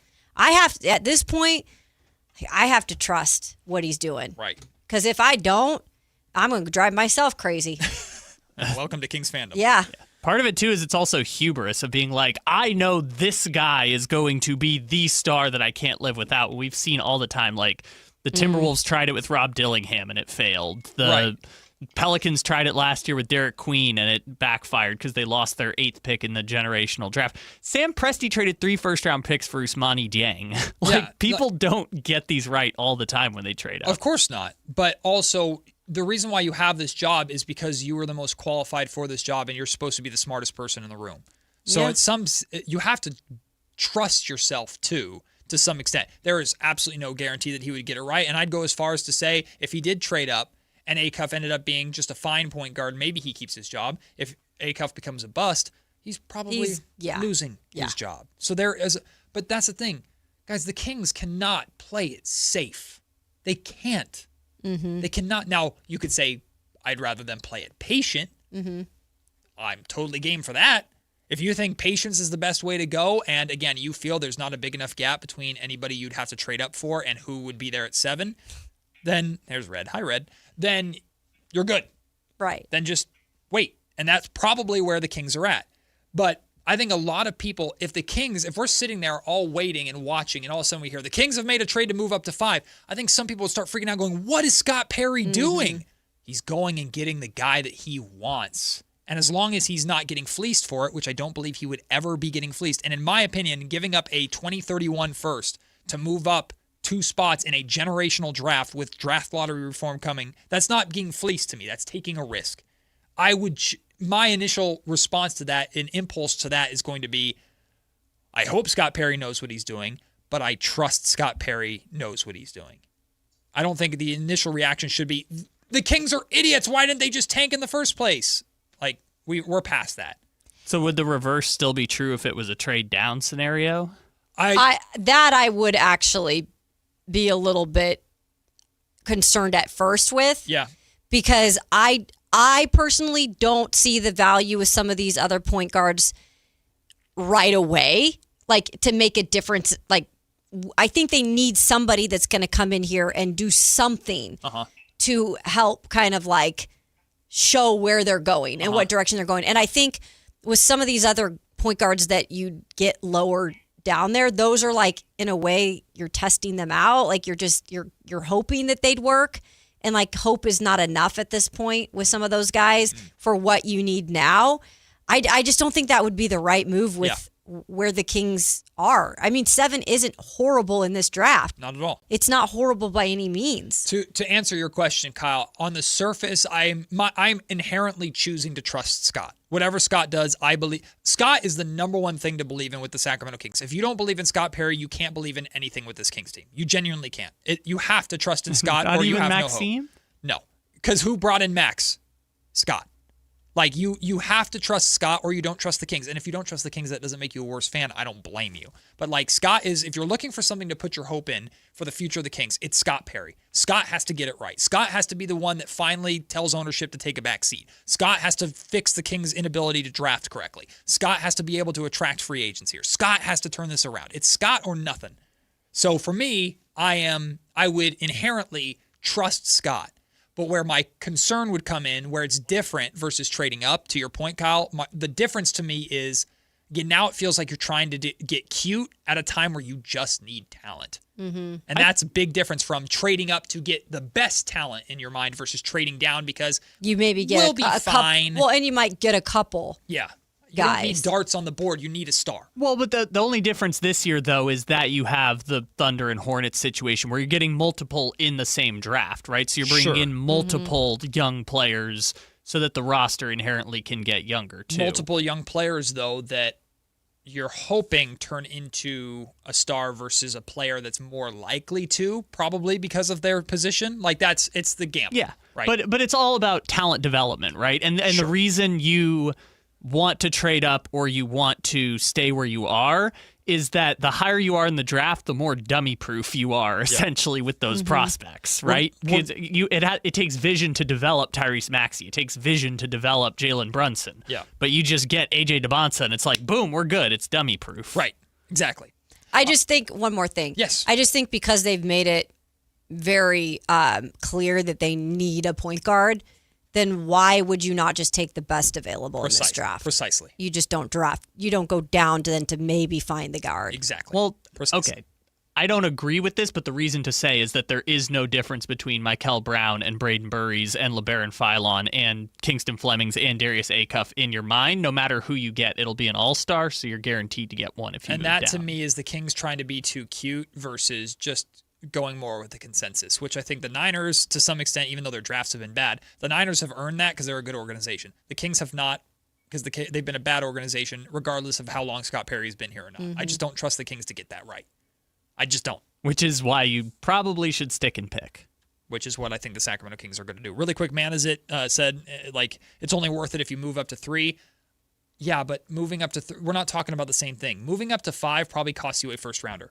Moving up to 3 costs you 2 to 3 first rounders and a player, probably. We're not talking about the same thing. I'd rather have the Porsche. Yeah, no duh. But Porsche costs a whole hell of a lot more. That's a different conversation. Also, I know we have to go to break, but I want to get TC in here really quickly. What up, TC? Hey, Matt, Kayla, what's going on? Hey, TC. Hey, listen. So, I got to be real quick. So, listen, bro. Listen. The only way I'm trading down is if it was a trade already in place and we wasn't swapping picks with Memphis and we were getting Ja. Then I would trade down. Trading up, you're not an idiot for trading up because you're getting your guy. You're like, you know what? I'm going to get him. And what are you losing? An extra first-round pick in 2031, bro? Check it out. You're not losing anything in that particular. And I trust Scott Perry and DJ. They're playing the game, Kings fans. TC, I appreciate the call. We had to go to break, so we had to cut him short. But, yeah, how much do you trust Scott Perry? If you trust Scott Perry, then you should trust him to do what he needs to go and get his guy. If he doesn't have a guy, then he's going to pick who he picks at 7, and we can celebrate that too. Which, again, I think that's kind of probably where they're at right now, if I were to guess. We'll take the break. When we come back, MLB ranked their trade deadline candidates, their top trade deadline candidates. Sorry, that's ESPN that ranked their top MLB trade deadline candidates. A number of Giants are on this list. We'll talk about that. In addition to our MLB mini-season update. Crosstalk with Whitey and Allen coming as well, too. It's Matt and Kayla on Sactown Sports. The X Games are coming to Sacramento. Join Kayla Anderson at Sactown Sports 1140 at Cal Expo from June 26th through the 28th to watch the top action sports athletes in the world go head-to-head with 3 days of high-octane competition, BMX, skateboarding, and Moto X, plus live music from global electronic music icon Cascade, Grammy-winning producer Artist Mustard, and DJ Subtronics. Get your tickets today at xgames.com. Your local sports leader, Sactown Sports 1140. With 25 award-winning years in Northern California, Ashton & Price is your local injury law firm. Pro attorney tip, if a firm presents as local but they're in LA, red flag. If your first consultation is not with a lawyer, big red flag. At Ashton & Price, your first consult is with a local attorney, and if serious injury prevents travel, a lawyer will come to you. Still not enough? George Washington's my uncle. At Ashton & Price, no red flags, just red, white, and blue. Remember, for the best advice, don't think twice. Call Ashton & Price. Struggling to find your perfect Ram truck? Look no further. Hoblet Dodge, Chrysler Jeep, Ram, and Woodland has the best selection of hard-to-find Ram heavy duties. And right now you can save up to $14,000 off MSRP on new 2026 Ram 2500 and 3500s. Your new Ram is waiting at hobletdodge.com. $14,000 total net savings on select new 2026 Ram 2500 Laramie after $10,500 dealer discount. Incentives include $500 on the job upfit for eligible upfit, $1,000 Hoblet business owner bonus with proof of business ownership, $1,000 Hoblet trade-in assistance with eligible trade-in. 10 of the net savings, see dealer for details. This is the story of the one who keeps multiple buildings running smoothly day after day. Plumbing that flows, HVAC that hums, cleaning supplies that keep surfaces sparkling. That's why she counts on Grainger. With easy reordering online and 24/7 support, Grainger helps her keep the products she needs on hand. So shelves stay stocked and buildings stay ready. Call 1-800-GRAINGER, click Grainger.com, or just stop by. Grainger, for the ones who get it done. Joe Fallon did something smart. He saved hundreds on auto insurance switching to Progressive. With that money, he commissioned a portrait of himself. Does Joe already know what he looks like? Yes. Do guests know what he looks like? Also yes. But not as art. It's Joe's savings, and if he wants to spend it on a velvet painting of himself with a white tiger at his feet, we say, roar, Joe, roar. Switch and see if you could save with Progressive and treat yourself. Progressive Casualty Insurance Company and Affiliates. You can buy golf clubs anywhere, but why buy clubs that fit the shelf instead of your swing? That's why Hagen Oaks offers total game fitting. TrackMan dials in your driver and irons. Ping's Bolemic Ball Fitter finds your perfect golf ball. Hagen Oaks Putter Fitting Studio helps you roll it true. And FootJoy's 3D foot scanner matches you with balance and stability. Whether you're a beginner or accomplished, your best game starts with the right fit. Hagen Oaks Golf Complex. Better fit, more fun. Fulton Avenue at Business 80. Progressive's accident response can detect and send help when you need it most, after a major car accident. But other accidents, you're on your own. Like when you accidentally call your wife Mom. When you accidentally say Happy Holidays on someone's birthday. When you accidentally wave at someone you thought was waving at you. We can't help with those accidents, but Progressive's accident response provides peace of mind after major car accidents. Progressive Casualty Insurance Company and affiliates. Limited availability in California. Driver is responsible for emergency and towing charges not covered by the policy. Get in the zone, AutoZone. John always listens to his truck. So when his brakes start talking, he goes to AutoZone, where a helpful AutoZoner gets him the right parts. If John has time to put them in, he borrows a kit with Loan-A-Tool. And if he doesn't, he gets a free shop referral. No hassles, just help. Everything you need, nothing you don't. Get in the zone, AutoZone. Deposit required for Loan-A-Tool. Restrictions apply. Dawn or dusk, I'm on the hunt. Skeeter here, Sacramento Yellow Mosquito and Vector Control District, and I'm wearing Skeeter Vision, night vision goggles that light up skeeters at dawn or dusk like the 4th of July. Mosquito, 12 o'clock. Got 'em. So fight the bite by wearing long sleeves and pants at dawn or dusk when they're most active. Apply insect repellent and drain stagnant water. It's a breeding ground. Dawn or dusk, the Sacramento Yolo Mosquito and Vector Control District reminds you to fight the bite. For more information or to report problems, go to fightthebite.net. Thunder, feel the thunder. It's the energy all around you. Lightning and the thunder. The thrill of the moments to come. The flash of lights. The rush of pure exhilaration. The roar of the crowd. See it, hear it, feel it. Feel the thunder. Lightning and the thunder. Thunder Valley Casino Resort. Feel the thunder. Matt and Kayla on Sactown Sports 1140.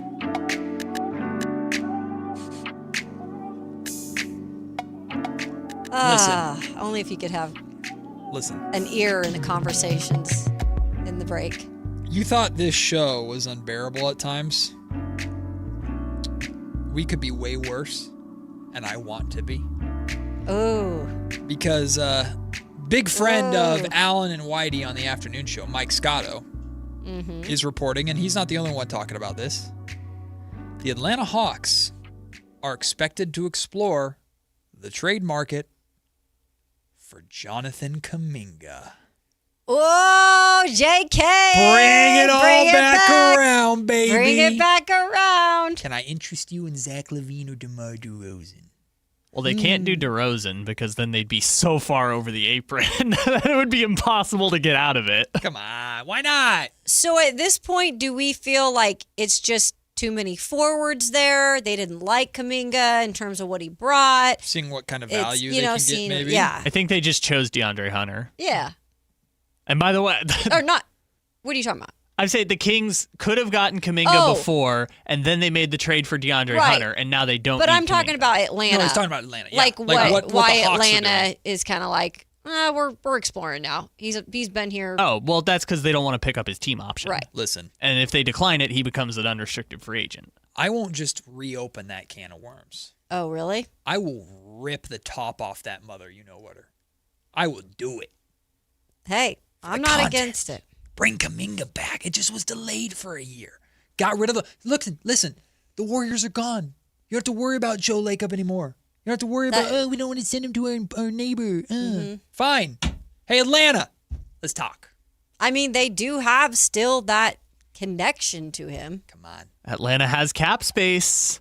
Come on. We'll take Kuminga for Look Zach at that. LaVine. Like you said, you Zach wanted to want go to to really Atlanta? ramp up this show and give, just Don't do it to me. hypotheticals. We're doing it tomorrow. We're doing a segment Yeah. on Jonathan Kuminga tomorrow. I'm just telling you now. Yeah.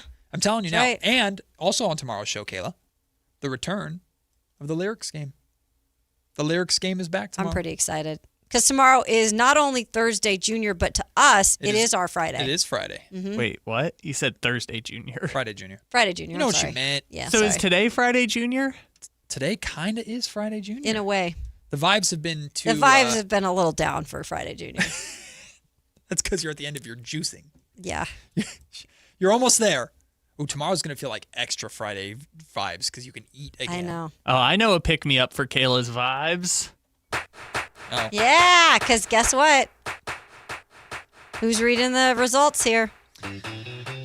That's right. And it was... Hey, where's your trophy? Oh, yeah. Can I have my trophy, please? Red, your mom's getting her trophy.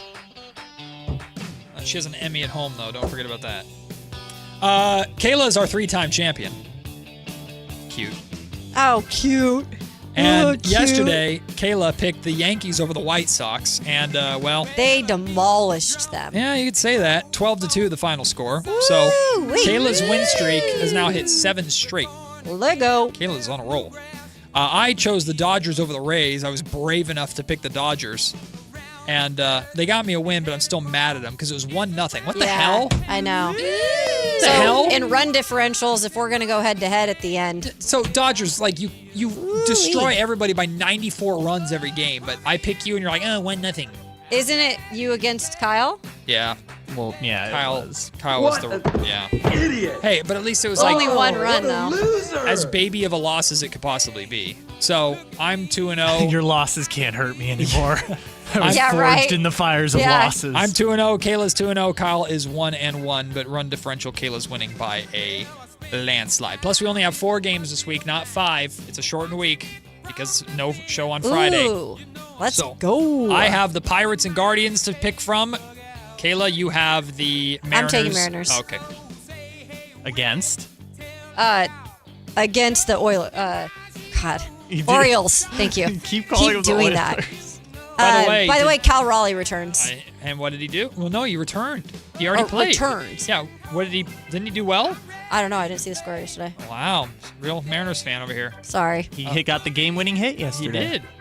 Oh, Wow. but he's a one-hit wonder. Well, I mean, at least we're paying attention to what he's doing. Sorry. I was on my Love Island train last night. Not going to lie. Cal Raleigh, you can wait. I didn't watch, but I heard Sincere. Oh, it was dramatic. Yeah. It was dramatic. I don't care. I can't believe It was kind of crazy. Kyle, who are you picking? Do we want to do head-to-head again, or are you picking the... I have the Brewers against the Guardians. But Yeah, let's do it. I'll save it if you... No, let's do it. Well, you got to check the Thursday game. Do you have a team for Thursday? I'm pretty sure, because I have the Pirates for Thursday, and I'm pretty sure the Pirates are playing somebody else. Hold on. Please hold. Who's here tonight for the A's? Pirates. Oh, It's the okay. final game, Pirates tonight. But I didn't want to pick the Pirates. And then it's the against Brew A's. Crew? I don't see the Pirates on Angels. Thursday. Angels, that's Oh, the right. Pirates don't play on Thursday? Yeah, so we got to do Cleveland, Milwaukee tomorrow. Man, I got to take the Pirates tonight. All against right. the A's. All right. against your team. Well, either way, I win. Well, you didn't Well even use done. Skeens. Oh, well. Well, he did. I don't think he pitched at Sutter Health Park, did he? So, Kyle, you have who tonight? So that means I have the Braves over the Giants. The first game yes, already played. Not the first game. The one that's going to be played later. So if you missed it yesterday, the Giants-Braves game was postponed mid-game, and then the Giants. So they finished it this morning, Oh, because of the weather. and the Giants won Yeah. 7-1 or 7-2 or something like that. Sure, I think so. Big win for the Gigantes. Mm-hmm. Yeah, And them. Hot Atlanta. Hot Atlanta. Hot Atlanta, baby. We've had a fun show today. I thought today's been a fun show. Really quickly. Why? Who said it wasn't? Just commentating. Yeah. I think it was a fun show. Why do you found that funny, by the way? Well, thanks We've for. had a good show today. I'm just saying I've enjoyed today's show. There's nothing wrong with Is that wrong? No. Shut up, Whitey. Come in here, start laughing. Nothing wrong with that, man. We're proud of our show. Yeah. Get out of here. I was about to say it's going to get even more fun with Whitey Gleason and Alan Stiles joining us, but now I feel differently. Now it's going to get worse. So take that. Oh, goodness. MLB or ESPN ranked their top 100, which is crazy, MLB trade deadline candidates. But my favorite part about this article is the first Top 100? Right. Jeez the Louise. first 25 or 30 or however many have descriptions, and then the rest he's just here are the Just names. labeling He's like, them. I Yeah. don't care. Here's the entire Marlins roster. Yeah, Right, exactly. yeah. So But there are a number of Giants on here that are in towards the top that are amongst, like, they actually have descriptions, and including teams who should go out and get them or should be in the mix to get them. By the way, number 10, Kyle, is your guy Sandy from the Marlins. And the A's are listed as a candidate to go out and get Sandy. Oh, look at that. Oh, let's do it. A Finn to Sacramento? Finn for the win. Number 13 on the list is, we've talked about this, Luis Ariz from the Giants, second baseman. They give him a 90% chance of being traded. He is under control just for the rest of this season. The teams that are the best fits include the Rays, Nationals, Dodgers, Yankees, Blue Jays, Diamondbacks, Guardians, and Pirates. So there's that. Another Giant on the list towards the top of the list is my guy, Matt Chapman, third baseman for the Giants. A 25% chance of being traded, though. So he doesn't expect he's going to be moved. Not a big amount. But number 2 on the best fits for Matt Chapman, come on home, baby. Well, kind of home. It's not Oakland, but come on back to the green and gold. So that's interesting. I would love Matt Chapman back in an A's jersey. I would love it. It's all about Matt. Yes. Honestly, that's a thing because that should be a shirt. My two favorite It's all about players. Matt. My two favorite players. Shut up, Whitey. My two favorite players in the league. Stop laughing at me. Were Matt Olson and Matt Chapman for a while. I looked like the most conceited sports fan on the planet. It's like my two favorite baseball players both have the same first name as me. Oh yeah, I was that guy. He's still laughing. I don't like him. By the way, is this video debuting today? No, I don't think it's debuting today. Chris Watkins has been busting his butt editing this Alan masterpiece. Styles, right? Well, I don't want to give away too much. I know the morning show talked about it, but we got Whitey says worth the wait. Alan Styles is dropping something. Let's just put it that way. He's now an agent, a talk show host, and a music. Some people say, what can't he do? Others also say, what can he do? I mean, it just depends on where you're at. Where you're at, yeah. Well, the entrepreneur extraordinaire, baseball playing musician, and Whitey Gleason, they join us next here on Matt and Kayla, Sactown Sports. Like and subscribe to the Sactown Sports 1140 YouTube channel at Sactown Sports 1140 to get the Carmichael Dave Show with Jason Ross, Matt and Kayla, and the Drive Guys with Kevin Gleason and Alan Styles on demand and at your fingertips. Get your fix of the Sacramento Kings, 49ers, Giants, Athletics, NFL, NBA, and the latest in sports and entertainment all in one place at Sactown Sports 1140 on YouTube. Your local sports leader, Sactown Sports 1140. Hey, John, why so glum? I just got let go. The company's downsizing. This is the third time in the last 2 years.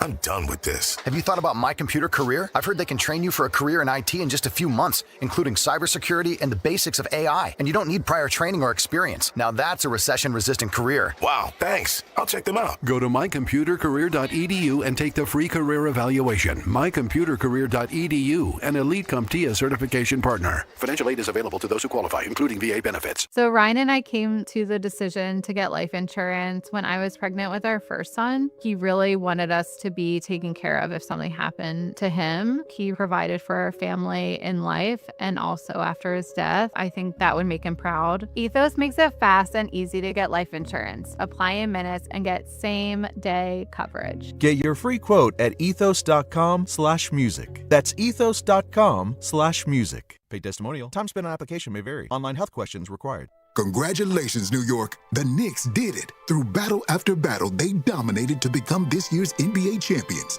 Day in and day out, the hard work paid off, and you were there every step of the way. Enjoy the crown. Own it, because this year is your year. A part of your legacy that will never be forgotten. So celebrate this moment, show your pride, and shop the largest selection of official NBA gear at NBAstore.com. A Fanatics experience. As we roll into summer, there's a new opportunity for you to get a new truck at a great monthly payment at Folsom Chevrolet. At Folsom Chevy, they're now offering 0% financing for 5 years on every new 2026 Silverado half-ton in stock. 0% financing on a 2-wheel drive, 4-wheel drive, LT, RST, High Country, you name it. Together, let's drive. Must finance with GM and approved credit. $16.67 per 1,000 finance. Cannot be combined with other offers. Ends July 7, 2026. Capital Casino is conveniently located in downtown, 411 16th Street, and has been a part of the greater Sacramento area for over 20 years. They offer the best variety of games in the region in a safe and friendly environment, and there's plenty of parking, all well lit and monitored by security. Come have a great meal at the cafe and restaurant inside. Capital Casino has the best food, the best service, and the best action. But please always remember to gamble responsibly. 1-800-GAMBLER. Do you owe $10,000 or more to the IRS like Will? When I was 50, my whole life fell apart. I lost my job, I lost my wife, I lost the house, I lost pretty much everything except for my life. When the IRS came calling, I just didn't have it in me. I felt like Wile E. Coyote, just waiting for that IRS anvil to drop. Then Will found tax relief advocates. I heard their advertisement on the radio, I wrote down the number, and I made the call that changed everything. The IRS gave me a bill for $40,000. Tax relief advocates got that down to $3,200. I've paid 9 cents on the dollar. Now that's a great deal in anybody's book. If you owe 10 or even hundreds of thousands of dollars to the IRS, don't lose hope. Do what Will did and call TRA for a consultation. But for me, the real win is I got my life back. Visit TRA.com or call 800-488-2578. 800-488-2578. That's 800-488-2578. The Expo sale is coming to Cresco Restaurant Equipment June 17th through the 20th. Save big on refrigeration, ice machines, gas cooking equipment, furniture, and more. Everything is on sale on Richards Boulevard. 4 days only. Don't miss Cresco's biggest savings event of the year. Remember the days of real country music? Now you can get your favorite classic country every day on 105.1 HD3 The Ranch. Listen to The Ranch on the free KNCI app or anytime at 105.1 HD3.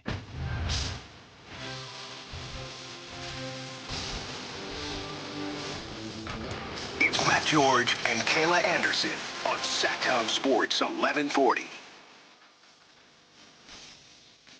9 a.m. tomorrow morning. What? I don't know. Just remember Is that time. Oh, is that when everything's going I don't down? know. Okay. Something- Wow, we all got the memo today. Something, yeah.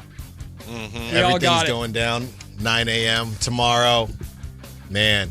So, my question is Is it- morning? No, stop it. It's already happening. Morning, is morning show going to be excited because they get to react to it first on the air, or are they going to be more mad because you're dropping it during their show? Ooh. Well, because this is you doing them a favor. It's essentially premiering on their show. Right. So that's you're giving them the content. You're doing them a favor. So they can play it whenever. Right. We're giving it to them, and then the music video comes out at 9. The music? Yeah, the music. Oh, video. I see. So they're going to play the song. The audio earlier. They can play the audio, the song whenever they want. They need to wait for the video to drop it because you got to. It's the whole package. It is the whole package. It's not just the voice. It's right. Or they can play the song at 9 when the video drops. You've heard the term triple threat, right? That's right. Yeah. There's the acting. The world will be playing it at 9. That's true. That's right. The world. It's going to go there's international. There's the acting. There's the dancing, and then there's the voice. Yes, that's true. And you can't just have one. Right. We got That's two. very true. I'm waiting for the dig here. No, okay. I'm saying he's the triple threat. So you can't just have one. The Emmy, the Grammy, the Oscar, and the Tony. That's right. That's right. So yeah, big day tomorrow. Are you clapping for the station? Yeah, for everybody. Chris Watkins, just a hell of a guy. He put that together. I walked in quickly. I leave yesterday, and he's sitting in that seat editing. I don't think he ever left. And I walk in this morning, and he's sitting in that seat editing. Yeah. And his face was significantly more fatigued. Because he probably had to see floating faces. Yes, and then I just see a green screen on his screen and 5 different Allens. Yeah. I'm like, oh. What's better than one? A-Sizzle? How about 5? So it's Allen's version of starting 5. It's just all him. Right. That's right. Well, That's right. 9 a.m. tomorrow. 9 a.m. tomorrow. Man, oh, man. Get your popcorn. There we go. Or your, eggs and bacon. Anything you need. Yeah. Is it Keaton? It's already stuck in his head. Yeah. Mine too. You won't be able to get rid of it. Every time you say it, it just makes him happy is the thing. Yeah, of it course. does. He was showing Because we're all going to be in walking into work every day. Yeah. By the way, thank you for mentioning me. You didn't have to do that, but at the beginning you said the show. Oh, yeah, Thank to shout you. out my that show. Was nice of you. Oh, look at that. You didn't have to do Whitey that. Gleason. And then he changed his name 3 times. He said A Sizzle, and then it's like, who are you? But Yeah. I didn't But that know was nice. Whitey's song came out today in terms of them the playing De'Aaron it. song. Oh, it's just dwarfed by. No, I haven't even dropped Yeah, yet. I was like, wait a Whitey second. drops a song every other week. I will This say. is an Alan. I'm not. Debut. Yeah, I'm not Yeah. doing Debut as much single. as Whitey. So like you should technically be the opener for what is Whitey. That's very true. Oh, but Right? it's the exact opposite. That's very true. Yeah. That's very true. Yeah, so Whitey dropped a song about De'Aaron. Right. I didn't like it.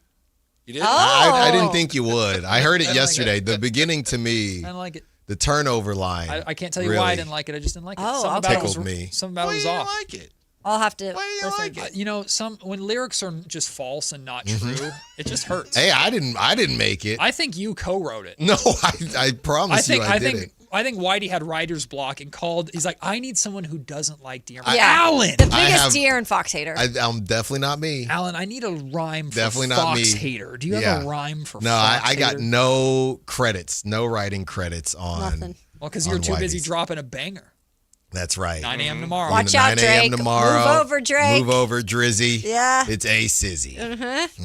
He, I think the line Matt didn't doesn't like that like on at the all. De'Aaron Fox song is something like, he helped the team with defense and deflections, but he stopped the beam with words of his defection. I like the first half of that line. I like the first Mic half drop. of that. Wow. Defection. That's a great word. Kicked out. This game's Kicked out pretty the good, by door. the way. Croatia, No, England. it's a great job. Whitey always does phenomenal work with his music, and Alan, When's your follow-up? Yeah, Matt, I asked you to do one. listen. Quadruple. And when's your debut? These vocals can't be used on this kind of stuff. So first off, that's crazy. That's crazy, and you should think about what you just said. That's a good answer, though. Well, okay, I gotta good have some answer. confidence here. I'm not dropping tracks left and right. You gotta that's talk right. She the wouldn't talk. stoop to our level. I gotta talk the talk To be over fair, here. I dropped when Whitey wasn't here. Now that Whitey's here, like I'm intimidated to drop. And now So Alan's dropping, so it's just maybe like, well, now, one of you guys could hire me on as background vocals. Okay. I was thinking of that, You but I know? think you need your own single. You I think, say that yeah. the second you think of some way to weave Beat It into a Sacramento Kings theme, she'll be doing it. I ain't That's doing true. Beam it. Good luck with that copyright. Maybe there's parody law. Beam it. Just beam Just it, beam beam it, it. beam it. So, are you prepared for all the Kendrick fans to not Oh, like jeez. you very much? Is there? It'll be. This is parody. I'm not on either side. I think you picked a side. I'm not on either side. I think you picked My a side. workout playlist Oh. has K Dot. It's got Drizzy. It's got everyone. I got to You mean work the on Iceman. I got to work on Kendrick. I already know. Oh, I'm not taking a side here. It This sounds is like you are. parody. No, it sounds This like you is picked one. actually pre. Parody beef no, coming. it's not Parody pre-beef, beef going to but- start. Well, because you've shared on the air what the cover is, like what the song is that you're covering, correct? That's right. Yeah, so people know. That's right. People know. Yeah, Okay. some people know. I didn't want to spoil. Some people. We didn't want to spoil. Yeah, but I had a lot of fast. Who was calling me out, Kyle? Yeah, I had a lot of fast I definitely was. rapping in it. I So definitely the was. lip singing at Oh, times, the it was lips tough. didn't match up to the. Fast rapping. Yeah, I mean, Brother. Chris did the best to cover Sometimes he just didn't even try. No. Oh, that's funny. it. Well, no, Chris edited out. Oh my to be gosh, fair, Alan. To be fair, I got them all right at times, but it would have been a lot of fishing I got them around. all There were right so at many times. takes. Hey, just get it as Yeah, close that's how as it you can. works when you know the lyrics to your song. It's like is a that I some wrote sort it of- Right. a week ago. It's like an old Godzilla movie where his lips aren't moving, but he's still. There's only one actual point like that. Most of I it's can't pretty wait good. to watch this. Still know every word to double down, pal. You gotta get. When you gotta hear my memorize it. cadence, I mean, when you hear the beat, I think that's it's the more most when important you thing. see the styles That's right. of the video. Nice, good one. Thank you. Alan's favorite part was ad-libbing because he didn't have to memorize it. He could just say what he wants. That's right. Well, I couldn't even remember the ad libs. Did you try and voice your own ad-libs? Of course I did. No, that's not an ad-lib. Of course. Well, it was a different track. Drive guys. Alan, Whitey Gleason. Yeah, you can see him give up halfway Yeah. through. That's the Thanks, beginning. Kyle. Thank you, Kyle. All yeah, right. 9 a.m. to lead into 10 a.m. with Matt and Kayla. I mean, we might not have to come on. We might be a music station for the next 4 hours. With the loop it. The best day of the week. We had to drop it on Thursday, best day of the week. Well, because it's our Friday. Yeah, it's our Friday. Yeah. Oh my goodness. Woo! Well, let's go. To help us kill the time before the drop at 9, what do you got for today? What we got for the next 4 hours? A lot. All right. Oh. Definitely a We lot. talk a little bit about what I call the NBA draft. Ooh. We got the NBA draft. We have Bob Valvano, who's going to join us as well. We got a lot going on. All right. Cool. Look at what he got very serious. Yeah, of course. He got Now it's game very time. serious when It's it game came time. to his schedule. Well, I mean, all of these, the reports and the rumors, who's working out. Right, Braden right. Burries, I hope you weren't planning on visiting the City of Trees because you said no to the Sacramento Kings. That's a problem for me. Ooh, he mad about it. That was his guy. Mm-hmm. It was. That was his guy. Isn't he in the song? Well, yeah. Well, yeah. But the lyrics are a four. They still can take them. The lyrics are a four. It was Anything written can prior to happen. the report. Is Right. it Burries? Probably not. Report says no. Report says no. All right. Alan Styles, MC A Sizzle, or whatever the hell you called yourself. 9 o'clock. God. But you got Styles and... Jeez Louise. You got Alan Styles, Whitey Gleason. Just music career is thrown off my brain. The Drive Guys coming up next. Kayla and I will be back